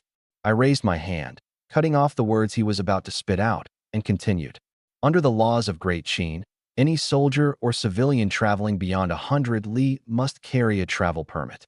Anyone without one is treated as having illegally crossed a checkpoint, and both patrol inspectors and garrisons have the authority to detain them. However, since these men all hold scholarly rank, the garrison's authority is insufficient, and I have no power to punish them. I will submit a report to the Education Bureau and request that they impose strict discipline, so that students do not think their status entitles them to trample the law underfoot. I turned to Lu Xiaohua. Prefect, is there anything improper in the way I have handled this? Lu Xiaohua nodded again and again in his heart, and the way he looked at me changed completely. The entire procedure was watertight, all in strict accordance with the law. Even if this matter blew up, before His Majesty, the Emperor would only praise the capital prefecture for handling its duties diligently, and instead fault the Academic Affairs Office for its lax discipline. The Prince enforces the law fairly, without any personal agenda. We shall do exactly as Your Highness commands. When the students being held in the detention room heard the words Academic Affairs Office, their faces went pale in unison. They feared nothing under heaven or earth, except the Academic Affairs Office. That was the place with the power to bar them from exams, sentence them to caning, and even strip them of their scholarly ranks. This was the first time I'd handled official business, but drawing on years of work experience and a head full of legal knowledge, I found myself handling it with surprising ease. With Lu Xiaohua backing me, the students had no choice but to fall in line and cooperate. Shui Gui stood off to the side, his face dark as a storm cloud, utterly helpless. As for calling in the third prince to clean up this mess, not a chance. What I held in my hands was the law of Great Qin. If the third prince showed up, he'd only humiliate himself. As things stood, the only person losing face here was Shui Gui. I worked quickly, registering the names, hometowns, and current lodgings of a dozen-odd students, sending the constables to fetch their travel permits, and checking each one against the records. Once the verification was done, I didn't waste another word. I let them go. The students filed out of the garrison, every one of them crestfallen, as if they'd all just failed the spring examinations. I stood at the doorway, watching them, and spoke in a level voice. Scholars, this prince has a few words for you. Today's identity check may seem like harassment, but it is nothing of the sort. Our Great Qin is a nation governed by law. When you pass your exams, enter the court, and one day govern a region of your own, you must know the law and abide by it all the more. Do not let today's affair dishearten you. Go back and apply yourselves diligently. Study hard and cultivate your character. And above all, remember, what is the true purpose of studying? I swept my gaze across their faces, weighing each word. This prince hopes to see all of you on the honor roll next year, serving the realm and bringing good to the common people. No one who makes it to the capital for the imperial exams is a fool. Their hearts had been full of resentment. This was clearly an undeserved disaster, and they were nothing but casualties of my power struggle with Shui Gui. But those few words of mine landed like a blow to the head, and it jolted them awake. Studying wasn't just about rank and title. It was about what you could do for the people once you had them. Real, tangible good. So what had they actually done since arriving in the capital? Gathering together day after day, calling it scholarly discussion, only for the conversation to drift into idle romance and pretty words, asking around to find out who the chief examiner was, which high official had connections, whether they ought to pay a visit. They hadn't even passed the exams yet, and already they were cultivating old classmate ties. The frustration on their faces slowly gave way to shame, and as one they cupped their hands and bowed. Thank you for your teaching, Your Highness. We will go back and study hard, and never forget why we set out on this path. Thank you for your teaching, Your Highness. Thank you for your teaching, Your Highness. I waved my hand with a grin. Enough with the formalities. Just don't go cursing me behind my back, and we're square. Off you go. They hurriedly insisted they'd never dare, and I saw them off with a smile. Behind me, Lu Xiaohua's heart. He started to wonder. This fifth prince didn't seem to be the good-for-nothing everyone claimed. Wielding both the stick and the carrot, there was a certain imperial cunning to it. The thought made his heart skip a beat. When he looked at me again, there was something in his eyes I couldn't quite read. Shuigue was so furious he nearly spat blood. The scholars he'd painstakingly recruited for the third prince had been hauled in for questioning. And when they left, not only did they hold no grudge, they actually thanked me with a cheerful "thanks a lot." He stormed off. He had to report to the third prince right away. This fifth prince, Qin Hong, was nothing like he used to be. Lu Xiaohua left satisfied too. He didn't say much before going, just shot me a meaningful glance. I was baffled. That look, what was it supposed to mean? I was still puzzling over it when Song Bao and Huang Biao came over. Chief, you were amazing. Song Bao bounced up to me, practically bursting with excitement. Huang Biao gave me a thumbs up too. Hey, just doing my job. I waved them off. No blind hero worship allowed. That's what I said, but inside I was pretty pleased with myself. Today's business had gone off beautifully. Constables have no official rank, but they do have the authority to enforce the law, and yet that authority is so often hamstrung by matters of status. I was different. On one hand, my status as a prince. On the other, my power to enforce the law. With both weighing down on people, I could operate like a fish in water. I grew more and more satisfied with my decision to take a post at the capital magistrate's office. Let's go? Back to patrol. The days passed quietly and uneventfully. Wake up in the morning, go for a run, wash up, eat, flip through the Dingxiang restaurant ledgers Zhao Daiju brought back, then report for duty and patrol the streets. The third prince made no move against me, but rumors spread through the marketplace that the fifth prince threw his weight around, abused his power for personal gain, and made a point of harassing scholars. Song Bao was the one who told me all this, saying it was being spread far and wide. I just smiled faintly and paid it no mind. As usual, I took Song Bao and Huang Biao out on patrol. To my disappointment, I neither ran into any genteel maiden selling herself to bury her father, nor any down-on-his-luck hero peddling his sword by the roadside. What did spread, though, was the art of stir-frying, now taking hold in all the major restaurants. I tried a few of them. The flavor was passable, but they were all just copying Dingxiang restaurant, with nothing original to offer. The weather was turning colder, so I decided to bring out the hot pot. I'd already sent Zhao Deju to find a blacksmith to forge copper pots. Copper was somewhat taboo, but given my status it was no big deal, and I didn't need much of it. A few more days passed, and the rumors in the marketplace faded. After all, a prince merely throwing his weight around and abusing his power for personal gain. It wasn't like he was snatching women off the streets or kicking down widows' doors at night. It couldn't hold the common folks' interest for long. With no one to spread them, the rumors naturally died down. The main character didn't even have to come out and set the record straight. Then one day, while I was out on patrol with the two of them, Zhao Deju came looking for me in his carriage. Master, Miss Lu came to the shop asking to see you. I grinned. So the young lady's finally able to get out. Haven't seen her in ages. Kinda missed her, honestly. Xiao Bao, ninth, we're calling it a day. You two are dismissed. Go have fun. Go flirt with the ladies, whatever floats your boat. Yes, sir, Captain.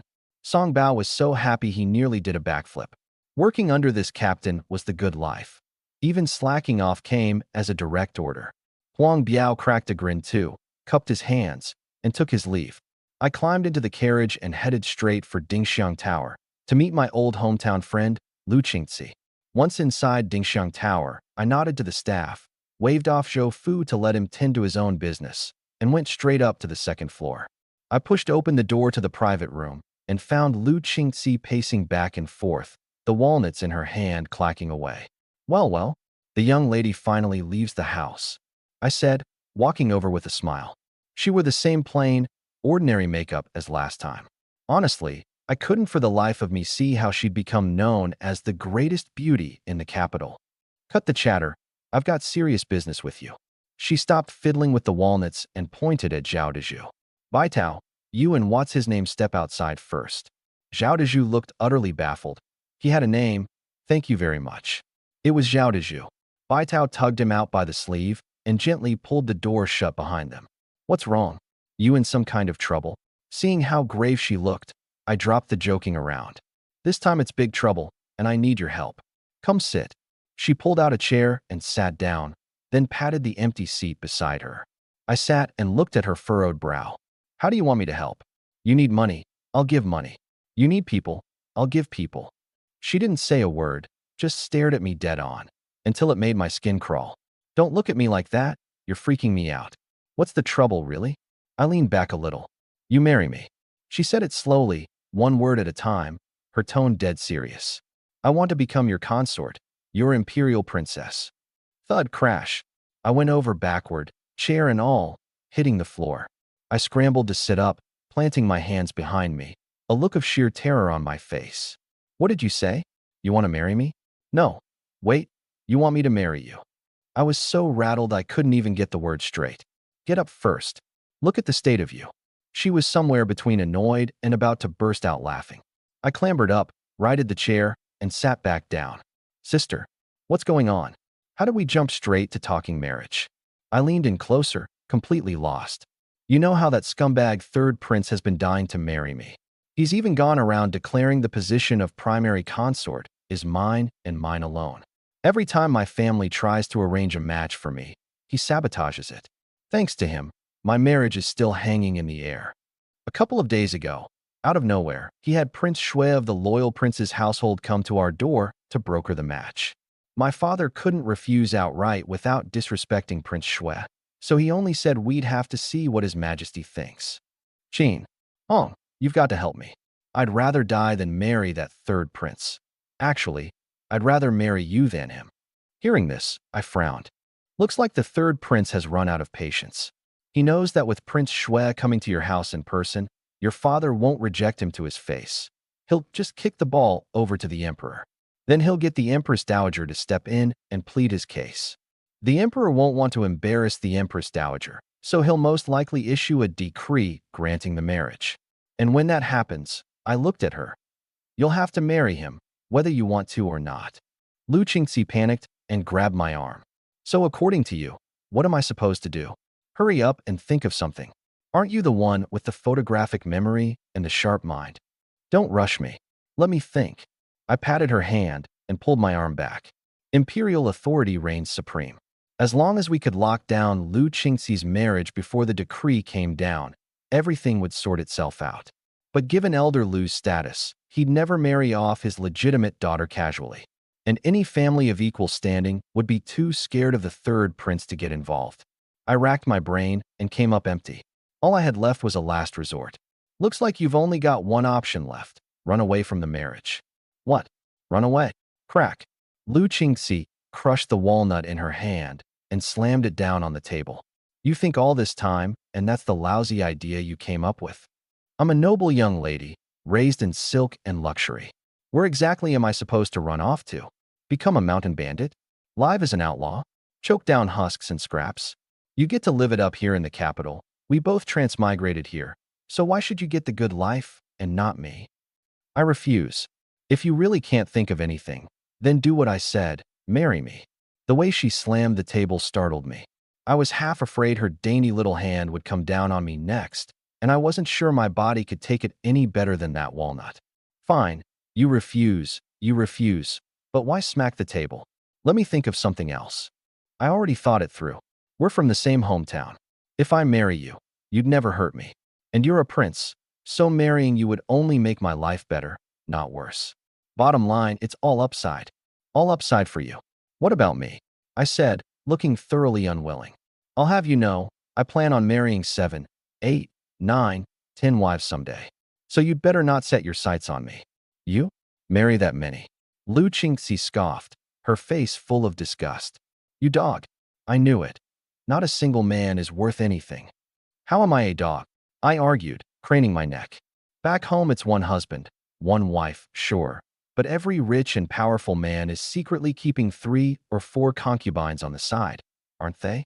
Now that I'm living in a world like this, what's wrong with a prince like me taking a few more wives? I don't care. Her eyes flashed. If you won't marry me, I'll go home and tell my father that you and I have been carrying on in secret, and let him take that to the emperor. When that day comes, you'll be stripped of your royal dignity and reduced to a commoner. I'll be branded a disgrace to the Liu family name and shipped off to a nunnery. From then on, you'll be out on the streets, and I'll be keeping company with a dim little oil lamp for the rest of my days in this godforsaken world. You, Lu Qingxi, you. I pointed at her, my finger trembling. Me? What about me? Sob, sob, sob. She suddenly burst into tears, drops splattering down her face.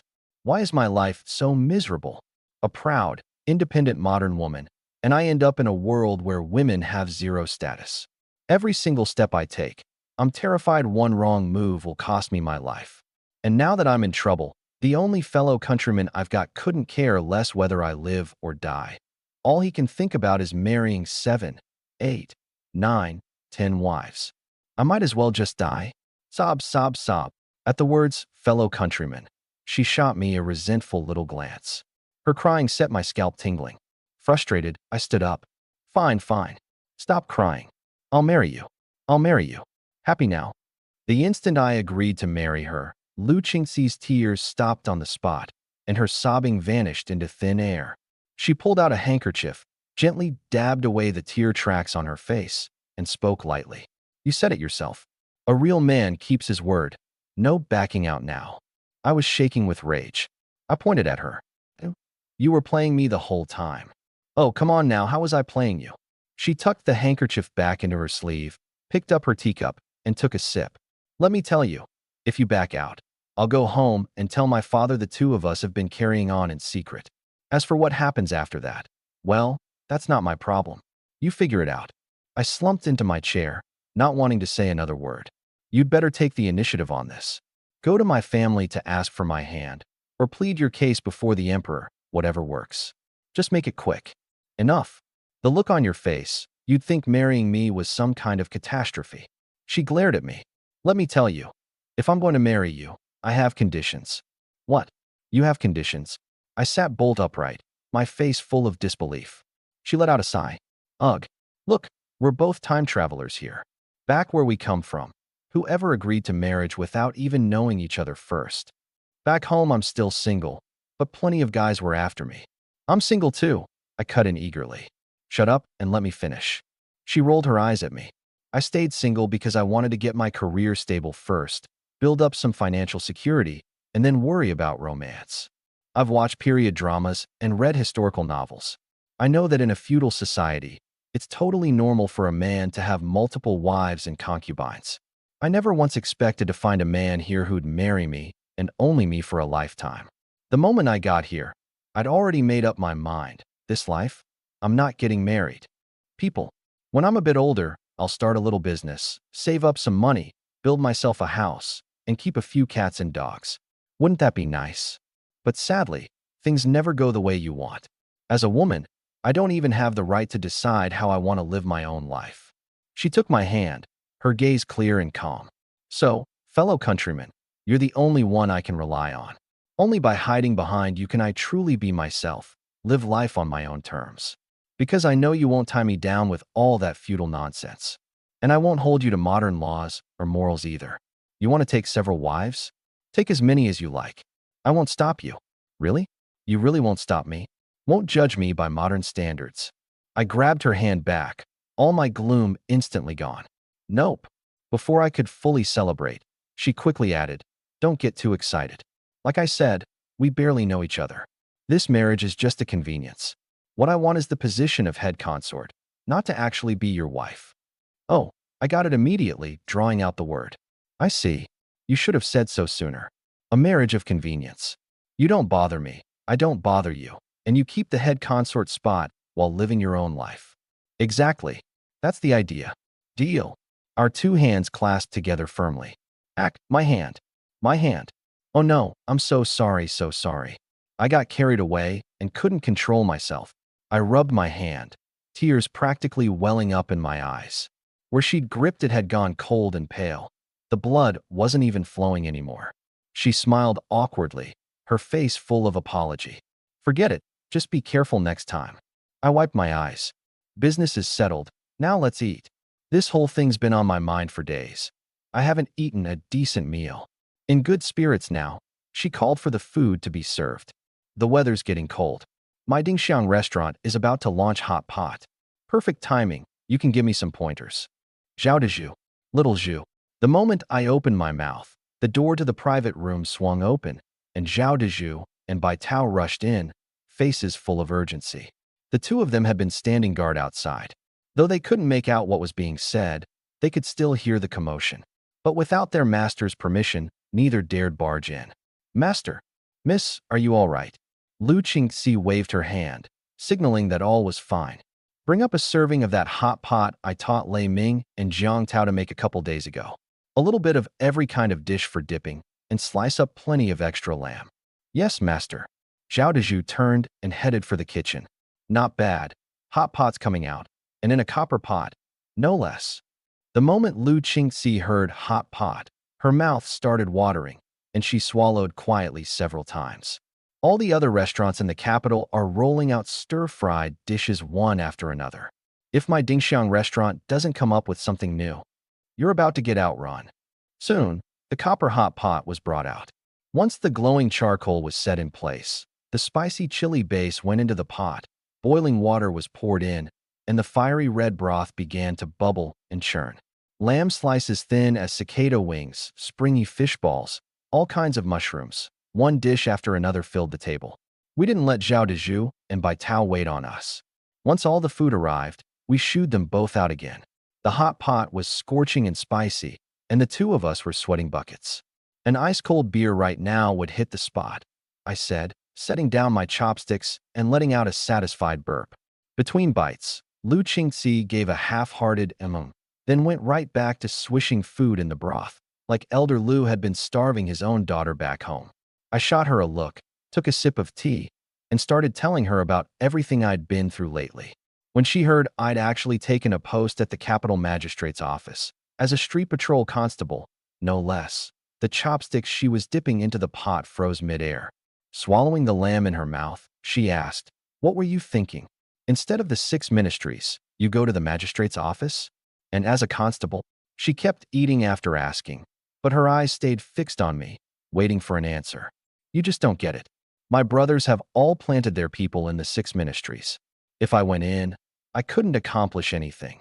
I'd just be an easy target, and they'd have plenty of leverage to trip me up. The magistrate's office is different.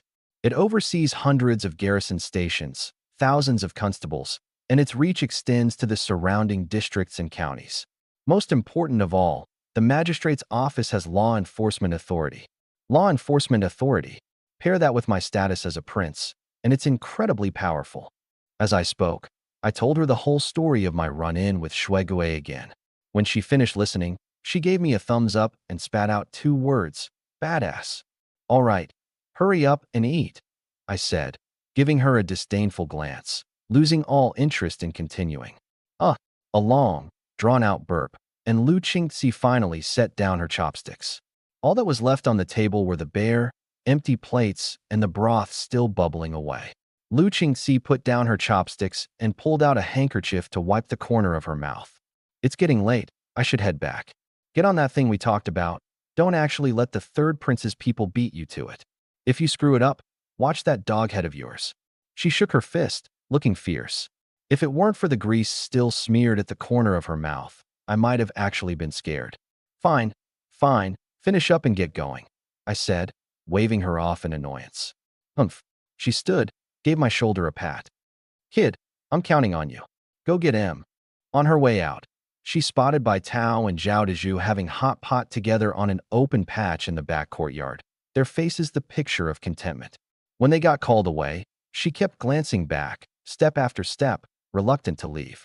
After seeing the two of them off, Zhao Dezhu came back up to the 2nd floor. He pushed open the door to find me sitting there, lost in thought. Master, shall we head back to the residence to rest? I lifted my head. Let's go. Back to the residence. Downstairs, I found Zhou Fu in the main hall and told him the hot pot could officially launch. Back at the prince's manor, I went into the study, trying to figure out how to broach the subject of marrying Lu Qingzi with the emperor. Through consort Shu? No good. My mother wasn't exactly reliable. I'd have to bring this up with the emperor face to face. But what excuse could I use to get an audience at the palace? Just as I was racking my brain and coming up empty. Hey, someone arrived from the palace. The little eunuch delivering the decree bowed respectfully.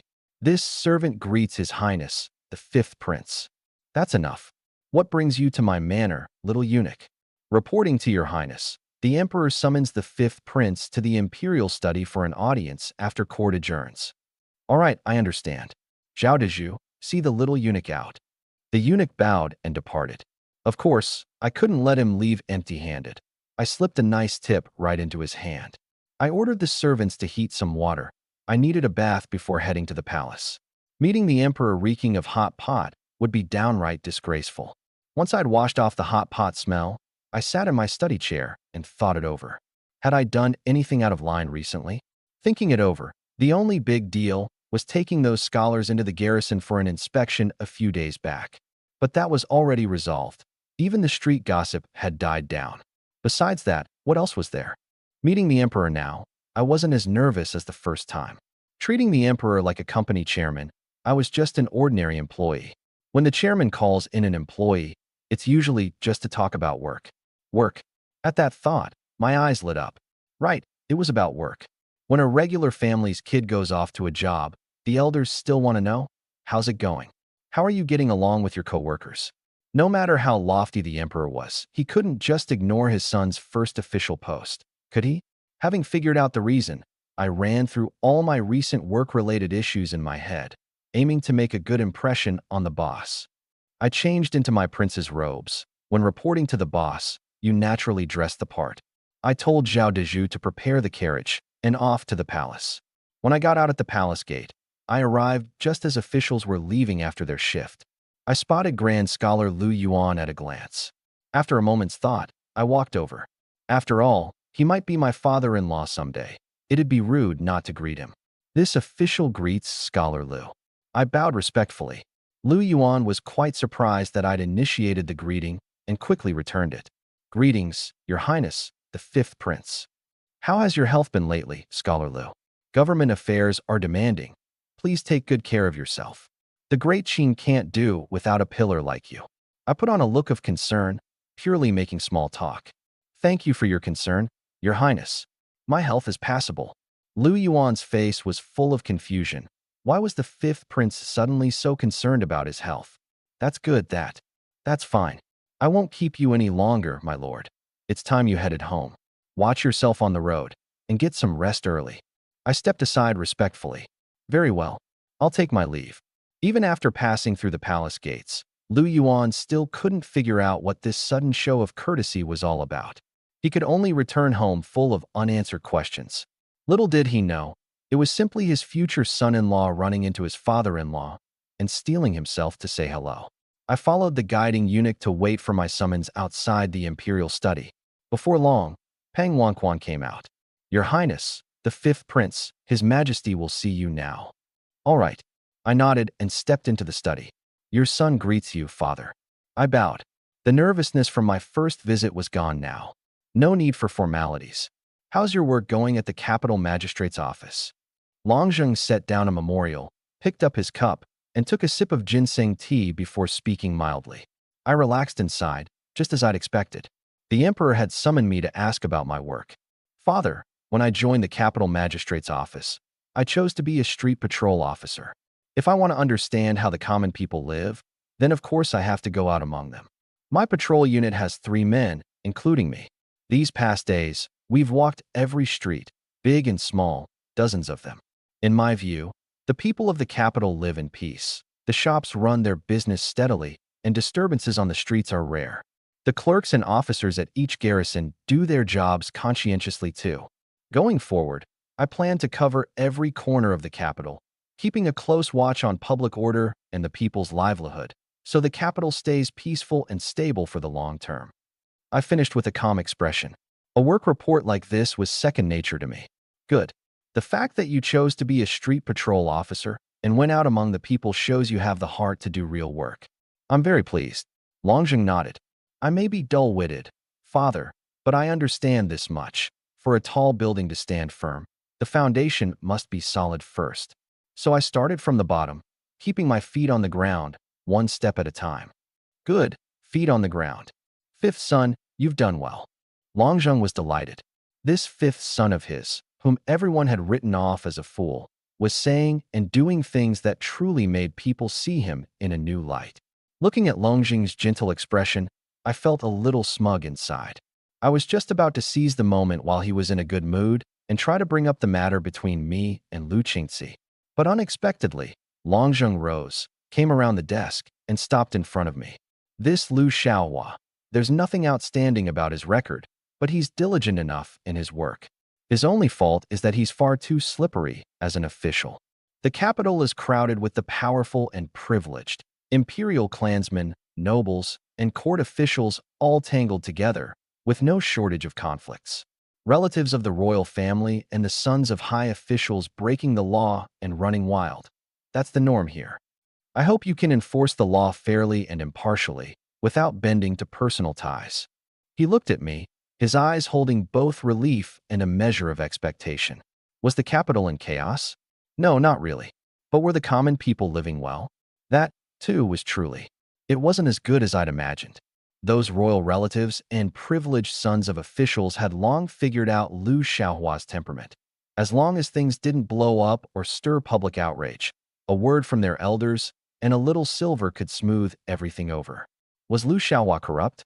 No, not really. He never pocketed a single tael of that silver. It all went to reward the garrisons under him or to compensate the common folk who'd been wronged. So in the eyes of the clerks and constables, he was a good boss. In the eyes of the people, he was a good official. But in the emperor's eyes, he was not a good subordinate, because he failed to do what a prefect of the capital was supposed to do. He couldn't hold the line on the law, letting those law-breaking nobles walk free after paying only the smallest of prices. I'd never looked at things from a ruler's perspective, and I'd figured Lu Xiaohua counted as a good official. Not greedy, not cruel, and he actually got things done. Wasn't that what a good official was? But in Longjing's eyes, he wasn't. He was too soft. I was stunned. The emperor clearly didn't think much of Lu Xiaohua. Was he planning to replace the prefect of the capital? I felt conflicted. I wanted to put in a good word for Lu Xiaohua, but I didn't know him well enough and didn't dare speak out of turn. Rest assured, father, your son will act according to the law, show no favoritism, and keep the capital safe and orderly. I bowed, my gaze firm, as if I were the very anchor of the capital prefecture, the loyal guardian of the laws of Great Qin. Don't get cocky, just do good work.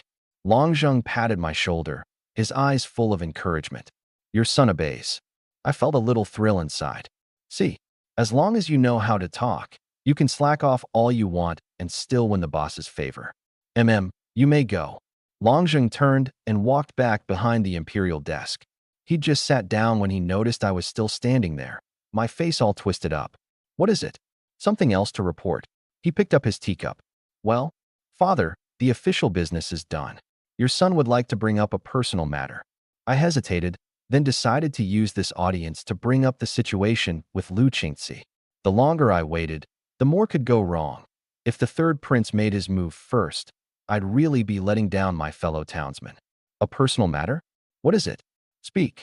Longjung sipped his tea, and hearing it was personal, he waved his hand without much interest. Well, father, your son has fallen in love. I stammered it out, my face flushed with embarrassment. Cough, cough, cough. Longjung looked like he'd been startled out of his skin. He sprayed a whole mouthful of tea all over Pang Wanquan beside him, coughing over and over. Pang Wanquan, tea dripping down his face, rushed forward to pat his back and help him catch his breath. I jumped too. I wanted to step forward and help, but didn't dare, so I could only watch anxiously. Cough, cough. Longjung recovered with a few breaths, took a sip of tea, and finally steadied himself. What did you say? Fallen in love. He waved his hand to. Pang Wanquan withdrew, asking in confusion. Yes, dating. It's when a man and a woman like each other and make things official. That's called dating. Seeing the blank look on his face, I hurried to explain. You're saying you've fallen for a girl?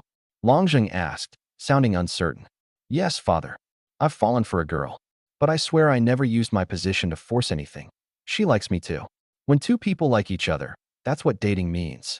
Like each other? You two have been carrying on behind everyone's back. Longjing's face flushed with anger as he pointed at me and snapped. No, no, absolutely not. We've kept everything proper.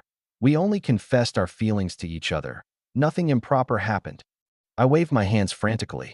In this feudal society, once a man and woman had an illicit affair, regardless of their status, it was a matter of life and death. Hearing there was nothing improper, Longjung let out a sigh of relief. Which family's daughter is she? He was curious, too, that this good-for-nothing son of his had actually caught a girl's eye? And from the sound of it, this girl wasn't after him for his royal status either. Reporting to father, she's the legitimate young lady of Grand Secretary Lu Yuan's household, Lu Qingzi. What? Minister Lu's daughter, Lu Qingzi? Longjung looked stunned, his years of cultivated imperial composure shattering to pieces in an instant. Yes, it's Qingzi. Father, even I can hardly believe it myself now. But when love comes, there's no holding it back. Here's how it happened. That day, I went to the Dingxiang restaurant. I launched into my masterful spin. The gist of it was this. I went to the Dingxiang restaurant to eat, and Lu Qingzi happened to be there too. Fate brought us together, and we met. At first, neither of us knew the other's identity. We'd only heard each other's names, but never met face to face, and all we talked about was the cooking at Dingxiang. As the conversation went on, we finally introduced ourselves, only to discover we'd had history all along. I was the first to sincerely apologize for my rudeness in the past, and Lu Qingzi, being reasonable and understanding, forgave me. And so, the two of us bonded over stir-fried dishes, exchanged messages through her maid Baitao, and gradually developed feelings for each other. Before entering the palace today, we ran into each other again. I boldly confessed, and Lu Qingzi shyly accepted, admitting she'd grown fond of me as well.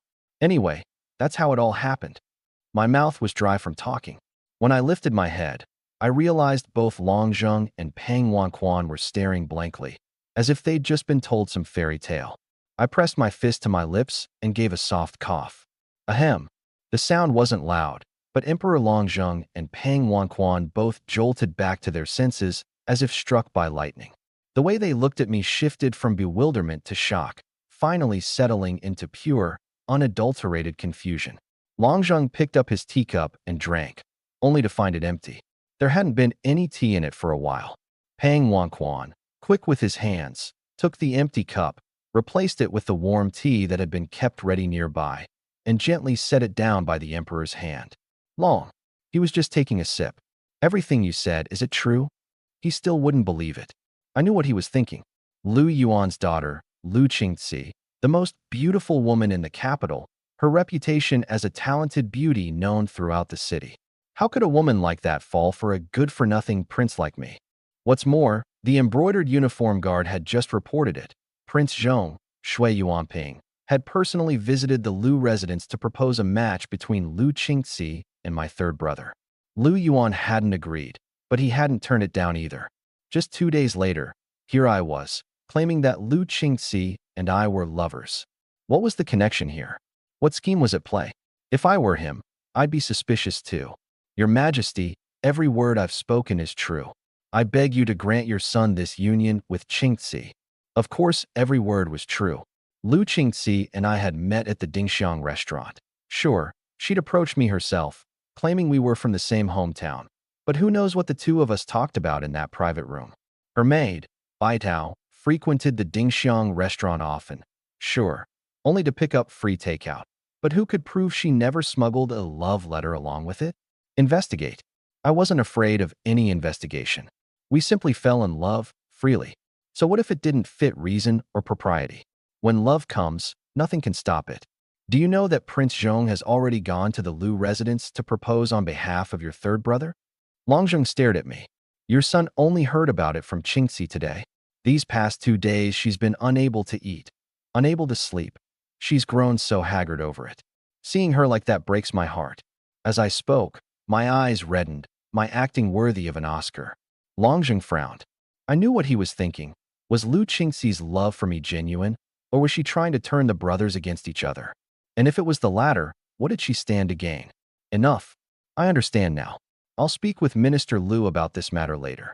Yes, father, do talk it over with Scholar Lu, and better yet, have him go home and ask Qingxi what she wants. Marriage may be decided by one's parents, but surely the children's hearts deserve to be heard too. I looked eager beyond words, as if the moment he nodded, I'd rush off to bring Scholar Lu into the palace so both families could have a good long chat. All right, you're dismissed. Longzheng waved me off irritably, tired of my endless talking. Your son takes his leave. I had no choice but to leave the palace and return home. Only Longzheng and Peng Wanquan remained in the imperial study. The emperor braced both hands on his desk, the index finger of his right hand tapping lightly against the tabletop. Peng Wanquan, have the embroidered uniform guard verify whether the fifth prince's words are true. And look into that Lu girl, what she does around the residence day to day, and what kind of character she has. He slowly leaned back into his chair. This servant obeys. In the capital, deep in autumn, dawn came later now, and the morning wind blew colder. I threw on an extra layer for my morning run. When I finished, I hurried to take a hot bath. Couldn't risk catching a chill. In these times, there were no antibiotics. Here's the English translation. Once you fall ill, relying on Chinese medicine alone won't cut it. Sickness comes crashing down like a mountain, but leaves as slowly as unraveling silk. After breakfast, I glanced over the ledgers for Dingxiang Tower. The new dish, hot pot, was about to launch, and the numbers on the books were probably about to shoot up again. I changed my clothes and headed out to report for duty at the capital magistrate's office. No folding fan today. Waving a fan in this weather doesn't make you look cool, it makes you look like an idiot. I did bring along my discipline rod, though. Not the standard issue kind the constables carry. This one, I had a carpenter craft from golden Nanmu wood, shaped entirely after the Xieji, the mythical beast of law and justice. Beautifully done. Practical? I couldn't care less. As if there'd ever be a situation that required me, a prince, to get my own hands dirty. I had Zhao Dezhu drop me off at the magistrate's office, then told him to go wait for Bai Tao at Dingxiang Tower. He was to have Bai Tao pass a message along to Lu Qingxi. The matter's been handled. Whether it works out is up to the heavens. Zhao Dezhu had no idea what the matter actually was, but he'd remembered it, and that was enough. A servant didn't need to know the business between his master and Miss Lu. Good morning, fifth prince. I turned around to find Lu Xiaohua greeting me with a beaming smile. Looking at that grinning face, I chuckled inwardly. Still smiling, huh? You're already on the emperor's blacklist. Once your days as magistrate are up, we'll see if you can still crack a smile. Morning, Lord Lu. I smiled back, just as sincere, as if I hadn't the faintest clue about the emperor's opinion of him. Your Highness works so diligently every day. When His Majesty hears of it, he'll surely be delighted. You flatter me. Lord Lu, now, you toil away day in and day out, conscientious as they come, a model for all the officials. His Majesty sees it all. Ha ha ha, you're too kind, too kind. It's all for the great Qin, all for His Majesty. Exactly, for the great Qin, for His Majesty. It's still early. Why not come to the back and have a cup of tea, Your Highness? Thank you, Lord Lu, but I'll pass. Drink too much tea, and I'll be looking for a privy halfway through patrol. Huang Biao and Song Bao are still inside checking in. Once they're out, we'll hit the streets. I really did have official business today. It wasn't entirely because of that blacklist. Magistrate. Captain. No sooner had the words left my mouth than Huang Biao and Song Bao came walking out of the office. Spotting me and Lu Xiaohua, they hurried over to pay their respects. Everyone's here. Lord Lu, we'll be off. I clasped my hands toward Lu Xiaohua. Go on. Don't let me keep you from your duties. We'll have tea another day. Lu Xiaohua watched us leave, then walked back into the office with a smile. Captain, that discipline rod of yours is so cool. What's carved on it? Song Bao stared at the rod in my hand, eyes full of envy. A xieji, the mythical beast that represents law and justice. That stone statue in front of the magistrate's office. That's it, Huang Biao answered with a sideways glance. I gave him a thumbs up. Sharp eye ninth. Then I casually handed the rod over to Song Bao so he could get a good look. Song Bao took it and gave it a couple of swings. He made an exaggerated face, weighed it in his hand, decided it wasn't as handy as the one at his own waist, and handed it back to me. Chief, which district are we patrolling today? Huang Biao asked, hands tucked into his sleeves. West City. It's getting cold. Let's see how the folks over there are preparing for winter. As the old saying goes, hunger and cold breed thieving hearts. Throughout history, most trouble has sprung from a single word, poverty or hunger. West City was mostly slums. I worried that once the cold set in, people who couldn't survive might grow desperate and stir up trouble. It wasn't that I was so kind-hearted. It's just that a lot of problems are better prevented early. Waiting until things blow up in your face only makes them worse to clean up. And if there's one thing I hate, it's trouble. West City was still a ways off. Walking along the street, I made up my mind. I had to get us a few horses, or we'd waste all our time on the road and get hardly anything done. The closer we got to West City, the fewer shops lined the streets, and the more ragged the passers-by became. Nearly every garment patched over. Let's check in at the local ward office first. I frowned. This place was even worse than I'd imagined. Song Bao led the way, and we soon arrived at a ward office. Ninth Master. Little Bao, what brings you two here? I hear you've been working under His Highness the Prince. Be sure to look out for your brothers here from now on. The constable at the door greeted us warmly. Brother Wan, this is our patrol chief, His Highness the Fifth Prince. Song Bao hurried to introduce me. The constables in West City rarely saw anyone of rank and didn't know how to mind their words, so Song Bao was afraid the man might offend me. Aya, you should have said so sooner. This humble one is Wan Yofu. Greetings to your Highness the Fifth Prince. The constable stamped his foot and hastily bowed. Is the clerk in? I nodded. Yes. Please come in, your Highness. Hearing that a prince had come, the clerk rushed out to receive us. This subordinate is Wang Haisong. Greetings to your Highness the Fifth Prince. I looked him over. An old official's robe washed pale, boots patched at the toes, hair going gray, and a dark, weathered face carved with deep lines. I nodded inwardly. Here was an official who actually got things done. Clerk Wang, my patrol has brought me to this area today. I'd like to learn about the situation in West City's slums. Please come in, your Highness, and let this subordinate explain in detail. Once inside the office, I glanced around. The room was worn down, the desk missing several patches of lacquer, one of its legs wrapped in a few loops of straw rope. What would your Highness like to know? Wang Haisong stood respectfully to one side. Tell me about all of it. I pulled over a chair and sat down. It gave a loud creak, and I half expected it to fall apart the next second. Wang Haisong's face flushed a little. This ward office sat in the slums. There was no money to skim, and the higher-ups never allotted funds for repairs, so they just made do. Watching me sit there calmly, something suddenly rose in his eyes. Hope stirred in Gu. Hope even he couldn't quite put into words. Reporting to your Highness. The garrison oversees 7 streets, 300 households, including 7 shops and 32 shanties, with a population of 1,538. He rattled it all off without so much as glancing at a ledger. I stared at him, thoroughly impressed. This was the first clerk I'd ever met who could keep every street, household, and head count in his own head. Impressive, Officer Wang. You've got everything under your jurisdiction memorized. I gave him a thumbs up again. Officer Wang here is the one folks around these parts call Wang the Upright. He's a good official. Song Bao chimed in beside me, his face full of admiration. You flatter me. It's just my duty, Wang Haisong said, clasping his hands. True, I said, looking at him. But how many actually live up to that duty? I understood now why Song Bao had brought me here. He wanted to introduce me to this good official who was genuinely willing to work for the people. I didn't mind his little scheme. If Wang really was a good official, I had no problem putting in a good word for him with Lu Xiaohua. A promotion where a promotion was due, a raise where a raise was due. Officer Wang, would you have time to show me around the streets? Of course, after you, your Highness. Smiling, I rose and gestured for him to lead. After you, Officer Wang. And just call me Patrol Officer Qin. There's no Imperial Prince here, only a street patrolman of the capital prefecture. Huh. All right then, after you, Patrol Officer Qin. Wang Haisong laughed heartily, clearly thinking this fifth prince didn't put on any airs at all. As we walked, I listened to him talk, and gradually I got a sense of the people here. Most of these folks had no steady work. Every day they'd haul goods and carry luggage for others at the city gates, scraping together barely enough to get by.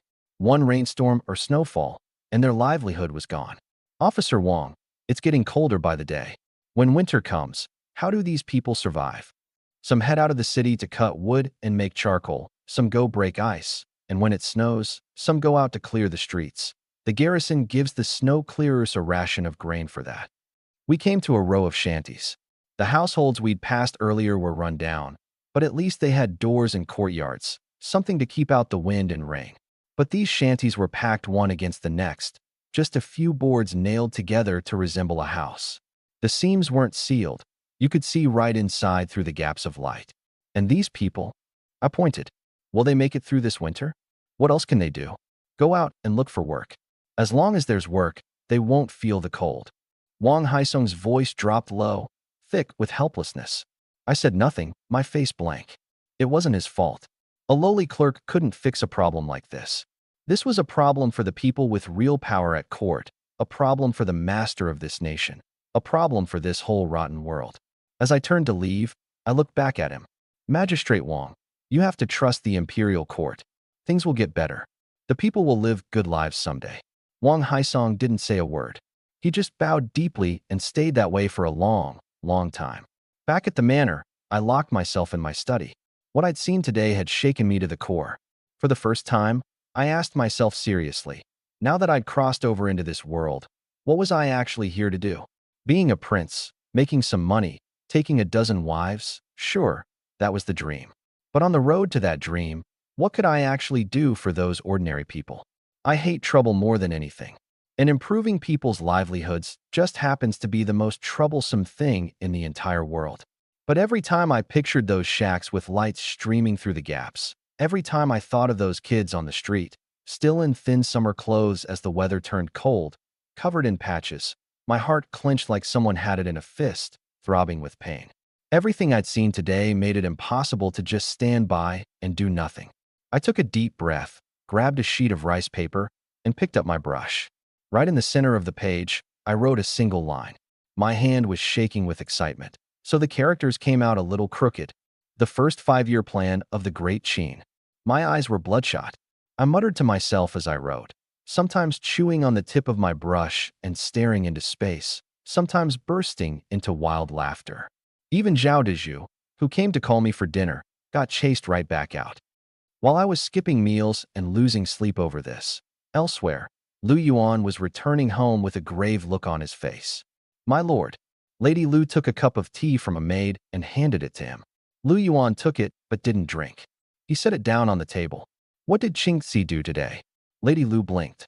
The first thing her husband asked upon walking in. Why was it about their daughter? Nothing really. She was just reading in the courtyard. My lord, has something happened to Qingxi? After my shift today, His Majesty called me to the imperial study. And of all things, he asked about Qingxi's marriage.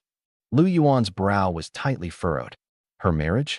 Could it be that His Majesty wants to betroth Qingxi to the third prince? Lady Lu was alarmed. His Majesty didn't say outright. He only told me to come back and ask Qingxi. Lu Yuan's tone was full of confusion too. Go and call Qingxi here. Lady Lu instructed a maid to fetch her, then anxiously turned back. My lord, could the third prince have said something to His Majesty? Prince Shui had barely come to propose marriage before His Majesty summoned you. Could this be? She didn't finish, but Lu Yuan already understood her meaning. His Majesty didn't mention the third prince, didn't even mention Prince Shui. I can't figure out what he's really getting at either. Only then did Lu Yuan pick up his tea and take a sip. Daughter greets father and mother. A young woman stepped in through the doorway, hands folded before her waist, bowing slightly. The Lu Qingxi standing there now. Had I seen her, I would surely have been stunned. She and the one I'd met.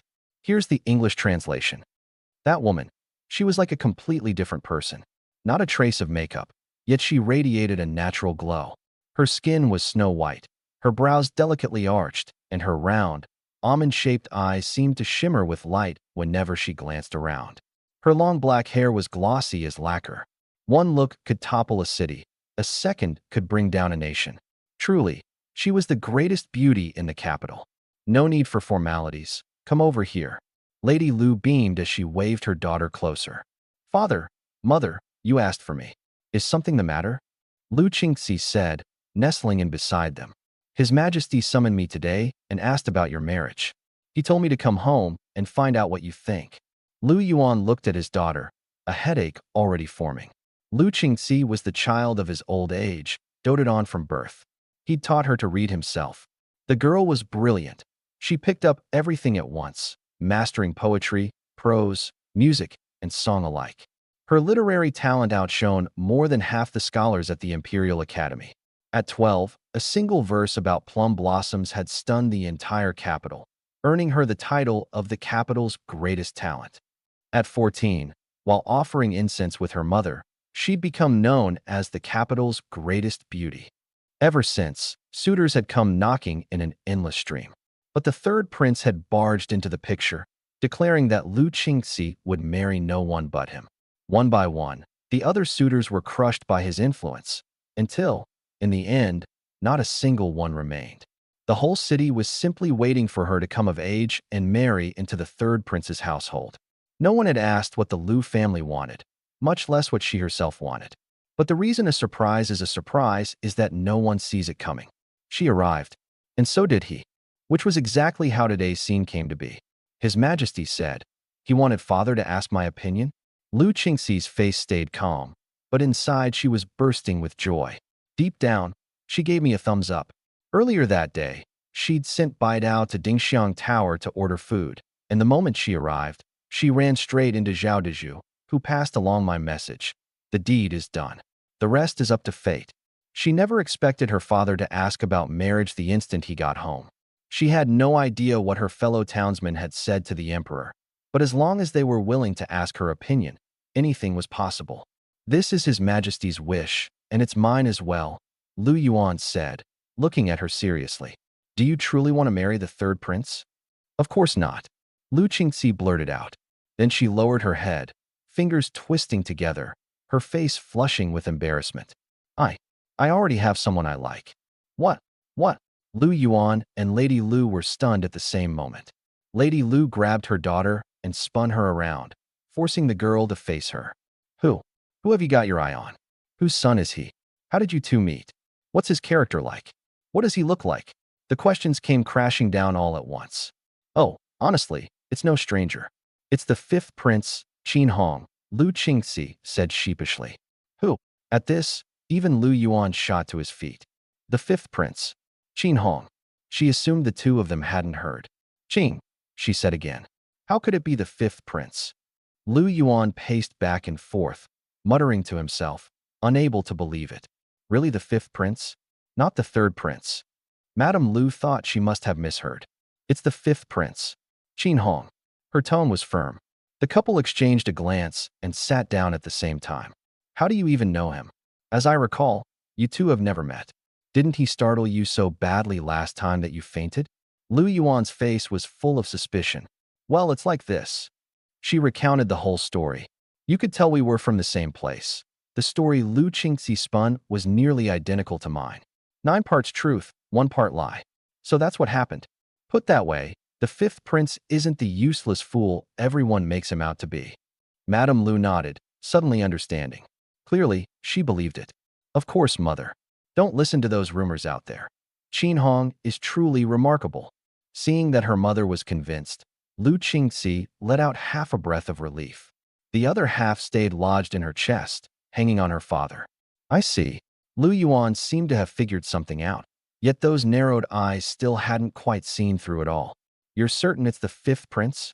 Lu Yuan frowned and asked once more. Yes, the fifth prince. Lu Qingxi nodded, her voice steady. I understand now. You may go. Then I'll take my leave. Lu Qingxi paused slightly, then bowed and withdrew. Watching her daughter's figure vanish beyond the door, Madame Lu turned to her husband, utterly baffled. My lord, how could our daughter set her sights on the fifth prince? Is she hiding something from us? I'm just as surprised, Lu Yuan said slowly. If she didn't want to marry into the royal family, She needn't have named the fifth prince at all. But if she does want to marry, why pick the one with the worst reputation? Madame Lu sighed. If she had to choose, the third prince would have been better than him. Little did she know that the Qin Hong of today was no longer the useless fool he once was. The third prince has coveted Qingxi for all to see. And now the fifth prince appears out of nowhere. Lu Yuan's expression darkened. Marrying into the royal family might look glorious, but one wrong step meant the ruin of the entire household. The third prince had grown increasingly brazen in recent years, his ambitions fixed on the crown prince's seat. Though the crown prince was mediocre, he had committed no faults, and the emperor had no intention of deposing him. Now the emperor had suddenly summoned them. Was he going to promise Qingxi to the third prince to strengthen his wings? Or choose someone else, using the occasion to send a warning? And the fifth prince, cutting in like this, whose idea was that? To Lu Yuan, it all felt like a thick fog. He couldn't see clearly, couldn't see through any of it. The orange candlelight flickered against the window lattice. I sat at the writing desk, my brush never resting. On the floor before me, crumpled balls of paper were scattered everywhere. Several roughly sketched plans lay scattered on the desk before me. I wrote, then revised, then wrote again. In that hazy state, I felt as if I'd been pulled back to my past life, those long nights burning the midnight oil over project proposals. Only when my eyelids could hold out no longer did I blow out the candle and step out of the study. Zhao Daiju, who'd been standing guard outside, immediately came forward, asking with careful deference, "Master, would you like some late-night refreshments before you rest?" I rubbed my stomach. I really was hungry. Something simple. "Bring it to my chambers," I said, my voice dry and hoarse, my eyes bloodshot. "Yes." Zhao Daiju scurried off to arrange it. After the meal and a quick wash-up, I collapsed onto the bed. My mind was still patching the holes in my plan when, without realizing it, I drifted off to sleep. Maybe it was youth, or maybe it was that inexplicable stroke of fortune. The next morning, the moment I opened my eyes, my mind was clear and sharp, without a trace of fatigue. After my usual morning run, I summoned Zhao Daiju and told him to fetch 3 horses from the stables, then head to the capital prefecture office and bring back Huang Biao and Song Bao. That's right. Today, I was playing hooky from work. A 5-year plan demands consideration of far too many factors. In my past life, a nation's 5 or 10-year plans required an entire think tank to research, analyze, hold meetings, and compile data, taking who knows how long before they could ever be released. Now there was only me, conjuring up a national strategy out of thin air, easier said than done. This wasn't just reciting from a textbook. It had to fit the current system, yet the strides couldn't be too big. Striking the right balance. Those 2 words were the hardest to master. Patrol Chief. Patrol Chief. Huang Biao and Song Bao arrived quickly and found me in the reception room. I've got some personal matters to attend to lately. The street patrols will have to pause for a few days, I said, cutting straight to the point. Huang Biao clasped his fists, his tone sincere. Whatever Song Bao and I can help with, Patrol Chief, just say the word. This normally tight-lipped man had, over these days together, come to genuinely respect me. At first, he'd assumed that a prince like me coming to the capital prefecture office was nothing more than going through the motions, putting on a show for the palace. But once I became a street patrol officer, I carried out my duties conscientiously, never complaining, never putting on airs. Whatever petty squabbles cropped up on the streets, I handled them strictly by the Great Qin Code, never using my status to lord over anyone. Who wouldn't respect a prince like that? There actually is something I need your help with, I said, without any pretense. I had no one else at my disposal, and over this stretch of time, both Huang Biao and Song Bao had proven neither obsequious nor lacking in character. I've prepared 2 horses for you. Ninth brother, you're older and steady. Head out of the city and find some lus or red clay. Song Bao, you know the ins and outs of the city, so cover the West District. Have each ward office tally up the impoverished households, especially the ones living in shanties. My tone was grave, and the 2 of them turned serious as well. Yes, Patrol Chief. Each took a horse and headed out. The mansion gate. As for whether they could ride, I wasn't worried. Huang Biao was a retired border soldier. His horsemanship went without saying. and Song Bao would just be walking his horse slowly through the city, so there was no real danger there. After seeing the two of them off, I gave Zhao Dezhu one more instruction. Unless it's urgent, don't disturb me. Then I buried myself in the study. Sun up, sun down, 5 days straight. Aside from eating, sleeping, and using the privy, I practically lived in that study. The 5-year plan was finally, slowly, taking shape. Song Bao worked fast. He threw around the 5th prince's orders, and the record clerks at each garrison worked overtime, quickly compiling a clear picture of the poor under their jurisdiction. Huang Biao's side, however, had yet to send any word. And while I was hunched over, perfecting my plan, the atmosphere inside the imperial study was growing darker by the inch. Emperor Longjing's face was black as he stared at Peng Wanquan, who stood bowed at his side. His voice was low.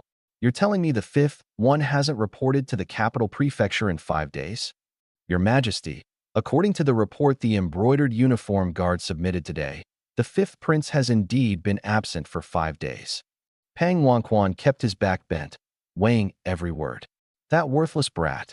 Longjing slammed his palm on the desk. And here I thought he'd turned over a new leaf. Turns out it was just a passing fancy. Your Majesty, please calm yourself. Perhaps the 5th prince was delayed by something. Delayed? Fine. Longjing sneered.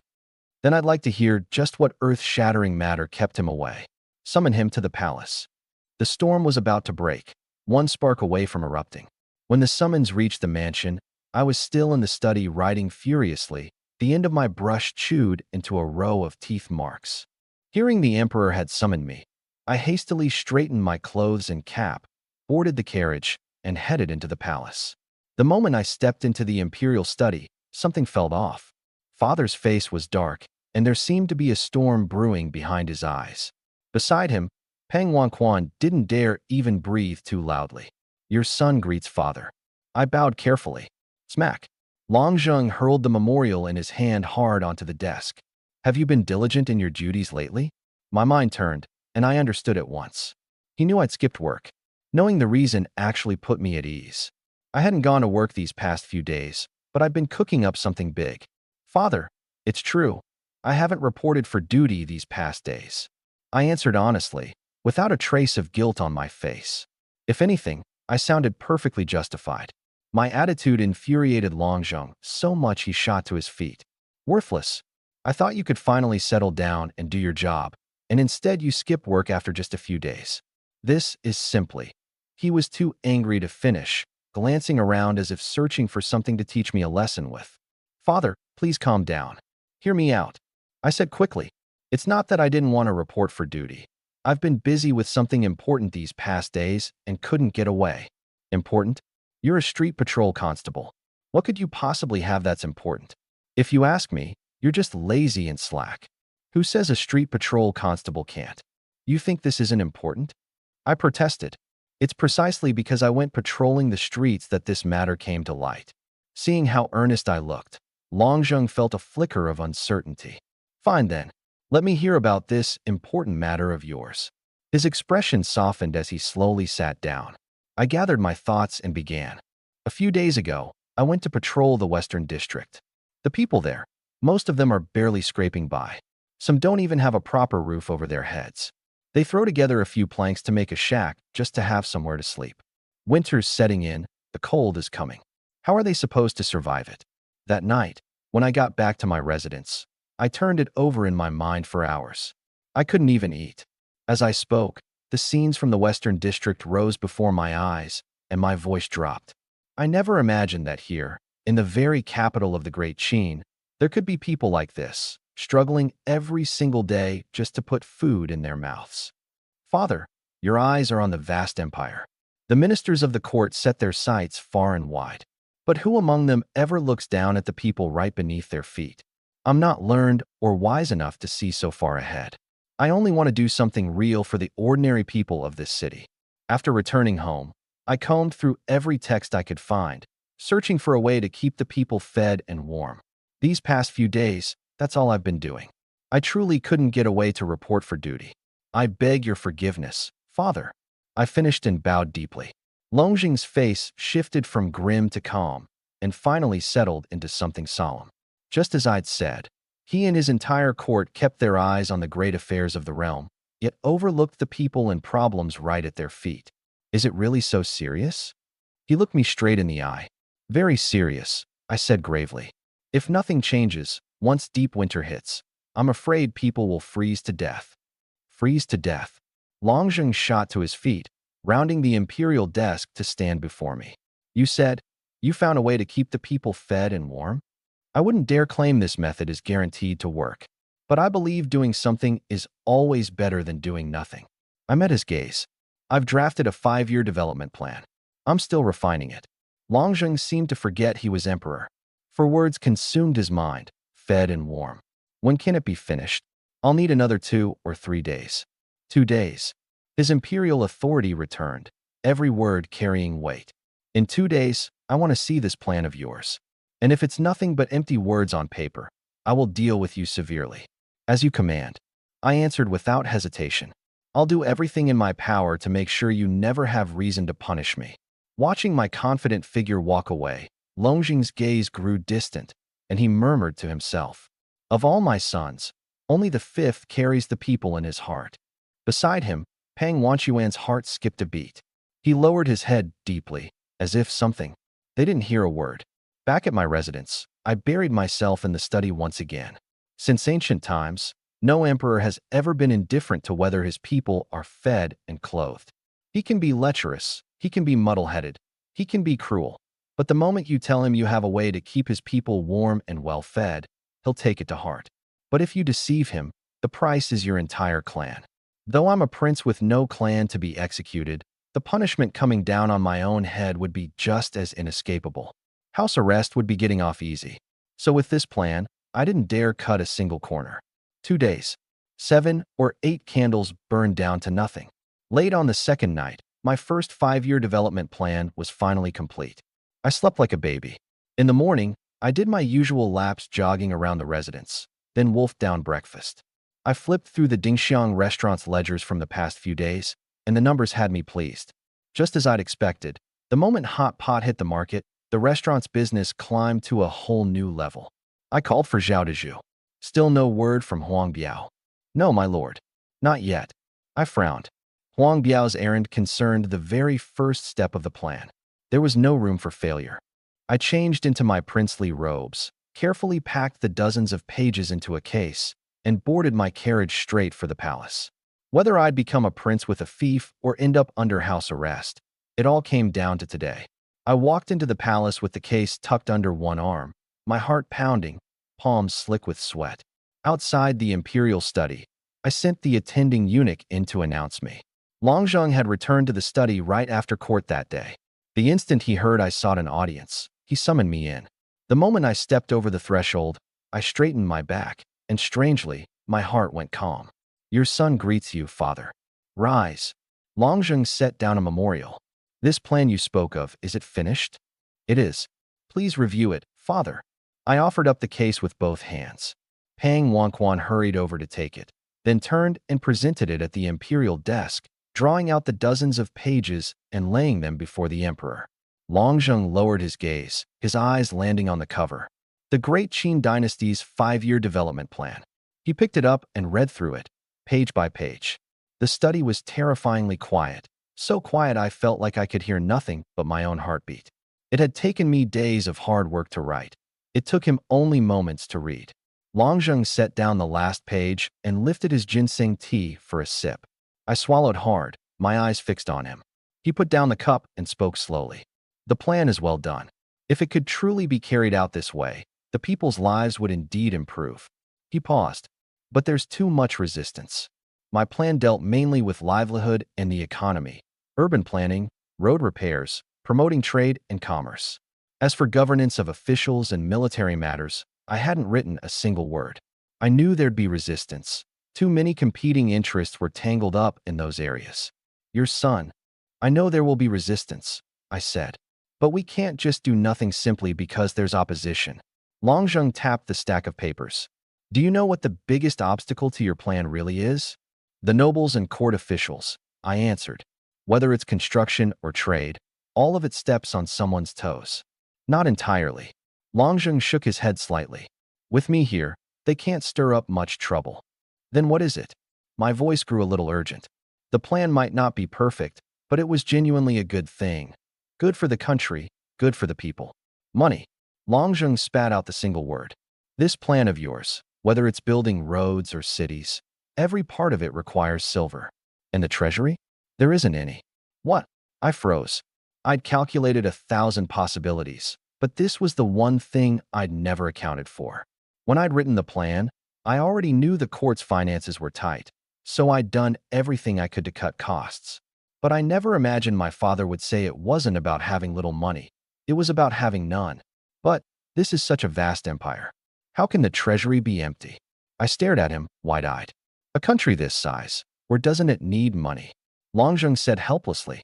Military pay at the borders, salaries for all the officials, disaster relief across the provinces. There are holes everywhere. So my plan was written for nothing? The thought of all those late nights, of the people still huddled in their shanty towns, broke my heart. What about the people living in those slums? It wasn't exactly for nothing. Longjung didn't dismiss it. As long as you can come up with the money, I'll support you. A minor prince like me, where was I supposed to find money? I grumbled inwardly. You're the emperor, and even you can't conjure money out of thin air, yet you want a nobody like me to pull it off? I paced in circles, racking my brain. Longjung wasn't in any hurry. Instead, he picked the plan back up and started reading again.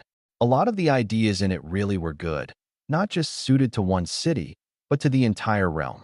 My expression slowly shifted from frustration to something fierce.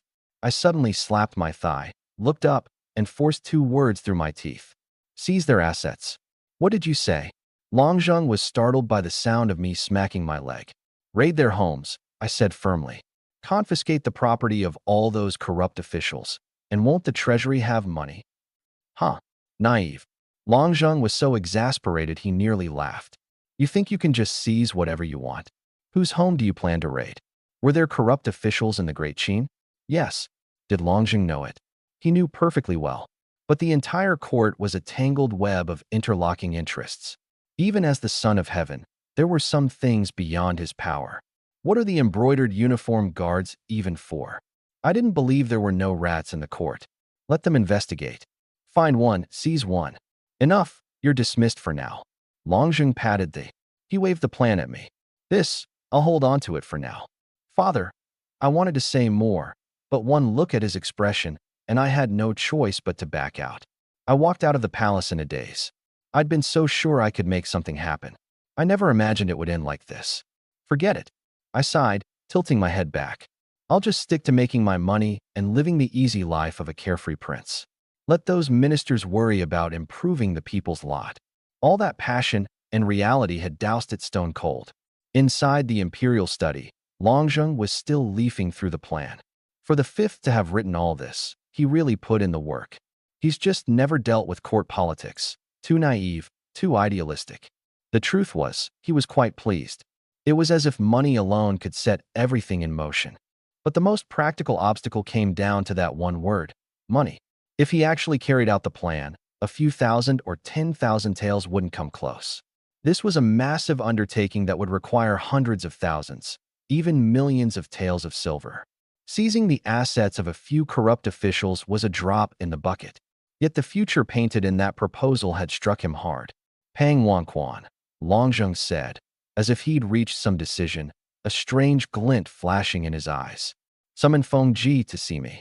Yes, at once, your majesty. At the sound of that name, Pang Wanquan's heart gave a violent jolt. Feng Ji, commander of the embroidered uniform guard.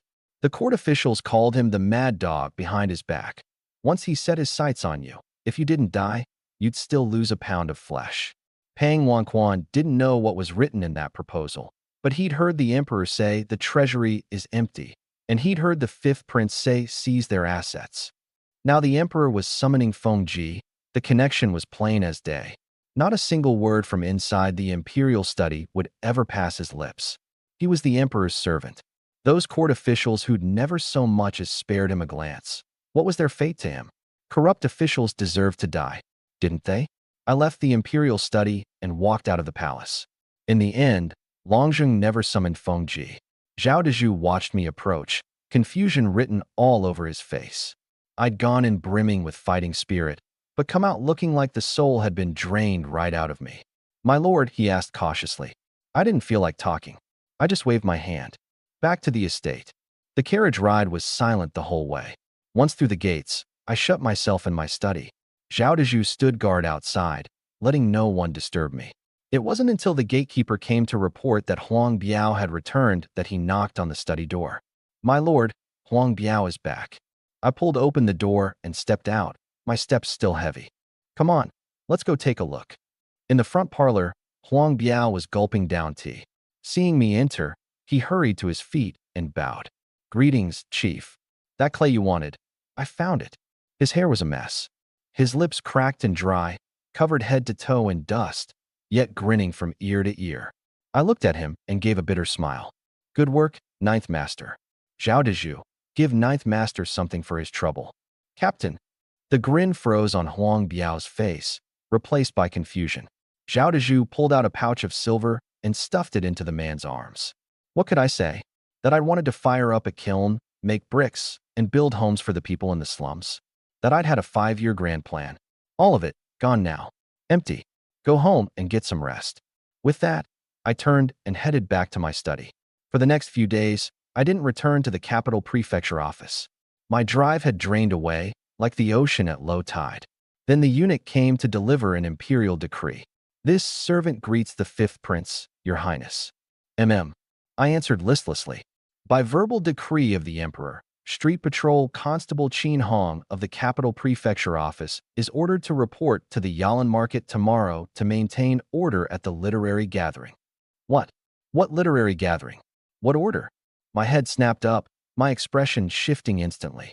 This servant doesn't know. This servant only delivers the message as ordered. The little eunuch was young, but he understood palace protocol well. He wouldn't say a word more than he had to. Understood.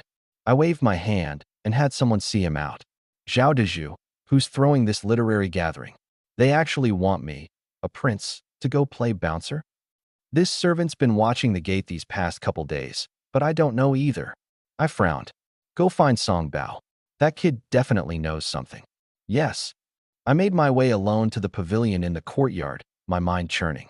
What was father getting at? Before long, Zhao Dazhu returned with Song Bao, followed by Huang Biao, and by Tao, Lu Qingxi's maidservant. The 3 of them bowed. "That's not necessary." "Bai Tao, why are you here? Does your mistress need something?" Bai Tao dipped into a curtsy. "Your Highness, my mistress asked me to relay a message. She hopes you'll attend tomorrow's literary gathering." The literary gathering again. My confusion deepened. The emperor had ordered me to patrol the streets, and now even Lu Qingxi, tucked away in her private chambers, had been invited? Just what kind of event was this? The invitation came from the 3rd prince's side. My mistress couldn't refuse. The 3rd prince. My brow tightened. "Fine. Go tell your mistress I'll be there tomorrow, without fail." Bai Tao took her leave. "Song Bao, you must know about this gathering, right?" I do. "Captain, you haven't been around these past few days, and the higher-ups haven't given me or Ninth Master any assignments. So we've just been wandering around the city. The biggest thing happening in the capital right now is the literary gathering the 3rd prince is throwing. Qi Yuanshun from Zhujiang Circuit, Zhang Wenju from Hunan Circuit, and over 100 scholars have all answered the invitation. Quite a few court ministers are going too. On top of that, the 4th princess has invited the noble young ladies of the capital, saying they want to witness the brilliance of the great Qin's finest talents firsthand." As I listened, my frown grew deeper and deeper. The tighter it gets. What is the 3rd prince up to? Recruiting scholars with such fanfare. Where does that leave the crown prince's dignity? And how will Father the Emperor see it? No other word on the streets. There is. Some are saying the 3rd prince is currying favor with scholars, harboring disloyal ambitions. But it hasn't spread far, can't stir up much. Most people are praising him instead. Humble to the worthy, benevolent, and generous. These rumors are probably the crown prince's counterattack. But against this overwhelming tide, the crown prince just doesn't have the strength for it. The emperor issued a decree. I'm to patrol the Yalan Market tomorrow. To Yalan Market? Excellent. Chief, this is a once-in-a-century spectacle. The brothers are all dying to get an eyeful. Song Bao's eyes lit up. He'd figured there was no chance, but now, tagging along on my imperial assignment, it was a sure thing. I didn't want to go, but you can't defy an imperial order. What's more, Lu Qingxi would be there. I could not go. Song Bao, go pick out a few sharp ones. Ninth Master, you pick a few with good fighting skills. You're working with me tomorrow. I'll square things with the prefect. Since I can't dodge it, I'll make a proper showing. Need enough manpower. If the third prince dares to provoke me, I, who've been sitting on a belly full of anger, will not swallow it. Whatever scholar you are, whatever literati circle you belong to, you'd best not cross me. At dawn, I ran a few laps around the estate, ate breakfast, and changed my clothes. Gripping my Xieji baton, the constable's badge hanging at my waist, I took the reins Zhao Dezhu handed me and swung up onto my horse. Hiya! Hooves shattered the morning mist as I rode straight for the capital prefecture. At the gate, I dismounted and tossed the reins to a constable jogging over. Has the prefect arrived? Yes, Your Highness, he's already here. Tie up my horse. I strode into the yamen. I pushed the door open, my voice arriving before I did. Magistrate Lu, good morning. Lu Xiaohua had just lifted his teacup when the door swung open. Before his temper could flare, he saw it was me. Your Highness, the fifth prince. This official greets Your Highness. Please, Magistrate Lu, don't call yourself this official. I haven't reported for duty these past few days. I've come to beg your pardon. My face was all apology. Your Highness has weighty affairs to attend to. A few days' absence is nothing. Just leave matters to the men below. He came forward with a smile. I did have some private business these past days, and it's still not settled. But yesterday, Father the Emperor issued a decree insisting I patrol Yalan Market today. One can't defy an imperial command. I sighed, as if I were the only patrol constable in the entire capital prefecture. That's the Emperor showing his regard for Your Highness. Since it's an imperial order, just tell this official how you'd like me to assist. There actually is something. I've only got Huang Biao and Song Bao under me. There's a literary gathering at Yalan Market today, a sizable one. I'd like to borrow some men from you, Magistrate Lu. Your Highness need not even ask, this official. I've already sent for additional men today. So, I'll pass the word down. Everyone will be at Your Highness's command. No need. Huang Biao and Song Bao have already picked the men. You just need to approve them. Lu Xiaohua paused, then grinned even wider. Done. We'll do everything just as Your Highness wishes. I'll take my leave. I cupped my hands, turned, and walked out. Literary gatherings were never easy duty. Those scholars and students didn't give a damn about constables. Every time, it was a thankless job. But now that I was taking point, any trouble couldn't be pinned on his capital prefecture, so forget just picking a few men. Even if I pulled every constable in the office, he'd have nodded along. Outside the gate, Huang Biao and Song Bao were already waiting. Chief, the men are all picked. I had them gather at Yalan Garden. They should be there by now. Huang Biao clasped his fists. Let's head over and take a look. Having horses saved a lot of time. In the span of a cup of tea, the three of us arrived outside Yalan Garden. Yalan Garden sat deep in the southern corner of the capital, enclosed by high walls. Inside, pines grew in clusters, meticulously trimmed by craftsmen, spaced with care, layered like clouds. Running water was channeled into streams that gathered deep in the grove, pooling into a small lake.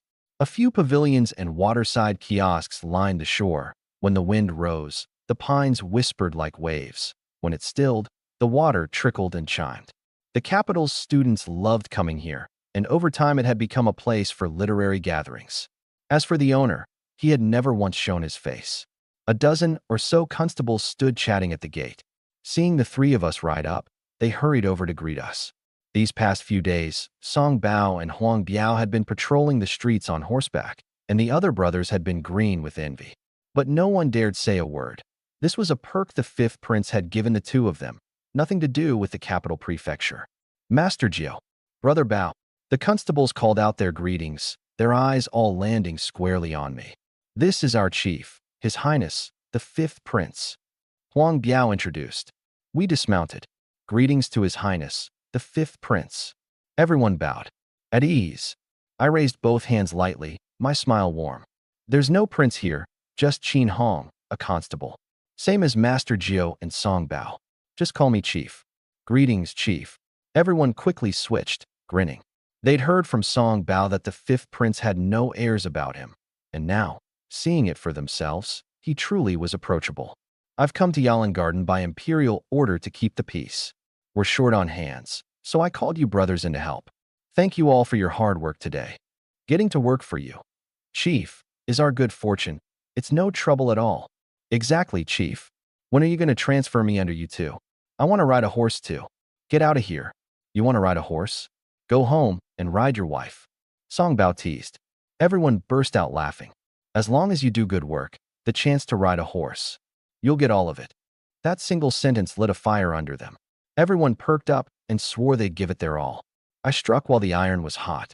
This patrol job, it's my first time too, being patrol chief. So to make sure things run smooth, I'm splitting up the duties right now. The crowd fell silent at once. I counted heads.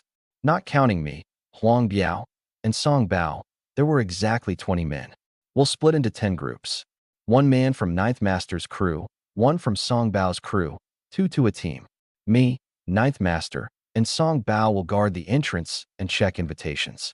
Anyone who sneaks in without one gets thrown out, no exceptions. The rest of you patrol the inner grounds and keep order. Remember, we're here on imperial orders, so act like it. Anybody starts trouble, take him down. If you can't handle it, report back to me. Yes, Chief, the men roared in unison. Our whole crowd gathering at the gate had already stirred up the folks inside. A man who looked like a steward came striding over, chest puffed out, 2 servants trailing behind him. What do you people think you're doing? Who's in charge here? Do you have any idea where you are? Making all this racket. His arrogance actually caught me off guard. I furrowed my brow at the steward and asked coldly, "And what exactly are you supposed to be?" "You." He jabbed a finger at me, his face flushing red, but one look at my clothes and he didn't dare push it too far. "I am the head steward of the Yalan estate, Xing Yi. And who might you be, young sir?" "Damn, a mere steward throwing his weight around like this. I thought you were a first-rank official. Scared me half to death. You want to know who I am? I'm Qin Hong, 5th son of the current emperor. So, steward, what wisdom did you have for me?" I stared him down with a cold smirk. The 5th prince. Xing Yi's expression changed in an instant. He bowed hastily. "This humble servant was blind and offended your highness. Please forgive me." His tone was earnest, but there wasn't an ounce of real respect in it. "Forgive you? So you admit you're guilty?" I let out a cold laugh and pointed. "Men, take him." 2 young constables sprang out immediately, twisting his arms behind his back. These 2 normally worked the garrison right here in the Yalan district. They'd spent their days getting ordered around by this bunch, and now that they had their chance, they moved fast and hard, showing no mercy. Xing Yi pitched forward, howling in pain. "Mercy, your highness. I didn't recognize you. There's no crime in ignorance." "You didn't recognize me, so that makes it fine? Who the hell do you think you are?" I looked down at him. Per Article 27 of the Imperial Family section of the Great Qin Code, anyone showing disrespect to the royal family gets 10 strokes of the rod and 10 days detention. Take him away, and tell the garrison clerk to enforce it to the letter. If he cuts even 1 day short, he can kiss his post goodbye. I waved my hand, ignoring his cries and pleas. The 2 servants were so terrified their legs cramped up. They wanted to run but couldn't move a step. "You two come here." I beckoned to them. "We greet your highness, the 5th prince." Both men bowed, bending. Bowing so low they were nearly kissing the ground. I didn't give them a hard time, though. "Are there any other stewards inside?" "Your highness, there's also Steward Gua, who manages the gardens, Steward Dong, who handles procurement, and—" "Stop, stop, stop. I don't care how many stewards you've got. Just grab one and bring him out. I wasn't there to sign up for a job. I just needed one person to help me get things done." The 2 servants scrambled inside to relay the message. I kept giving instructions. Today's literary gathering won't just have scholars. There'll be court officials and the noble ladies from the capital that the 4th princess invited. Stay alert during your patrols, especially around the ladies. Don't let some hot-headed scholar bother them.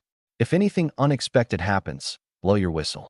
Anyone nearby who hears it comes running immediately, and I'll be there too.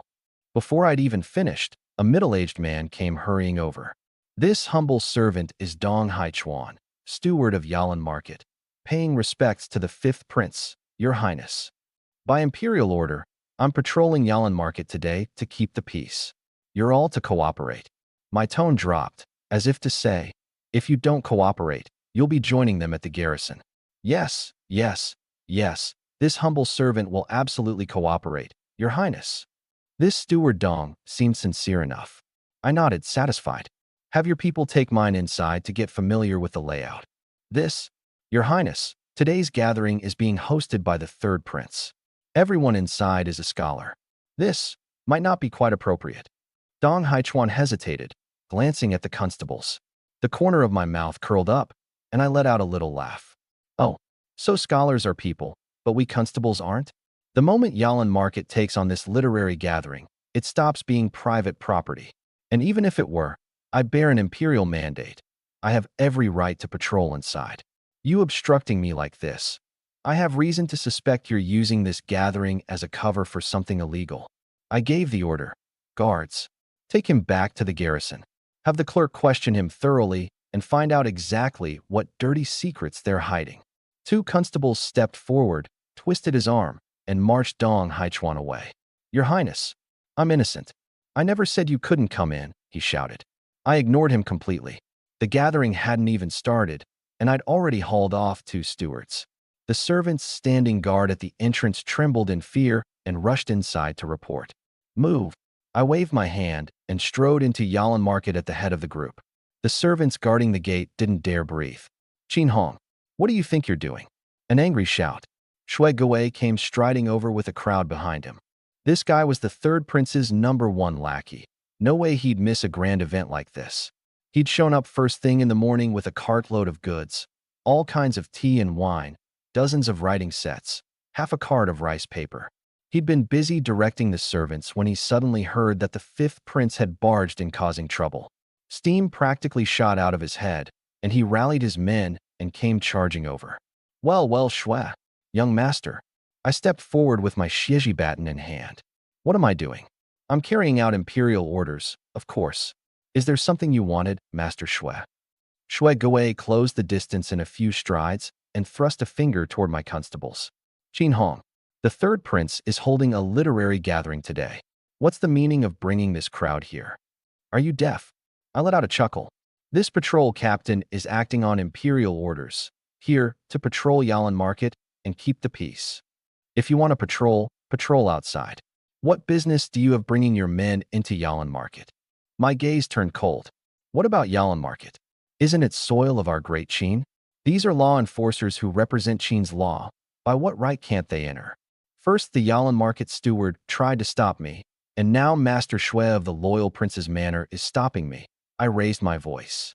Master Shui, this patrol captain now has grounds to suspect that this literary gathering is hiding some unlawful scheme. I'll head to the palace at once and report to His Majesty.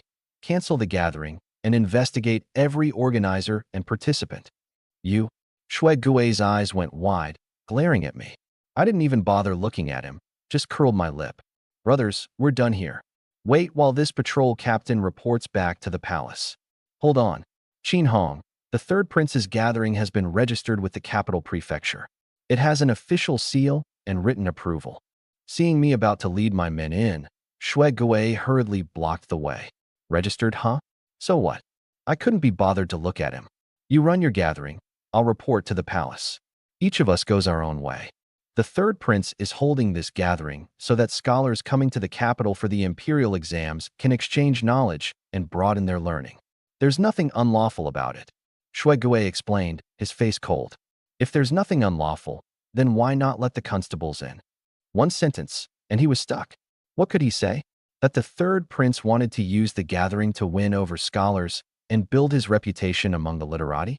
Just imagine, the third prince trading witty banter with a hall full of scholars, while a few constables loitered around off to the side. That picture would be like a few flies buzzing around a table of exquisite delicacies. Disgusting. Ruinous to the mood. Shui Gui took a deep breath, forcing himself to calm down.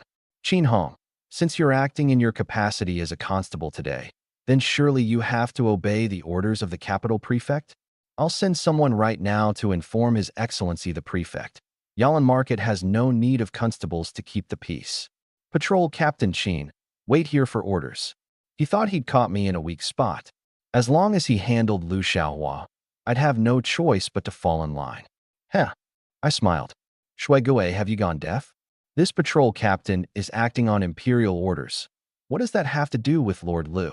You want to file a complaint? You want to use rank to crush me? Fine. Go into the palace and request an edict yourself. I didn't believe for a second that he'd dare enter the palace. The truth was, I couldn't figure out my father's intentions either. Shui Gui and I were enemies, and Shui Gui was the third prince's man.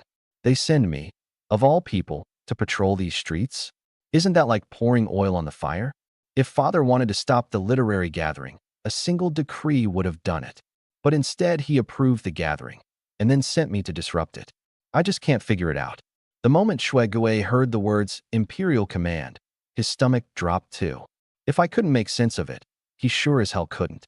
Since it's an Imperial Command, we naturally wouldn't dare defy it. He said it through gritted teeth. I only hope your men won't stir up any trouble, Constable Chin. We don't stir up trouble, I said with a cold smirk. We end it. All right, boys, get to work. I waved my hand, and the constables paired off, spreading out to scout the place and set their own patrol routes. Not one of them so much as glanced at Shui Gui's stormy face. I had someone set up a table by the entrance and settled myself behind it, my very own check-in desk, if you will. Huang Biao and Song Bao stood at my flanks. Shui Gui's face was dark enough to wring water from.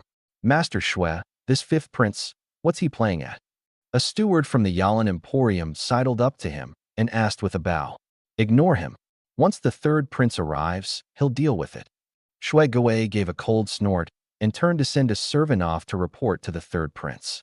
The scholars flocked to the gathering like moths to a flame. Anyone who'd received an invitation from the third prince was secretly thrilled. It meant their learning had caught a prince's eye. Invitation in hand, they buried themselves in study, polishing verses, hoping to make a name for themselves at the gathering. The third prince hadn't sent out many invitations, maybe 100 in all. But those who didn't get one weren't bothered. If you didn't have one, your townsman did. If he didn't, a friend did. The third prince had never said the uninvited couldn't enter. So you'd bring a townsman, I'd bring a friend, and the crowd just kept swelling. Even the brightest flower needs its green leaves. Without those leaves, how could that single red bloom look so vivid? But not one of these scholars could have imagined what awaited them at the doors of the Yalan Emporium today. Invitation. Song Bao stood at the entrance, extending a hand toward the several scholars approaching. One of them produced an invitation and handed it over. At Song Bao's signal, a shop hand from the Emporium standing nearby took it. Master Wang Xing, of the Shangxi Circuit, welcome. Wang Xing took his invitation back and started to lead his group inside. Hold on. Song Bao threw his staff across the doorway, blocking the men behind him. Where are your invitations? These are my townsmen. They're with me, Wang Xing said, turning back. Invitation. Song Bao's staff didn't budge. Just the one word. What's the meaning of this? Wang Xing glared at the shop hand. The hand bowed low, his eyes flicking toward me. The Jingzhou Prefecture constables are here to keep the peace by imperial command. This is His Highness the Fifth Prince, the officer in command of these constables. The message couldn't have been clearer. Don't take it out on a lowly shop hand like me. This is the fifth. The prince's meaning had nothing to do with Yalan Hall. I watched Wang Xing with a smile, saying nothing. The moment Wang Xing recognized the prince, he hurried forward and bowed. I am Wang Xing, greeting Your Highness the Fifth Prince. Your Highness, these are all my fellow countrymen. They came hoping to broaden their horizons. I humbly ask Your Highness to make an exception. Rules are rules, I said, shaking my head. Those with invitations get in. Those without, well, that just means the third prince didn't think much of you. So why crowd in? Go home and study. Wang Xing froze. Ever since receiving his invitation, his status among his fellow countrymen had soared, and he'd quietly become their leader. At every gathering and drinking session, everyone praised him. He'd planned to make a grand splash at this literary gathering, to really show off. Who could have guessed his countrymen would all be barred at the door? His face flushed red as he bowed and retreated back into the crowd. Brother Wang, what's going on? Asked an acquaintance. That's the reigning fifth prince, here by imperial command. No invitation, no entry, Wang Xing said with a bitter smile. Don't blame yourself, Brother Wang. It's just that we're shallow and learning and didn't catch the third prince's eye. Go on in. Make a name for our Shangxi circuit. That's right. When you come back, tell us all about the splendor inside. Wang Xing's expression turned awkward.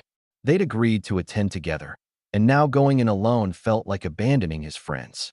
Wait here, everyone. I'll go see if young Master Shui is inside and ask him for a few extra invitations. With an apologetic look, he cupped his hands, turned, and entered Yalan Hall. Shui Gui should have been greeting guests at the door, but unwilling to share space with me, he'd assigned a servant to handle it while he went inside to manage the details. Brother Shui. Shui Gui turned around, his face breaking into a broad smile as he came forward. Brother Wang, a few days ago I presented your essay to the third prince. His Highness read it and praised your brilliant talent to no end. You flatter me. To earn His Highness's regard is my honor. Wang Xing bowed modestly. As I recall, you have several countrymen. Why didn't they come with you? Seeing him alone, Shui Gui asked curiously. That's precisely why I've come. Awkwardly, Wang Xing explained what had happened at the door. I was wondering, young Master Shui, whether you might have any spare invitations here. The moment Shui Gui heard this, he understood at once. Qin Hong was picking a fight at the door. Blood rushed to his head, and his face turned red. Steady, Brother Wang. I'll go take care of it right now. Shui Gui dropped what he was doing and hurried toward the entrance. It wasn't that he was unwilling to hand out more invitations. He simply hadn't prepared that many. Everyone holding an invitation was a person of considerable literary renown from various regions. Only by holding an invitation could one appear a cut above the rest, could one show the third prince's esteem. If everyone had one, the weight of the gathering would be cheapened. As for those without invitations, the third prince had never meant to bar them. They could come and go as they pleased. But now Qin Hong was blocking people at the door. That was a low blow. By the time Shui Gui rushed to the entrance, I'd already turned away most of the crowd. Only a handful had made it inside. Those I'd stopped hadn't gone far. They lingered nearby, looking sheepish. Qin Hong, what do you think you're doing? Shui Gui charged up to me, shaking with anger. You're in charge of security, that's it. What gives you the right to bar these scholars from entering? Who says I don't have the right? I said, taking my time. Those without invitations, who knows where they came from? Today's gathering isn't just for scholars. There are court officials here and noble ladies from the capital. If someone offends an official or startles a lady and something goes wrong, who takes the fall? I gestured at the people outside, my expression perfectly calm. I call this being cautious. I'm looking out for the third prince. What are you so worked up about? You, Shui Gui's chest heaved with rage. He genuinely couldn't wrap his head around it. How had Qin Hong become such a thorn in his side? Just you wait. He spat, then turned and stalked toward the scholars outside. I let out a chuckle, completely unbothered. Prince by birth, law enforcer by appointment, and an imperial decree backing me up. What could he possibly do to me? Gentlemen, this is my fault, Shui Gui said, wearing a look of injured innocence. The fifth prince and I have some bad blood, and now you're all paying the price and can't attend. Who would have guessed he'd abuse an imperial decree just to give everyone here a hard time? Nicely done, turning my own strength against me while slinging mud my way. Master Shui, don't blame yourself. We may not be able to go inside, but just getting a glimpse of such fine talents at the door is an honor in itself. Exactly, this isn't your fault, Master Shui. The blame lies with the fifth prince, throwing his weight around. The fifth prince carries an imperial decree, yet he uses it to torment scholars. We'll report this to the Ministry of Rights and demand justice. Yes, report it to the ministry. Justice for us all. The crowd was in an uproar. Shui Gui didn't try to calm them. Instead, something started turning in his eyes. A prince with law enforcement power. Too much of a headache. But if he could use this moment to strip Qin Hong of his position as a constable, well, that would be an unexpected bonus. Even as he soothed the crowd, he was already scheming. Tomorrow at court, which officials should he get to file complaints against me? Gentlemen, gentlemen. Shui Gui raised his hands, pressing down until the clamor died away, then continued. The fifth prince may have turned you away, but the third prince has always held scholars dear. I've secured another venue, not far from here. You can all continue your discussions there. And if you produce any fine works, send them here, so we can appreciate them together. The third prince truly is generous. He keeps us scholars in his heart. Both are sons of the imperial house. How can they be so different? Shui Gui nodded, satisfied, and ordered his servants to lead everyone to a tea house on the next street. That tea house was, of course, owned by the Shui family. At the young master's word, the manager scrambled to clear the place out, apologizing to the existing patrons and waiving their bills. Once the crowd had been sent off, Shui Gui returned to face me, his expression livid. Clap, clap, clap. I applauded lazily and gave him a thumbs up. Master Shui, well done. Humph. He snorted coldly and retreated to the other side of the gatehouse, glaring at me, clearly terrified I'd stir up more trouble. I couldn't care less. If you had an invitation, you got in. If you didn't, go take a hike, wherever that might be. Scholars kept arriving in waves. Shui Gui explained the rules over and over, then packed them off, batch after batch, to the tea house. Those who did have invitations shot me resentful looks as they passed. I paid them no mind. Before long, a group came strolling down the street, laughing and chatting. The moment Shui Gui saw them, he hurried over to greet them. I rose too, motioning Songbao behind me. He wouldn't be able to handle what came next. This one was on me. Shui Gui met the third prince, talking as they walked, gesturing repeatedly in my direction. The third prince, Qin Hao, listened in silence, the smile slowly fading from his face. Qin Hao led the group forward at an unhurried pace and stopped before me. Fifth brother, you're taking this constable's post rather seriously these days. When one bears an imperial order, one naturally takes the work seriously, I said, meeting his eyes. What's the matter? Does elder brother not take his own duties seriously? Of course I take my service to the court seriously. He paused. So tell me, do I need an invitation to enter the Yalan gathering? You're the host, elder brother. Of course you don't. I pointed at the crowd behind him. But they do.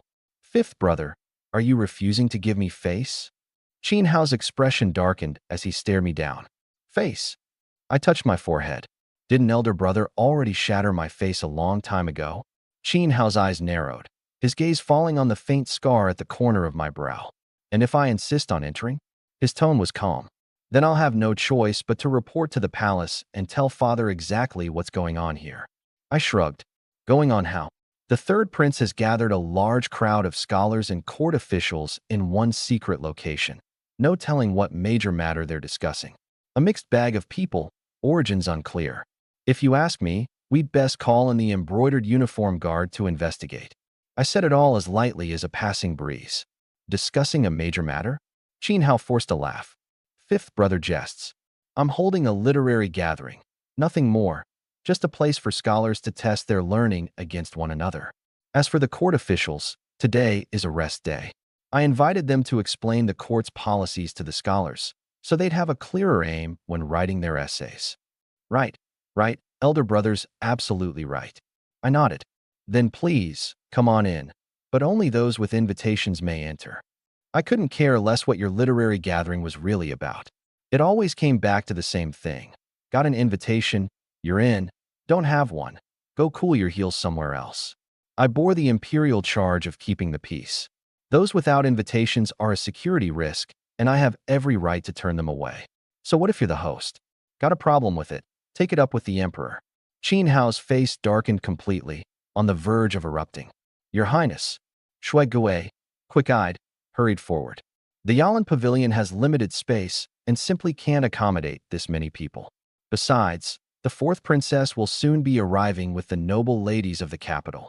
With such a mixed crowd, if some careless fool were to jostle the ladies, it would be hard to explain afterward. He lowered his voice. The Prince of Zhong's estate has a tea house on the next street over, and I've already made arrangements. Those without invitations can go there, and any fine works can be sent back here. Think of it as a secondary venue. Your Highness need only drop by to show your face when you have a moment. Qin Hao glanced at me, then turned to face the crowd behind him. A warm smile instantly spread across his face, sunny, gracious. My fellow talents, I must offer all of you my sincere apologies.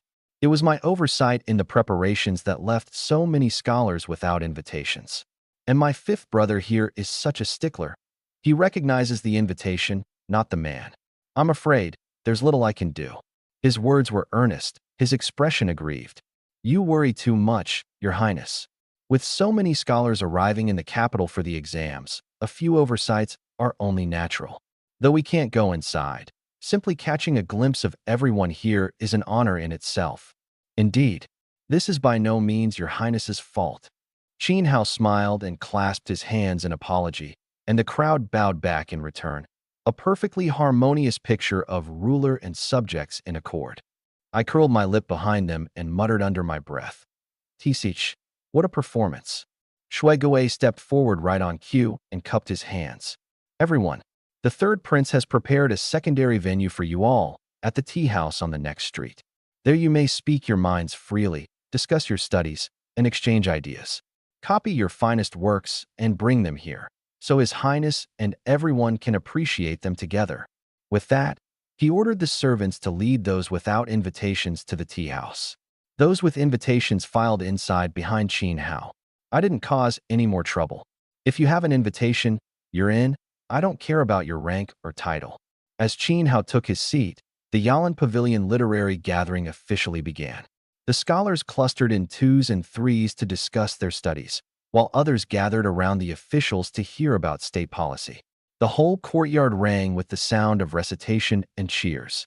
The third prince settled into a pavilion, surrounded by the scholars who had gained the most renown in the capital of late. Among them were Qi Yuanshan of the Zhejiang Circuit and Zhang Wenju of the Hunan Circuit, seated on either side of Qin Hao. Clearly he held them both in high regard. "Yuanshan, Wenju, have you any new work of late? Bring it out so everyone can learn from it." Shui Gui, weaving between the crowd and Qin Hao, was the first to liven up the mood. "I happened to write something recently, perfect for Your Highness's guidance." Qi Yuanshan produced an essay he'd prepared in advance and handed it to Qin Hao. Qin Hao took it and laughed before even reading it. "Huh, then I'll be the first to enjoy it." He nodded as he read, his face lit with delight. When he finished, he set the essay down. "Yuanshan, this piece aims high and reads beautifully, flowing seamlessly from start to finish. A truly rare gem. Your Highness flatters me." Qi Yuanshan bowed modestly. "Copy it out, so all the scholars can appreciate it." Qin Hao handed the essay to the clerk in charge of transcription. "Huh, Brother Yuanshuan's writing is a rare treat. I gotta give it a good read myself." Shui Gui laughed heartily from the side, playing along. "I've written a policy essay as well. I'd welcome Your Highness's critique." Not to be outdone, Zhang Wenju produced his own piece. Wenju's policy essay. Even my royal father praised it for its sound arguments and practical focus. "I'll have to read this one carefully." Qin Hao took it with a smile. Only then did the crowd realize the rumors circulating through the streets were true. Zhang Wenju's essay had reached the emperor's own ears. "I serve in the Ministry of Revenue, and I often ponder how to fill the national coffers. Wenju, this piece is a revelation." Qin Hao snapped his fingers in approval. "I intend to bring it back to the ministry and discuss it with the minister himself to see if any of it can be put into practice. What do you say, Wenju?" Envious looks spread through the crowd. Zhang Wenju's face swelled with pride. "To serve the court and Your Highness is my honor. Please, take the essay. Excellent. With such devotion to the nation, you're sure to become a pillar of the court one day." Qin Hao passed the essay along to be copied and circulated. With these two setting the example, the other scholars began pulling out their own writings to critique one another's work. Some even took up their brushes and dashed off pieces on the spot. Soon the entire courtyard rang with the sounds of reading and applause. Standing at the entrance, I listened and curled my lip. Scholars are supposed to pursue knowledge. But of all these voices, how many were genuinely debating ideas, and how many were just flattering a prince? I sneered inwardly. True talent never needs an invitation to prove itself. As I was thinking this, a rumble of wheels sounded in the distance. A dozen or so carriages rolled slowly toward us. I knew. The fourth princess had arrived, bringing the noble young ladies of the capital. I waved my hand, motioning Huang Biao and Song Bao to step back. The Great Qin had fairly open customs and didn't place heavy restrictions on women. Still, men and women kept their distance, and rank was observed. As a prince, I could navigate such waters, so long as I kept things proper. If Huang Biao and Song Bao crowded in, they'd only invite trouble. The carriages stopped one after another. The curtain of the foremost one, embroidered with the royal crest, was drawn back first, and a bright-eyed, fair-faced young woman stepped down with the help of her maid. The curtains of the other carriages parted as well. The daughters of noble houses emerged one by one, some bashful, some dazzling, each with her own charm. I could hardly take it all in. The last time I'd seen this many beauties in period costume was in short videos on my phone. Sharon greets her fifth imperial brother. The crisp voice snapped me back to my senses. I cleared my throat awkwardly. Ahem. Sharon has arrived. Qin Sharon, my father's fourth daughter. Her mother was consort Xie, and in the harem she'd always been a lackey to consort Li, the mother of the third prince. Fifth brother, what are you doing here? She asked, curious. I flashed my badge. I work for the capital magistrate's office now, street patrol. Father sent me here today to keep the peace. What? Fifth brother, why would you become a common constable? She covered her mouth, her face full of disbelief. A job's a job. It's all in service of the court. I waved it off, unbothered.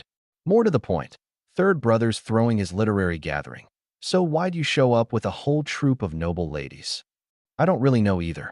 Mother gave me a list and told me to invite these ladies. The minds of women, unfathomable. I couldn't be bothered to guess what consort Li was scheming. Introducing noble ladies to failed scholars? Playing matchmaker? A honey trap? Surely not. Fine. You're here, so go on in and have a look. I beckoned over one of the serving girls from the elegant orchid house and had her lead the ladies inside. I didn't check the invitations. When it comes to women, I've always been lenient. Waves of perfume drifted past, making my head spin. Then, from within the crowd, one woman suddenly seized my gaze.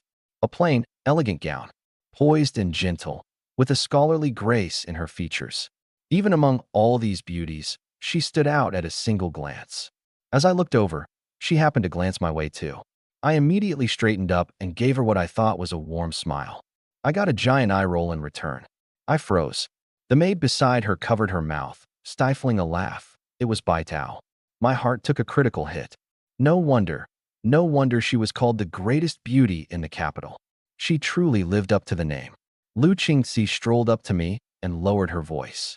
You're drooling. I snapped out of it and raised a hand to wipe my mouth. There was nothing. She pressed her lips together, amused at having pranked me. Damn it, Lu Qingxi. I fumed, though I didn't dare shout her name out loud. She made a fist and threw a fake punch at me, then turned her head and sauntered past with an air of haughty pride. I watched her retreating figure, my mouth opening and closing, my heart pounding faster and faster. I'm done for, I muttered, clutching my chest. I'm in love. The fourth princess bringing the noble ladies didn't stir up much of a fuss. The scholars still had some measure of decorum, after all. I sent Song Bao inside to make the rounds and check for any oversights. As for me, I dragged Huang Biao over to a table by the entrance, had a servant bring out fruit and snacks, and idly chatted between bites. Over on the other side, when Qin Hao heard that the fourth princess had arrived, he took his leave of the scholars and headed toward the elegant pavilion prepared for the ladies. This next part is from Lu Qingxi's point of view. I only learned of it later when Bai Tao recounted it to me. The moment Qin Hao arrived at the pavilion, the women all rose to their feet and bowed. Shaorong, no need for formalities. Ladies, please, no need to stand on ceremony.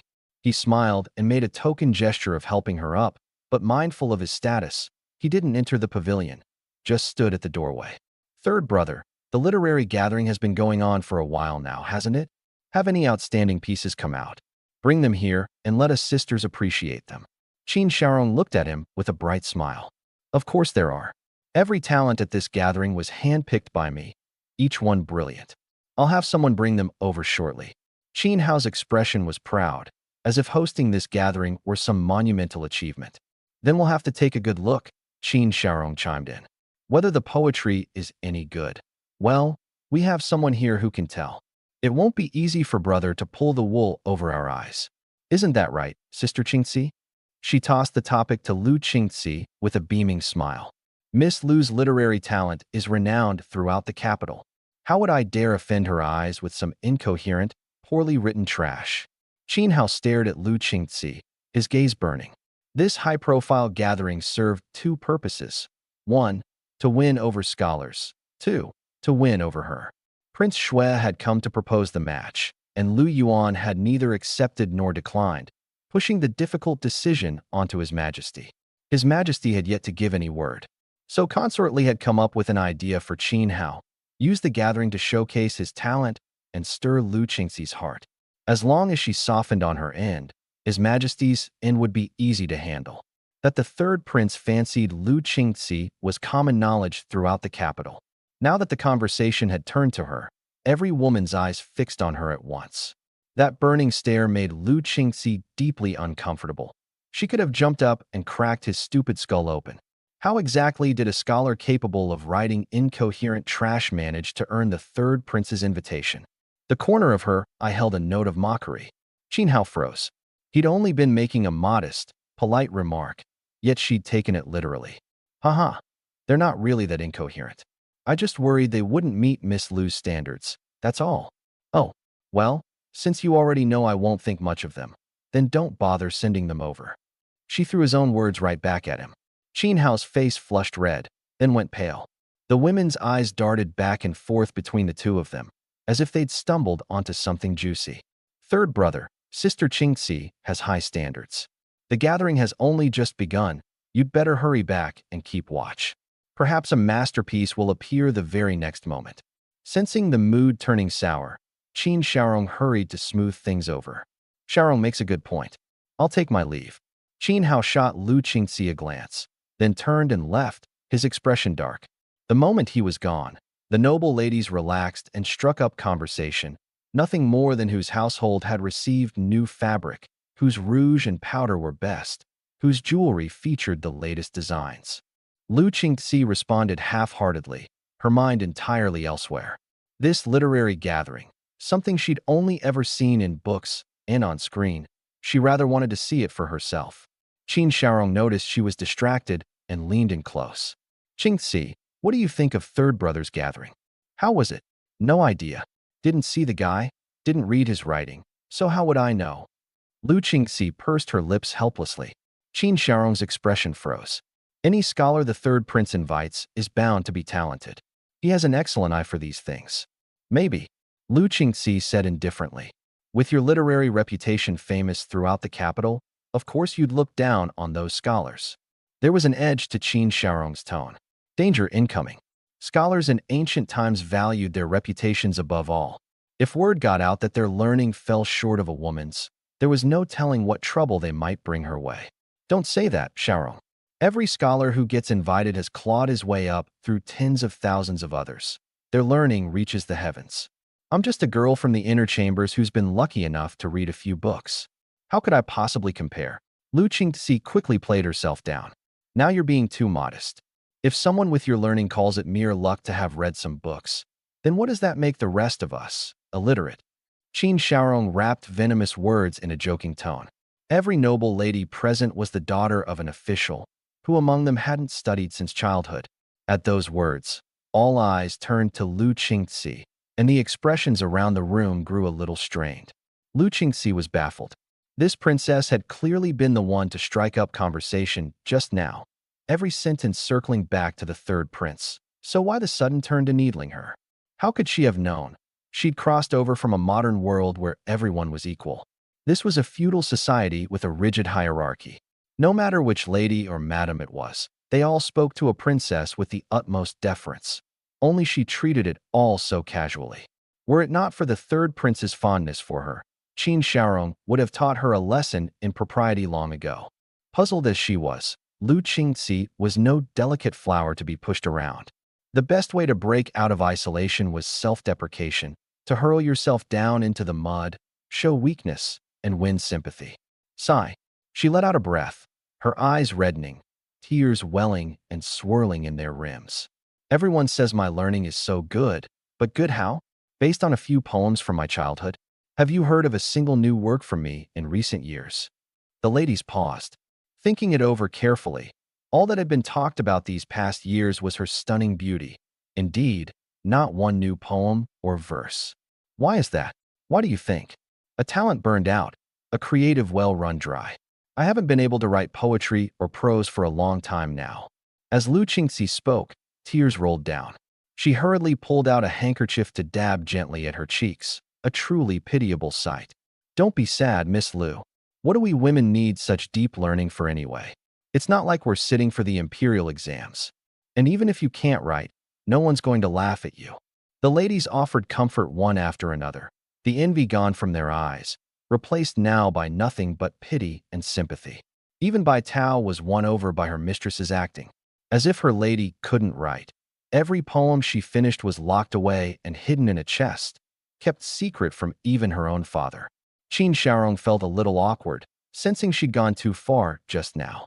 Today, after this, word would spread through the capital. The #1 talented lady has run dry of inspiration.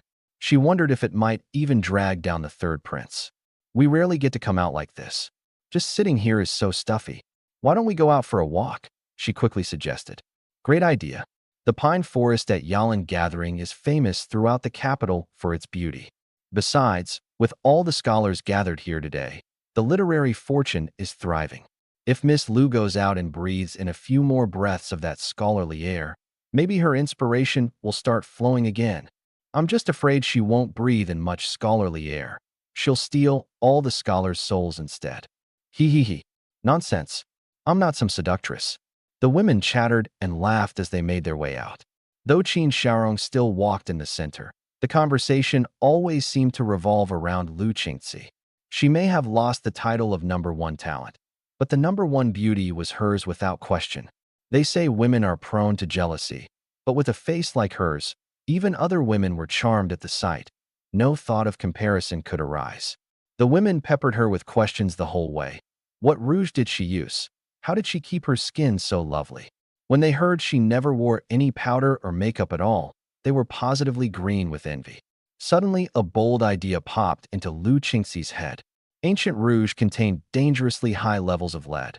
She wouldn't dare put it anywhere near her face.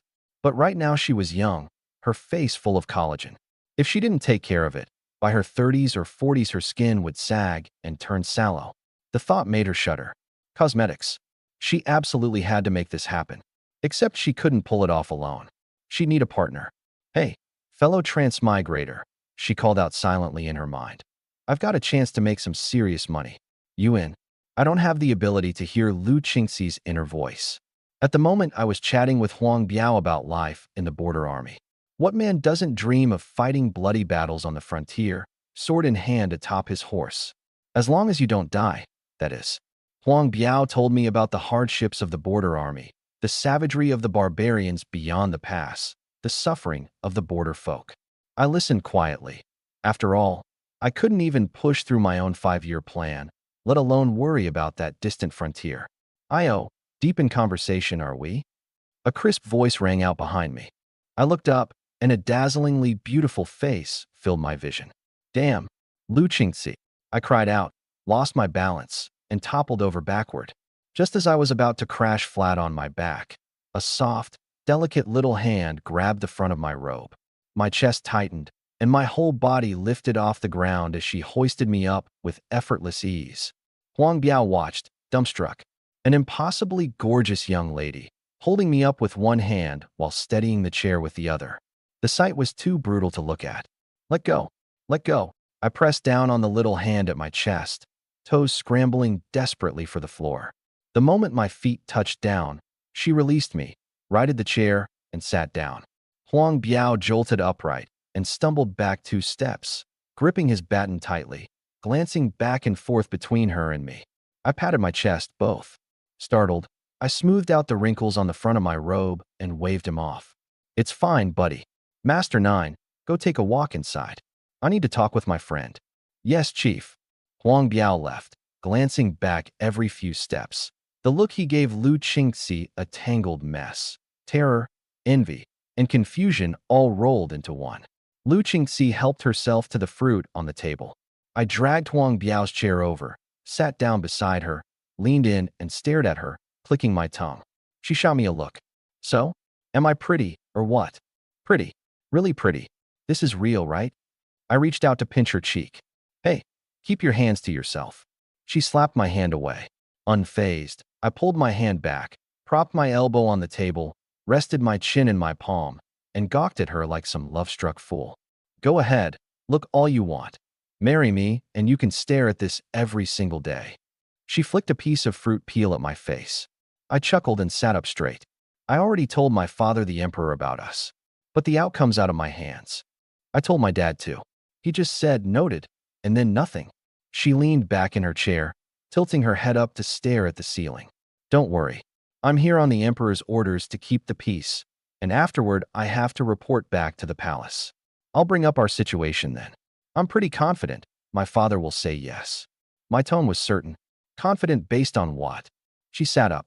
A few days ago, I drew up a 5-year development plan, and my father shot it down. So this time, when I bring up our thing, he can't very well shoot that down too, right? A 5-year development plan. Not bad. Look at you. She punched me in the shoulder. Not bad, my ass. It got rejected. The punch knocked me sideways, and I grimaced, rubbing my shoulder. Why'd it get rejected? Did you just make it up? She gave a sheepish smile and reached out to pat the spot she'd hit. I based it on how our hometown developed, adapted it to the situation here, and spent days writing it. Then why reject it? Is the emperor a fool? No, nothing like that. My father said the treasury's broke. No money? Then go get some money. Exactly, so I suggested we arrest a few corrupt officials and seize their assets. Instant cash. Seize their assets? That's pretty ruthless of you. What else? Raise taxes? Then it's the common folk who suffer. Even the cleverest cook can't make a meal without rice. Running into Lu Qingzi, I just wanted to vent, and while I was at it, ask if she had any good ideas. Before I could finish, a piercing whistle cut through the air. Tweet, tweet, tweet. I shot to my feet. Something's wrong. I'll go check it out. Grabbing my baton, I bolted toward the sound of the whistle. Lu Qingzi didn't hesitate. She got up and followed. Miss out on the action? Not a chance in hell. When I got there, all I could see was Song Bao clutching his forehead, blood streaming down through his fingers, his robe front and the ground. All splattered with blood. Across from us, a group of scholars in scholarly robes stood there, smiling. Captain! Captain! The moment the constables saw me, it was like they'd found their anchor. They gathered around me, seething with anger. I nodded and walked over to Song Bao. Who hit you? Captain, I'm fine. Song Bao's eyes were rimmed red, his voice thick with grievance. Fine, my ass. Your head's cracked wide open. I pointed at his forehead, so angry I couldn't help cursing. I turned to Huang Biao. Ninth brother, you know what happened. I only came running when I heard the whistle. One of the guys patrolling with Xiao Bao told me the whole thing. Huang Biao lowered his voice. Xiao Bao patrolled over here and overheard people saying the captain throws his weight around, bullies scholars, and doesn't have the bearing of a prince. Xiao Bao couldn't stand it, so he stepped up to argue a few words. They cursed at him, said he was just a constable riding on someone else's power, that he wasn't fit to enter the Yalan gathering, that he was defiling the literary assembly, and told us to get out. When things got chaotic, someone seized the chance to throw an inkstone, hit Xiao Bao square in the head. The rage shot straight up to my head. I turned to face the scholars and jabbed my baton forward. Who threw the inkstone? Step forward and face me. Captain Qin, what's got you so worked up? Shui Gui had rushed over at the news and walked right into me, losing my temper. He quickly parted the crowd and stepped out. A scholar went up to him and quietly recounted what had happened. As Shui Gui listened, his eyes flicked backward, right at the man who'd thrown the inkstone. The scholar didn't care in the slightest. So what if he'd cracked a constable's head open? A little silver would settle it. Shui Gui, did you throw the inkstone? I stared at him, my voice going cold. Captain Qin, you're joking. I just got here myself. He shook his head. If it wasn't you, then why step up? Move aside and stop obstructing an officer of the law. I pointed my baton off to the side. But Shui Gui acted like he hadn't seen it. Instead, he took a few steps forward, planted himself right in front of me, lowered his voice, and gave me a dark look. Qin Hong, the third prince is hosting this literary gathering today. You're deliberately trying to cause trouble, aren't you? Cause trouble, I sneered. My constable was carrying out orders to keep the peace and got his head split open. And you're saying I'm the one causing trouble? If his head's split open, take him to the physician. I'll cover the medical costs. Cover this, you son of a bitch. You dare curse at me? Shui Gui looked utterly stunned. Curse at you? Humph. Shuigui, I damn well like to beat you too. You'd better not give me the chance. The scar on my head is still fresh. I shoved him aside with my baton and took another 2 steps forward. Whoever threw the inkstone, step forward. If no one owns up, then everyone's coming back to the garrison for questioning. Qin Hong. Shuigui blocked my path again. No matter what, he couldn't let me take anyone away today. At a literary gathering hosted by the third prince, if the fifth prince's men hauled people off, where would that leave the third prince's face?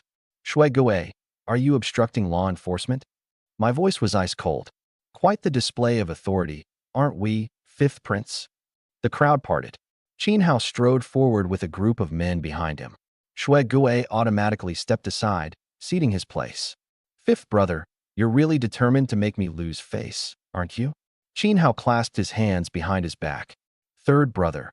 I looked at him.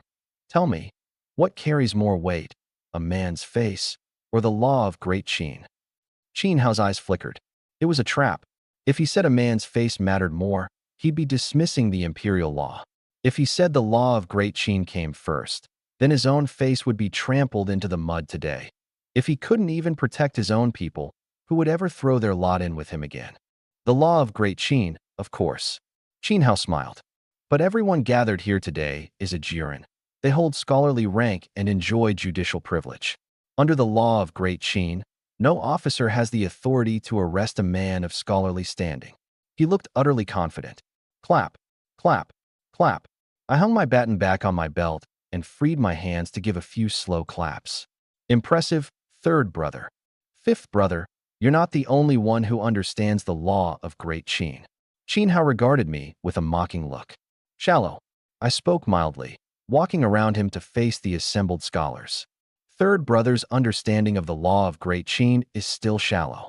Before this literary gathering began, I, as patrol captain, publicly declared that we act under imperial command to patrol the streets and maintain order. This assailant knew this full well, yet still rallied a mob to commit violence, defying an imperial command. Clearly, in his heart, there is no imperial court, no sovereign father. A man who dares gather a mob to beat an officer today will dare gather a mob to rebel tomorrow. Such a lawless, ill-intentioned man. Why should I not be able to arrest him? The crowd was stunned. They'd only come for a literary gathering. How had that turned into rallying a mob to rebel? Qin Hong, you have no proof, so watch your tongue. Slander and defamation are serious crimes too. Shuigui pointed at me, hopping with rage. No proof. I took off my waist token and held it high. This is my proof. Then I pointed at Song Bao, whose head was covered in blood. And this is the evidence. Rallying a mob to beat an officer bearing an imperial command. If that isn't rebellion, then what is? I wasn't trying to rebel. I wasn't. I just had a few too many drinks. It was an accident, that's all. From within the crowd, the assailant, driven into a panic by my relentless repetition of rebellion, finally cracked under the pressure. He stumbled out, dropped to his knees, and waved his hands, protesting frantically. Oh, so the assailant comes forward himself. I raised an eyebrow. Guards, take him away. 2 constables immediately stepped up and hauled him to his feet. Qin Hong. Qin Hao spun around, every trace of his arrogance gone. Third brother, do you want to protect him? Think it through carefully. We're talking about rebellion. Evidence. His expression darkened. Evidence. You'd better pray no evidence of his rebellion turns up. Otherwise. Heh. I waved my hand. Take him away. I walked over to Song Bao. His eyes were red, his voice choked up. Captain. Enough. Don't get sentimental. Go find a doctor and get yourself checked out. I reached into my robe for a banknote, only to grab empty air. That's when I remembered I never carry money. All the cash was on Zhao Dezhu. I gave an awkward smile, then spotted Lu Qingzi standing at the edge of the crowd. I quickly waved her over. Qingzi, get over here, I need a favor. She strolled over gracefully. What is it? I need to borrow some money. You got any? I held out my hand in front of her. You're a prince and you go out without any money? She asked, surprised. Name me one rich person who carries his own money. All the cash is on Zhao Dezhu. Come on, money. I shook my hand at her. You're unbelievable. She summoned Bai Tao, pulled a banknote from her satchel, and handed it to me. I took it and shot her a look. You're one to talk. You didn't bring any money either. I tucked the banknote into Song Bao's robe and patted his shoulder. All right, go on now. Every bit of this played out right in front of Qin Hao. I'd called Lu Qingxi over without a second thought and taken her money like it was nothing, and she'd handed it over just as casually. To anyone watching, the two of us couldn't have looked any closer. Qin Hao clenched his fists, his face so dark it was practically dripping. How do they know each other? They seem awfully close. Shui Gui looked just as puzzled and quickly sent one of his trusted men to find out. Brother Hao, now's not the time for romance. The students back there are still watching you. When they were alone, Shui Gui called him Brother Hao, and Qin Hao liked being addressed that way. It felt intimate. Qin Hao took a deep breath, pushed down his emotions, composed his expression, and finally shot me one last venomous glance before turning to face the crowd of students, wearing just the right mix of frustration and restraint. I'm sorry, everyone. I couldn't protect that student. But my fifth brother is acting on the Emperor's orders, and I couldn't very well defy His Majesty's will. The fifth prince framed that student with no evidence at all. He has no respect for the law. This isn't the first time he's treated us this way. I'm going to report this to the Ministry of Rights and demand justice. Report it to the Ministry of Rights. Demand justice. Facing the outraged students, Qin Hao made a show of talking them down, while in his mind, he was already scheming how to use this opportunity to make me pay.